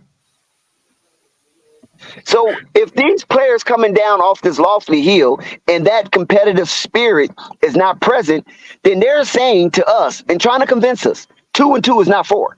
You guys math is not mathing. 2 and 2 is not 4. But anywhere in the universe, we know 2 and 2 is 4. Anywhere in the universe. And if you believe in multiverses, anywhere in a multiverse, 2 and 2 is 4. So why are you competitive there and you ain't competitive here? What happened? What happened? Now, I don't know, man. Again, it's morale. Because Clifford is not a good coach pickup, to be honest.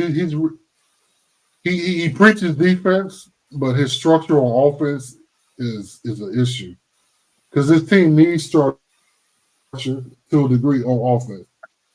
I don't understand the offense and what he tries to do offensively. Clifford, that is, but defense is just and I guess because they're losing, they're not taking Clifford's preaching on defense seriously at all because they're not really trying to give the kind of effort to play defense like they should. So How I mean, many this fouls team, do Terry Rozier end a game with? 1 or 2, right? Throughout the course of the 48 minutes, 1 or 2. And then you times that by 10 in a 10-game increment. what's your point? You saying he don't play defense at all? No, he's not. He's not giving up himself. He's not giving up himself to continue to create an atmosphere of a winning spirit. He's not giving himself up. Yeah, and you're right, and that might be something that causes other players to, I Discontent. guess, Yeah, discontent. right, because players feed off of one another, I Thank believe. you. I agree. So yeah, I I mean, agree. so that bad apple is probably, I guess, spoiling the whole bunch, isn't it? Oh Because man, and this is why I disagree with Purple Baby trying to win out of the draft. Because every time you get a draftee of talent, they come in and get a whiff of this, and instead of them being stern and stringent, they become relaxed and fallible. And who cares? I made a mistake. You made a mistake. Who cares? We ain't winning no way. So these new players coming in inherit this thing. And this is why I can agree with LeVar Ball when he said that the Charlotte Hornets just messed up James Bouknight's mind, just messed his head all up. Because he's coming from a winning program in college, right? Connecticut. That's a winning program. They had just come off of a championship maybe a couple of years before Bouknight. So that spirit is there. I think under Napier, Coach Napier.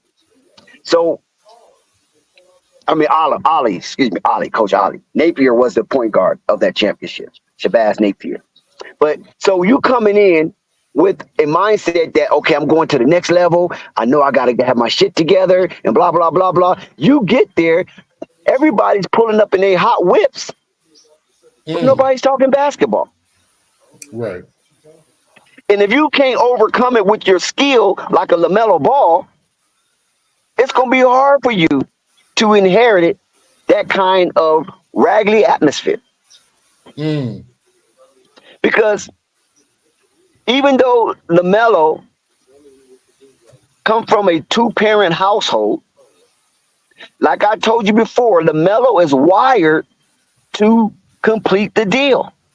So he knows what he came there for.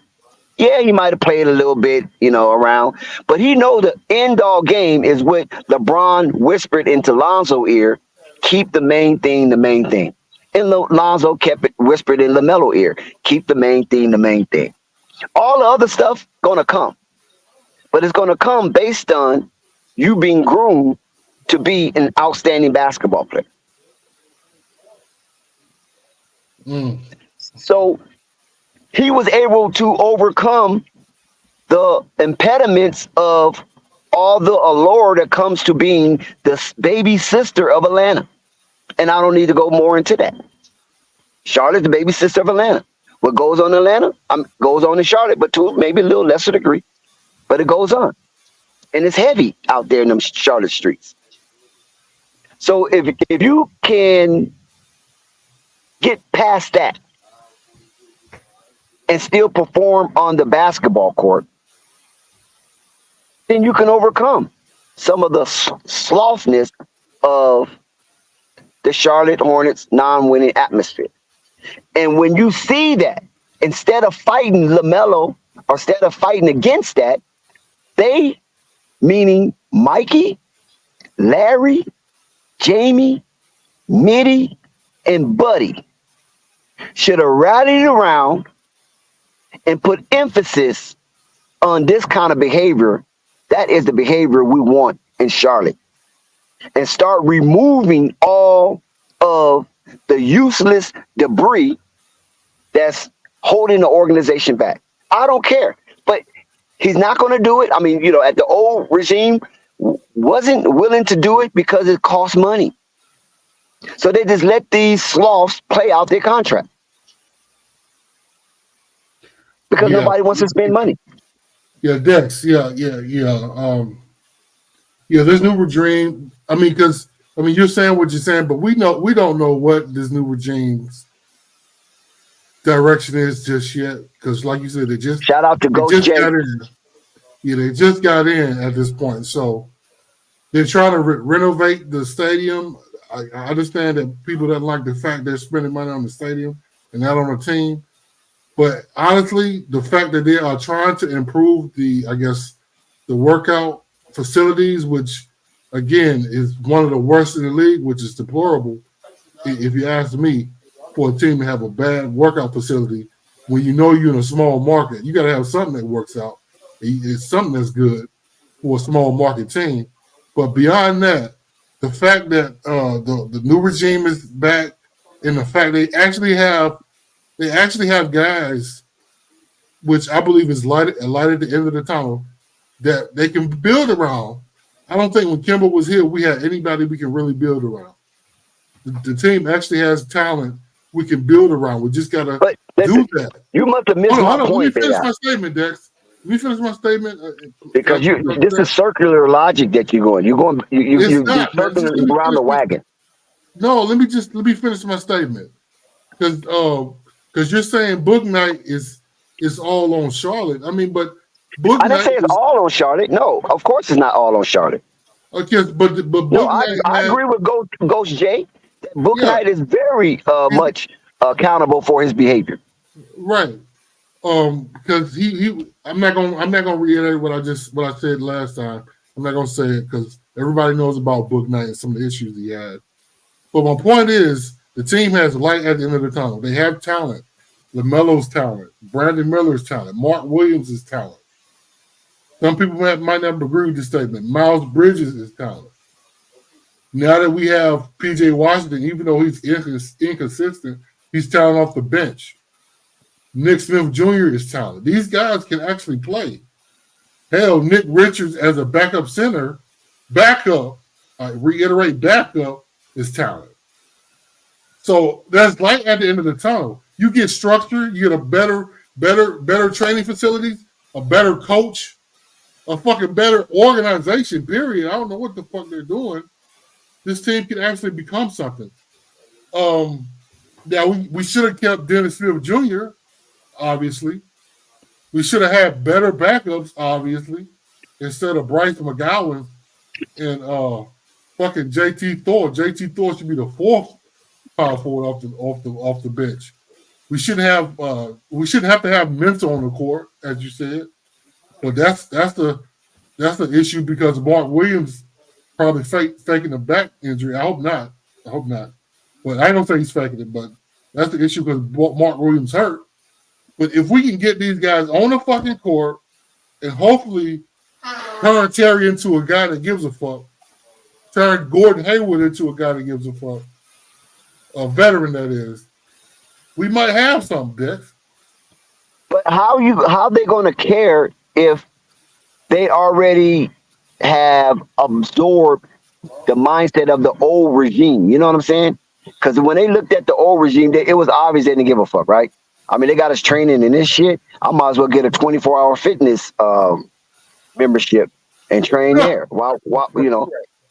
We saw LiAngelo Ball. We saw, thanks to Devontae Graham, we saw what the Charlotte Hornets training facility looked like. It looked worse than my childhood recreational park gym. And that shit was free because it was built by the city.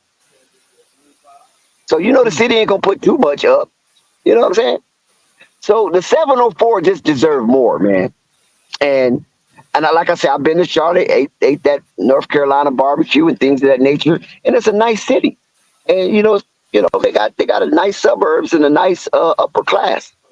Now I didn't go into the ghetto, So I don't know what's shaking in the ghetto. So I didn't go there, but I was in a nice area in Charlotte. You know what I'm saying?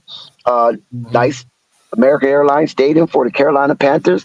You got what's the hockey team? You got the hockey team. So The huh? Panthers Stadium is Bank of America. Bank of America, yeah, Bank of America, not America, yeah, Bank of America.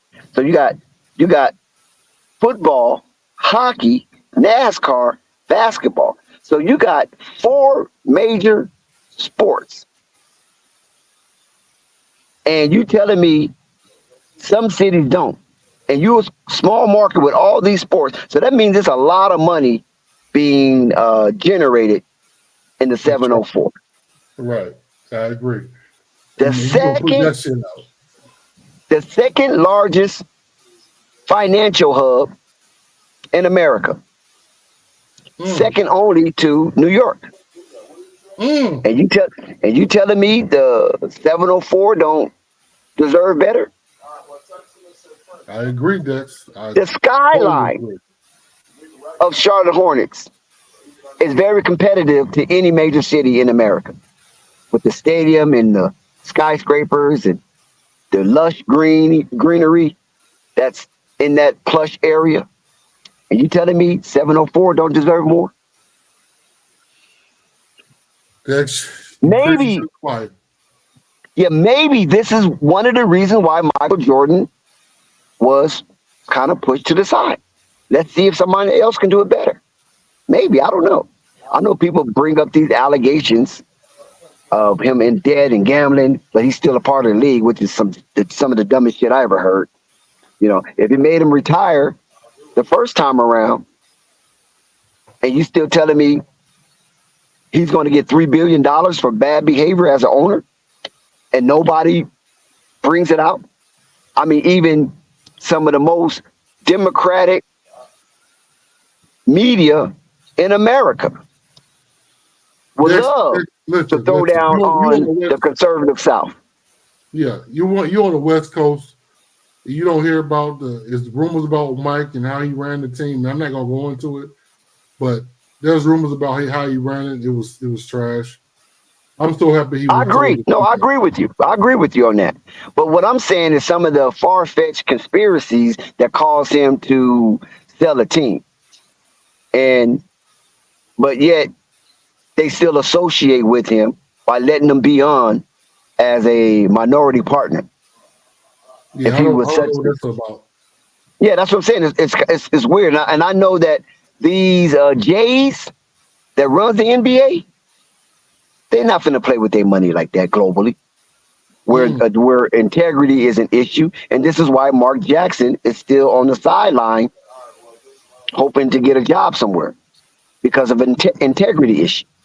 It's too much money involved. It's too much gambling involved, especially now for Oh, are you saying Michael Mark Jordan. Jackson? You said Mark Jackson doesn't have integrity? What you say? What's your point about Yeah, Mark well, Jackson? his integrity was compromised when he paid out an extortion fee before he reported it as being as he was being extorted. He had already paid out one payment, and then they try to Mm. come back and make it sicklier. And Mark's like, "Oh no, I'm reporting this to the FBI. You're not finna do that. I paid you once." You know what I'm Mm. saying? So now the NBA look at it as, especially the board of governors. They, plus, he was controversial with his conservative stand and his Bible thumping. That has something to do with it as well.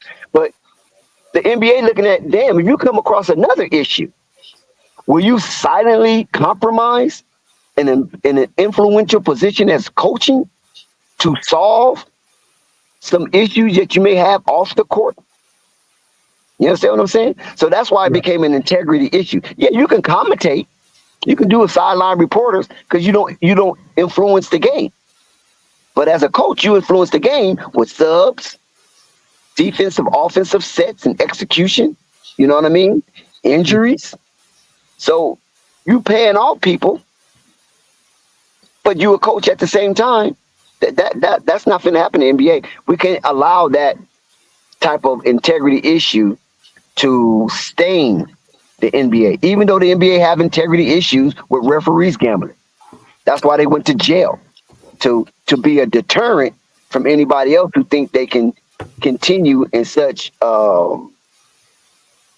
bad behavior that can influence the game on the court while the game is being played.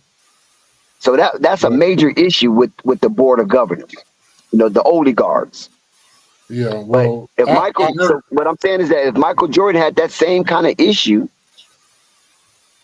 then I don't think he would be part of the Charlotte Hornets. He probably could have sold them, got his money, but he wouldn't still be a branch of the Charlotte Hornets.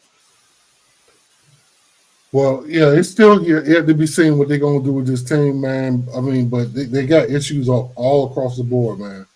It's not just one thing. It's not just Terry Rozier. It's not just Gordon Hayward. It's not just people getting injured. It's not just the coach. It's everything. I mean, I don't know what the owners are gonna do. I hope they don't sell the team to another location. I'm hoping they don't do that because the bullshit they're doing is just ridiculous. And Where do you think they will go, Big Al? somebody on here said Las Vegas, and that's what I heard from King's Fuse. He was saying that it might be some that's going on in the background that we are not aware of that could be fueling this stupid running of the team. So I hope it's not that though. Let me just say that. I hope it's not that because I want my team in Charlotte. But okay, I'm gonna ask you this. I grew up Why in the seeing hell? Listen, why in the hell would the Charlotte Hornets move when they sell out practically night in and night out at the Spectrum? I hope you're right. They have no problems. I hope They have you're no right. problem selling tickets, and they doing renovation, $215 million renovation. Who in the hell would move after investing that much money into renovation? That's why I was happy when I saw that. Flight said that was a bad thing, and I understand what his take. But when I saw that, that's what made me sort of happy. They were trying to invest into the stadium, so that means they're not trying to move. So yeah, I agree. Go ahead. My bad. And not only that, Big Al, let me share this with you. When Gabe and Rick bought the team, they went on a Hornets media tour showcasing the good and the bad with the Charlotte Hornets. And one of the things they showcased was how disappointed they was with the training facility.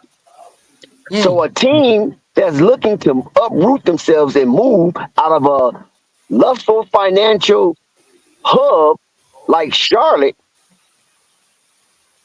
that wouldn't be on the deck.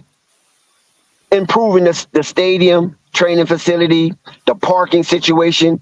They're gonna destroy and rebuild the streets surrounding the arena and things of that nature because they're expecting a bigger flow of traffic coming to the arena, and they want to make it more pleasing to the drivers coming in than hard, difficult, and becoming disgruntled with the traffic direction.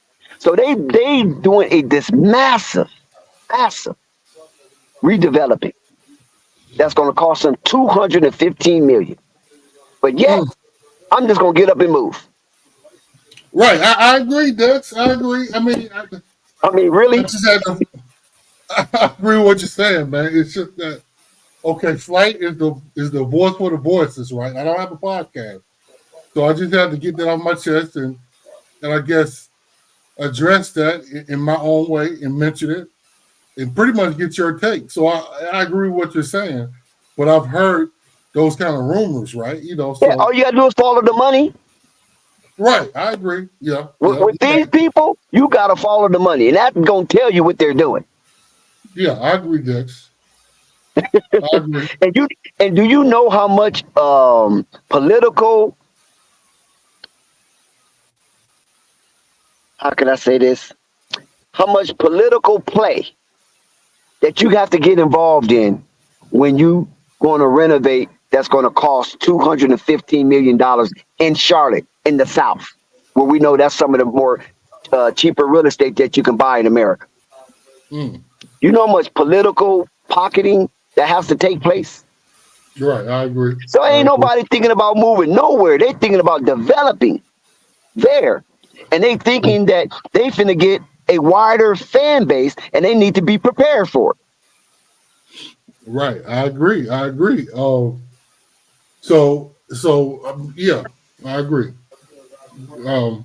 hope that's the case, man. Because at the end You of hope. the day, You hope. okay, Dex. But I mean, the money is already there. They already told you I know what that's this the is going to case. cost. Okay, The I know that's planning the is case. already intact.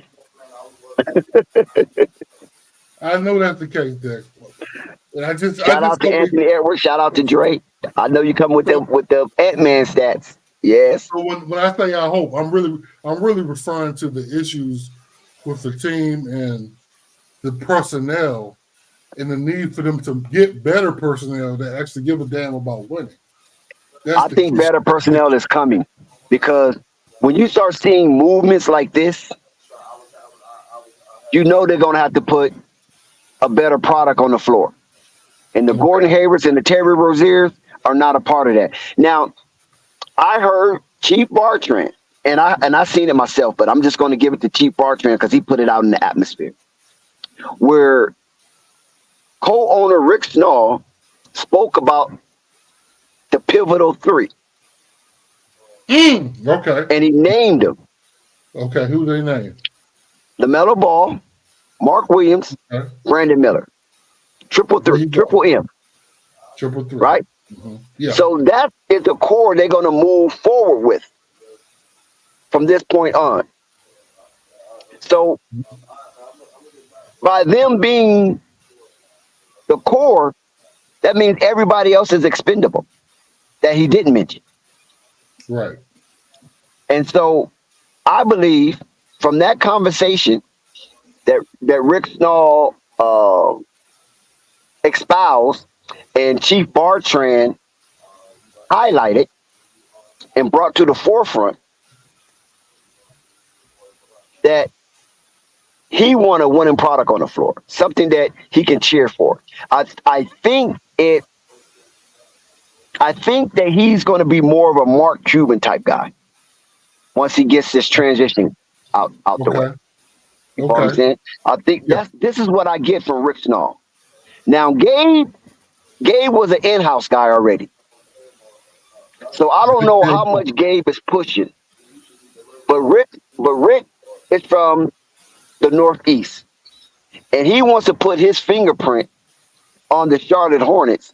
And the only way he's going to do that is he keep those three young individuals as the core and get rid of the remnants surrounding the Charlotte Hornet roster, and it'd be a new construction of the roster that will be competitive, but competitive with youth mixed with hungry veterans. Right. Mm-hmm. Now, one of those hungry veterans, I hope, is what's the twin? Is it Cody Martin or Caleb? I think it's Cody. I think Cody is worth being on the team. His effort is worth it's the squeeze. So him, who else? We signed PJ. I mean, at this point, he's in. I mean, I can't say who's who. Just scrap it, little by little. But first of all, you got to get Gordon off the books. That's the main thing. You have to get that $30 million freed up, right? At all costs. If you can't get it 100% freed up, you have to get a majority percentage of it freed up. Then you have to work on Terry, right? Then once you get Terry, because like I said, Terry been there a long time. He's comfortable. And I don't think the way that Rick talks and the way that his disposition appear to be, he don't want anybody comfortable. Even LaMelo Ball. He don't want nobody comfortable. He wants people on pins and needles and get out there and bust their butt out there on that hardwood. That's what's going to make you a keeper. And when we see LaMelo Ball out here setting the tone, despite him having a piss poor shooting performance in the first half, but out here grappling, pushing, shoving, cutting through screens, bumping into the big players, disrupting passing lanes, on-ball defense as a harasser. I'm looking at this and I'm like, this is the direction that the Charlotte Hornets is going into. No more of this flimsy, feminine, finesse-ass defense. You don't touch me, I don't touch you. I think playing the Miami Heat and watching the New York Knicks and how they develop and showcase an identity, and they stick with that identity. I think, from what I'm feeling from Rick Snall, and I'm not no soothsayer, is that he wants to install this kind of a mindset in the Charlotte Hornets. And I think That's good. by letting the world know he's renovating the arena and all the adjacent attachments, now he can call for his players to renovate themselves. Dex, let's answer one of these questions in the chat. So Dre, he asked, should the Hornets get DeJounte Murray? I saw that, yeah. I don't care who they get. You follow what I'm saying? I just want somebody that's willing to play aside LaMelo Ball and play just as intensely. Right. You know what I'm saying? If okay, go ahead. Okay, so for me to ask, I'll answer that question as well. So I think DeJounte Murray, I don't know about him, so I think he'd be good. Does he play defense though? He was known as a defender with Popovich when he was San Antonio Spurs. I don't know if that's changed since he became a Hawk. Right. Okay. So now the point, the thing about that also, does he spot up? Can he spot up? Because yeah, he can spot up. He's a spot up guy. Yeah, DeJounte, he can spot up. And another thing, though, how can the Hornets get him? I don't think, unless the Hawks are so disgruntled with him, they'll take anything. Because I don't know, but I don't want to give up the farm and get no damn me neither. I'm with you on that, because see, these players are on the border of being prima donnas. Now, I would take a hard fought season with a lot of blue collar type players. You can have maybe, I think, a wing that can be good as what LaMelo produced, right? Because you're going to have Brandon Miller. Brandon Miller should be slid over to the 2. That's what I think. Put Brandon Miller at the 2. You got Mark Williams as your anchor, and you got LaMelo Ball as your playmaker and the doozy and everything else he brings to the hardwood. Now you need a wing player of all-star caliber. After that, you can fill in the gaps with hard players who's willing to have 5 fouls and even 6 if necessary throughout every game this season. Right. And let's answer this another question in the chat. Rap guy has a good question. But before we answer that, let me say my piece on that. So you're right. We do need guys that fill in the gaps, and good guys that fill in the gap are guys that are physical, they can shoot threes, basically 3-and-D guys. Guys who play solid defense. Because we got guys that can score. I think LaMelo can get any amount of points he wants any given day, any given night. Brandon, I believe he's going to get to that point pretty fast. But filling the gaps with these 3-and-D guys. And I'll be honest, I'll say this: I'm a NBA 2K guy. I've played that for years, and I still sort of play it when I have a little time, right? And that's how I build my team, the Hornets. I keep Brandon, I keep Lamelo, I keep Mark Williams, and I fill in the gap with guys who play defense. Now, if they got a lot of offense too, that's good. But they gotta play defense. So yeah, you're right, Dex. And on this, I guess Cooper Flag question, who the fuck know what the Hornets are doing, man? The direction is unexplainable. If it's for Cooper Flag, I don't know, man, because I'm not sold on Cooper. When Rap God, when is he coming out? When is this year that he's coming out? Can Not this draft, next draft. Okay, he's not coming out this year. No. In my opinion, Cooper, if he is really what he looks to be, because he seems like he's a good shot blocker, a good rebounder, he seems like a hustler. He can shoot the three. He can dunk on anybody, seems like. At least that's what the highlights I've seen show. He can fill in that gap. That's the kind of guy that needs to be beside LaMelo and beside Brandon. So if they are tanking for him, but I don't think they're tanking for him. Yeah, I don't think they are either. I don't know though, but and I don't know, man, because to be honest, I would hate for them to tank for him, man, because this area, they might feed too much in the fact that he's white. I don't want. Yeah, I mean, like I was saying earlier, normally I don't try to construct the Charlotte Hornet roster because they just so bad and it just needs so much. But just for entertainment's sake, like I said, you got the three: Melo, Miller, Mark, right? Then you go out and get you an all-star or all-star caliber wingman, right?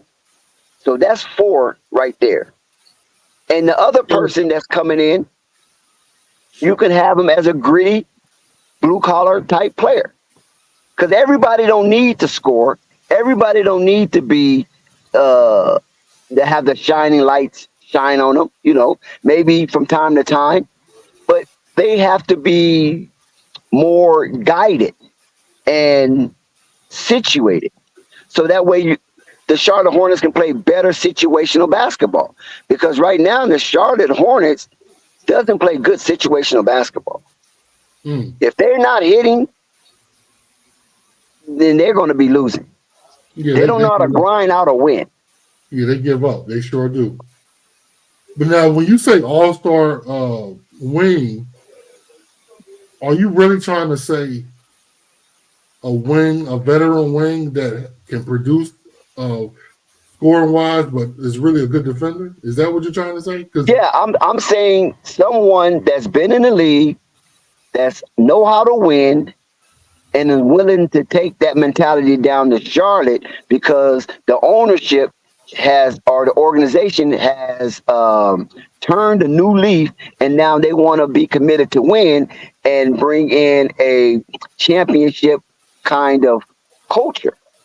Because if you don't present that as the case, which I don't think Charlotte has in the past, then nobody's definitely not going to come there. You know what I'm saying? And if they do come there, it's not going to be what you want, but it's going to be what it appears you want, because they're just going to come and take your money because you ain't winning no way. And let me address this. So Chris, the guy in the chat, Chris, let's look at the whole picture, because I can't really say that the Hornets don't have. I mean, they have a direction. They're trying to have one. It's just that Clifford is not the best coach for that direction. Also, guys are hurt, man. They're fucking hurt. If like somebody said on the channel before, the best thing you can do is availability. Availability. Yeah.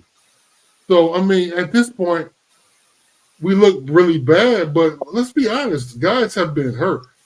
And we cannot just put anybody on the court because, to be honest, the backups really are what we deem just anybody. McGowan's just anybody. But the thing of it, Big Al, regardless of your injuries, every team has injuries. But when these guys come off of injury, they play like they still injured. You know what I mean? It seemed like they're just not giving it their all because I can't believe you have a roster full of numbnuts. I just can't believe that. Because when you look at, because we do the play-by-play. So we get a good look because we're explaining what we're seeing. Instead of just watching the game, you get a more in-depth insight when you do play-by-play because you're looking for things to describe. And a lot of times your eyes are wandering on the screen and you start seeing stuff to your peripheral that, hey, what the hell are you just doing over there? You follow what I'm saying? Or even if you got the league pass and you got the mosaic, you can see everything. You can put 4 cameras on your screen and see various angles of the game. And you start seeing it's like almost like you're there. So you start to see a lot of players that's out of the number one camera site. So when they're out of that camera, you start seeing them not even doing anything. They're not rotating. They're sitting there. And only if the ball is in their area, then you see them try to run over and try to secure the area. And a lot of times it'd be too late. Oh, yes. I got to speak on that. Yeah, during the game today, I saw that as well. It was really funny because we give the ball to Terry, give the ball to Lamelo, or even Bridges, and guys just sit there and watch them. Yeah, no motion, no direction, no picks, no nothing, no motion, nothing. You just sit there. You watch Lamelo dribble. It's always one-on-one. And I think you said that during the play-by-play y'all were giving. Yep. We're taking these bad shots, and then the Heat are getting shots at the rim, layup, because they're actually working the ball around. But the Hornets, they taking bad shots because they're not running plays. They're not trying to set each other up if they have somebody that's open. LaMelo does that the most, of course, and sometimes Terry, but sometimes, in my opinion, Terry gets really tunnel visioned, and it messes up the flow. And then sometimes other guys get tunnel vision and they mess up the flow. And then we got these guys playing one-on-one and it fucks the whole game up. We take these bad shots. And this would relegates Terry Rozier athleticism, because Terry Rozier is very good at driving and penetrating and even finishing at the rim. He's very good at that for his size. But what relegates Terry Rozier is where there's no movement. Nobody's moving. Everybody's stagnated. So Terry has to over dribble at times because he do have some good handles. He over dribbles sometimes, and the shot clock is down and down and down. And now either he do a desperate pass to somebody else, or he try to take it to the rack in the midst of the trees. And then all they do is sit there and swipe at the ball. And it makes it difficult for Terry Rozier to really showcase what he had. And that's why I was saying with this roster, they just have to get rid of Terry Rozier, let him go to somewhere competitive. And Terry Rozier is going to put up numbers. He's definitely going to put up numbers on a good team because good teams move the ball around. They got motion, they got picks, they got backdoor picks, they got pin downs. They got so much stuff going on. Terry Rozier can be very dangerous in the pick and roll or even some dribble handoffs. You follow what I'm saying? Because he can shoot. But if you got teams with no motion just sitting there, everybody beyond the arc waiting for their turn to shoot a three, then it's going to be difficult for anybody. The only reason why Lamelo looks as good as he looks in this type of despicable setting is because he's 6'7", almost 6'8", with handles. It's a rare commodity.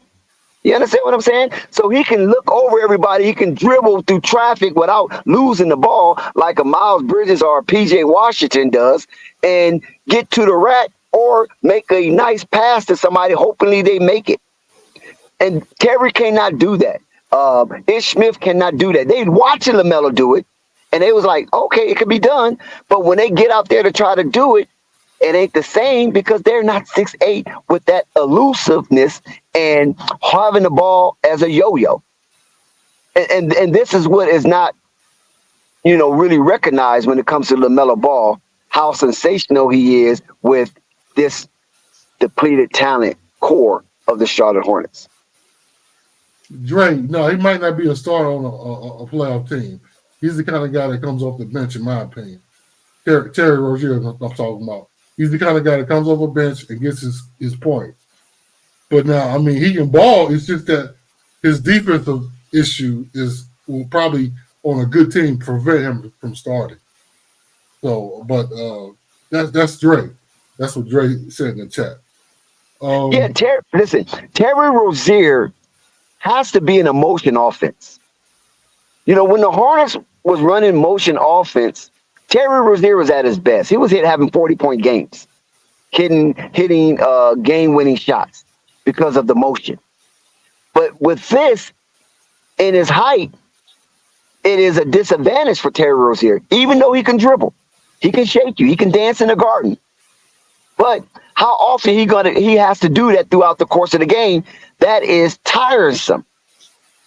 Trying to keep dribbling, shaking your man. Man, you get tired doing that shit. This is why the game is designed to get easy baskets so you can have the stamina to play in later portions of the game. Yeah, and Dex, just to speak on what you're saying, so Terry is kind of looking bad, and it's not all on him because if the coach is not really, I guess, game planning and putting good, plays in motion so these guys can be set up for easy shots, open shots, that feeds into them playing one-on-one. So that makes Terry look bad. Let's be honest, he's not the best defender. He's a short guard, but he can get his points on anybody. So that feeds into them actually selling Terry to another team. Because other teams see the fact that he's not efficient as much as he should be. They see the fact he doesn't really play good defense. They see the fact he's small. They're not sold. They trying to shortchange the Hornets on Terry, even though he's scoring almost 25. That's why I disagree with you at. Terry's value is what Terry's value is because most of these guards that's in the league, he's a shooting guard, but I know he's a point guard. Really, he's a point guard, but they they play him as a shooting guard. Most of these shooting guards that's in the league, they have height to them. So that gives them the ability to get that rock off at a pinnacle. With Terry Rozier, only way he's going to get it off like that, he got to have space, and he has to have motion. So if Terry Rozier gets into an offense with space and motion, he's going to be a terror because he can shoot and he can dribble. Scary Terry, huh? Yeah, he go back to Scary Terry. But with the Hornets, even though he might be successful somewhere else, you got to let it go. You got to let it go. If he becomes an all-star as our sixth man, as Dre alluded to, as a six-man award, you got to just let it go. It just didn't work here. You can't hold him back because it didn't work here. You follow what I'm saying? So if Terry have to cook somewhere else, let Terry cook somewhere else. And you can't be beholden to a sentimental trade that you want him forever and you don't want to see him flourish somewhere else. If it's not working for your team, adios, amigos. And that's the hard thing, Dex, because you got Dre's chat statement highlighted, right? So that's the thing. Other teams would love to have Terry. To be honest, it depends. Right. It depends. But listen, let's go back to what I said earlier.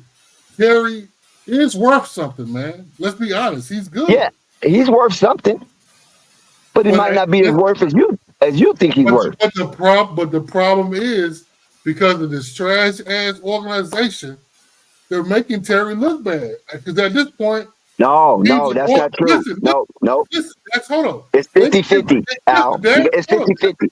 But it's 50-50 though. Okay, I get it. But the point is, he's looking bad because they're losing. Yeah. They're pinning a lot of stuff that's going. You did it. You said, why should I do anything for Terry when he's losing?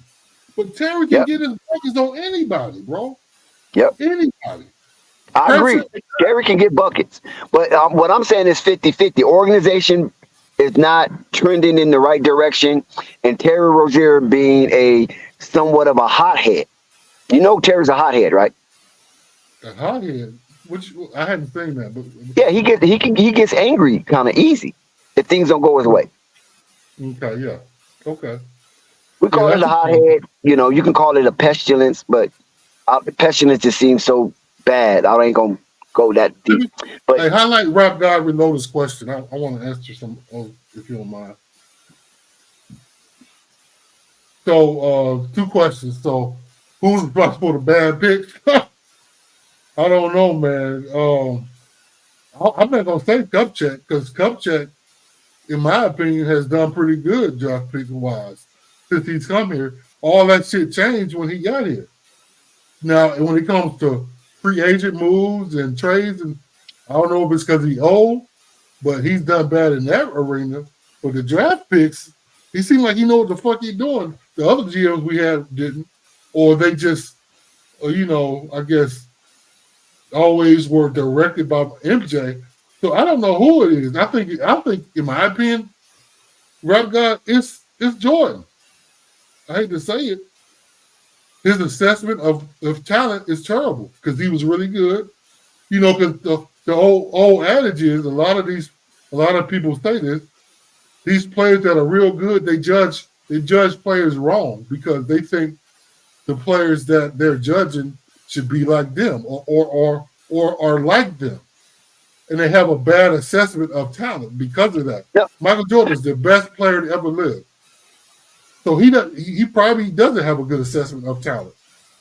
But that's okay if he doesn't. He hires somebody to do it. But no, that's not okay though. Because if Michael Jordan doesn't have a good assessment of talent, you hire somebody who does.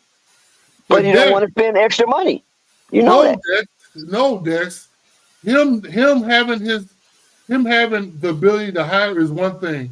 Who's to say he's not calling all the fucking shots? Because David Tepper's puppet master. Yeah, David Tepper is doing that bullshit. Mitch Kupchak, you see what happened? Big Al. Mitch Kupchak ratted out Michael Jordan when it came to Lamelo Ball. When James Wiseman was took off the board, he said, Mitch Kupchak, in his own words, that Michael Jordan called him and said, take Lamelo if he's there. Oh, did he? Yes. Oh, okay. Well, that might speak to the fact that Michael Jordan is learning. I don't know, but the shit. How can you explain all the bullshit that's happened before Lamelo? Okay.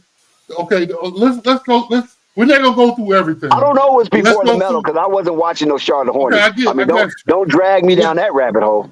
Okay, right. Let me speak to a couple draft picks up until this point because we've made pretty good decisions. You would agree, right? That's at this point. Say that again. We've made a couple good decisions up until this point with a lot of draft picks, right? Yeah. I agree with that. Okay, they hit some good drafts. Yeah, Miles Bridges was good. I know he got issues, but he's Miles Bridges. This is who I feel. Miles Bridges, LaMelo Ball, Mark Williams, and Brandon Miller. I would even add P.J. Washington. He's Nah, serviceable. No, it's okay. What you mean? He was a He's serviceable playing on a player. bad team. No, he's not. He's playing on a bad Oh team. my If PJ God. Washington was worth his salt, listen, if PJ Washington was worth his salt, he wouldn't have to come back on bending knees to the Hornets saying, okay, I'll take the Oh, don't qualifying do that. offer. Don't do that, Dex. He didn't come back on Ain't bending knee. nobody want no Don't do him PJ. like He that. was a snail out there. Oh, don't do that, man. He has his time. He just needs to be more consistent. What? Come on, Dex. 6 years? Yes. 5 Okay, years? now 6 years? listen, he's not fucking Kai Jones. No, he's He's not not Kai Book Jones. Knight. But Kai Jones was a He's project. Now he's more. Book Knight was ruined because the Charlotte Hornets allowed Oh, Book Knight no, to don't try do to figure out his own problems. that. Don't do that. See, you That's saw where his they rumors. fucked up at. You They knew Book instigate Knight came rumors, in man. as a Stop. slush. They knew he was a slush in college, and they didn't Oh address my it. God, bro. They just said, "Well, man, just figure it out, and play some basketball. Let's rock and roll." And he did the opposite. Well, with that statement about Lamelo, yeah, you fucked up my assessment of Jordan. Because to be honest, my understanding is Jordan has made a lot of these bad draft picks.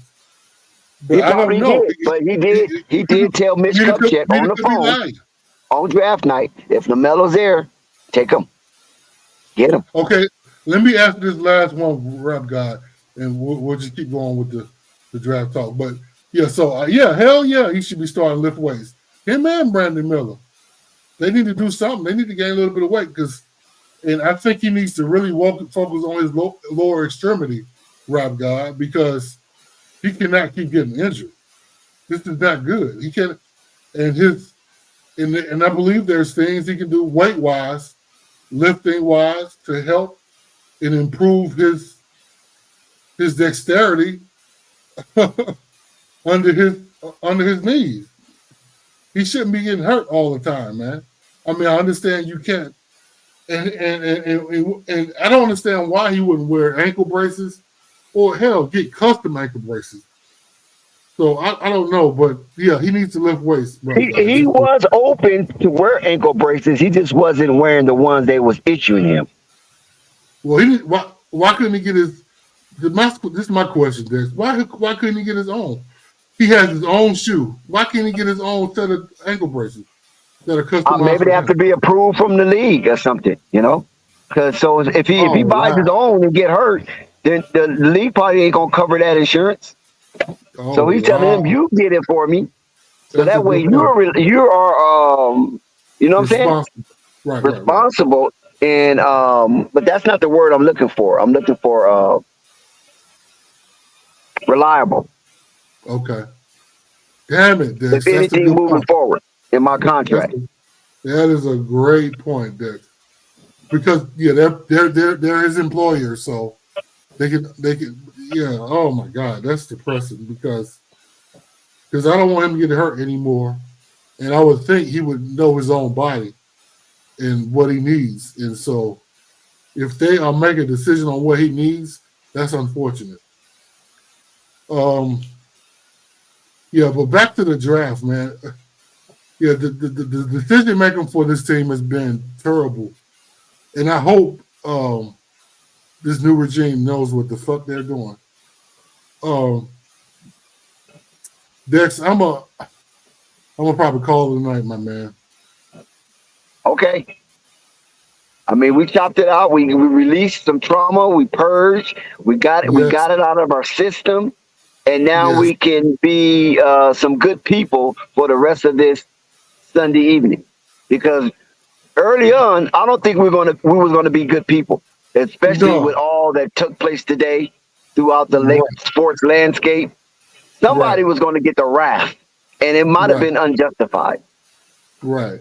And Dex, I appreciate you ending my time on the panel with positivity about the team staying where they staying put. Because to be honest, I mean, one of the the chat did say that would be stupid to move, and that's good to hear. But Shout out to Marvin. Shout out to you, Marvin. yeah, that would be good Go to hear. Bulls. And I hope they try to actually make this team better. because they have a nucleus of players that's worth watching, Dex. They do. Let's be honest. So, but I'm gonna let you go, Dex. Steven Dexterius Smith, I'm out. Have a good night, bro.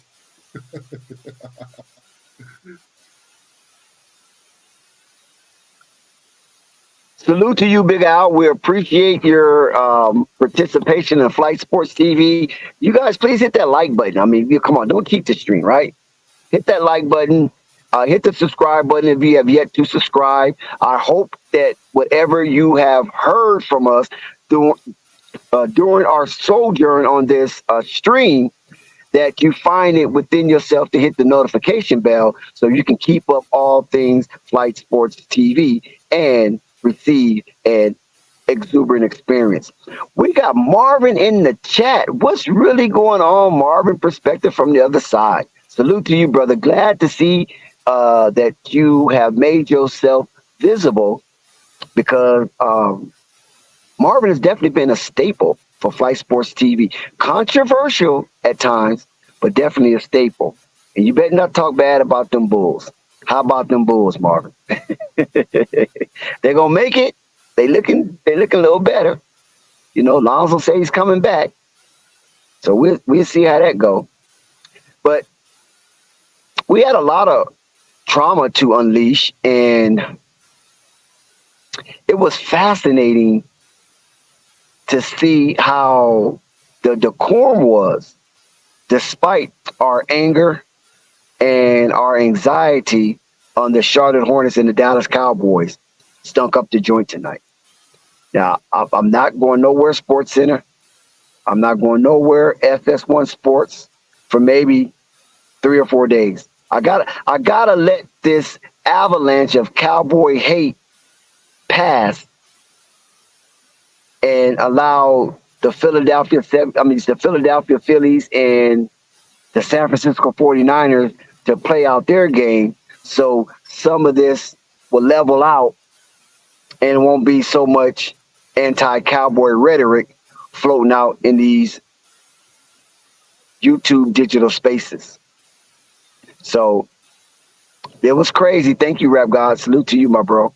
It was crazy with the Cowboys. I'm glad Flight didn't give me so much flack, because normally when my team lose in this kind of manner, you know, Flight, you know, give me a whole lot of flack, because he knows that I don't give a damn about no Knicks, and he knows that I don't give a damn about no Cleveland Browns, and maybe that's why Flight was a little more polite and approaching this Dallas Cowboy situation, because the Cleveland Browns got trounced.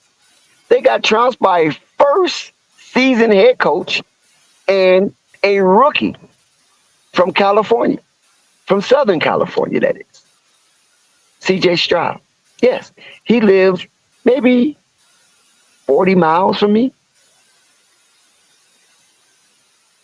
And what a wonder. I'm quite sure he probably win Rookie of the Year, that the Houston Texans win a playoff game since what's that other quarterback they had that got in trouble? Well, since at least 5-6 years. The Clemson guy that loved to be touched on by women. He loved them masseuse, boy. He get really wild when time for him to go and lay on that table. But nevertheless, Deshaunte Watson, thank you, Chad. So nevertheless, it was a miracle with the Houston Texans to beat Flacco and company for the Cleveland Browns, because everybody thought that game was going to be Cleveland, just like everybody thought that game was going to be Dallas. This is how Vegas works. They get you on one end of the seesaw, then all of a sudden they jump off, and then your ass go flying in the air, losing all your money. So you got to be careful with Vegas. They real slicksters. You don't see all them bright lights up in Vegas for nothing. All them billionaire casinos up there for nothing. But they know what they're doing. They know how to manipulate the minds of the masses. But nevertheless, Flight, I don't know if you have anything else to say, but we can end the stream. I mean, verbally, I'm exhausted. And mentally, I'm fatigued based on the Charlotte Hornets getting stumped and the Dallas Cowboys being took around the woodshed inside of Jerry's world. What a disappointment in the billionaire playpen that the Dallas Cowboys stink it up like that. I know Jerry is pulling the last strain of hair out of his head in disappointment, and Stephen Jackson is doing the same. So, salute to everybody. Thank you for coming. Like I said, hit that like button on your way out. Hit the subscribe button if you're yet to subscribe. And if you like what you have witnessed through the journey of this live stream, powered by Flight Sports TV, please hit that notification bell so you won't miss one iota of an exuberant experience. I wish you all well.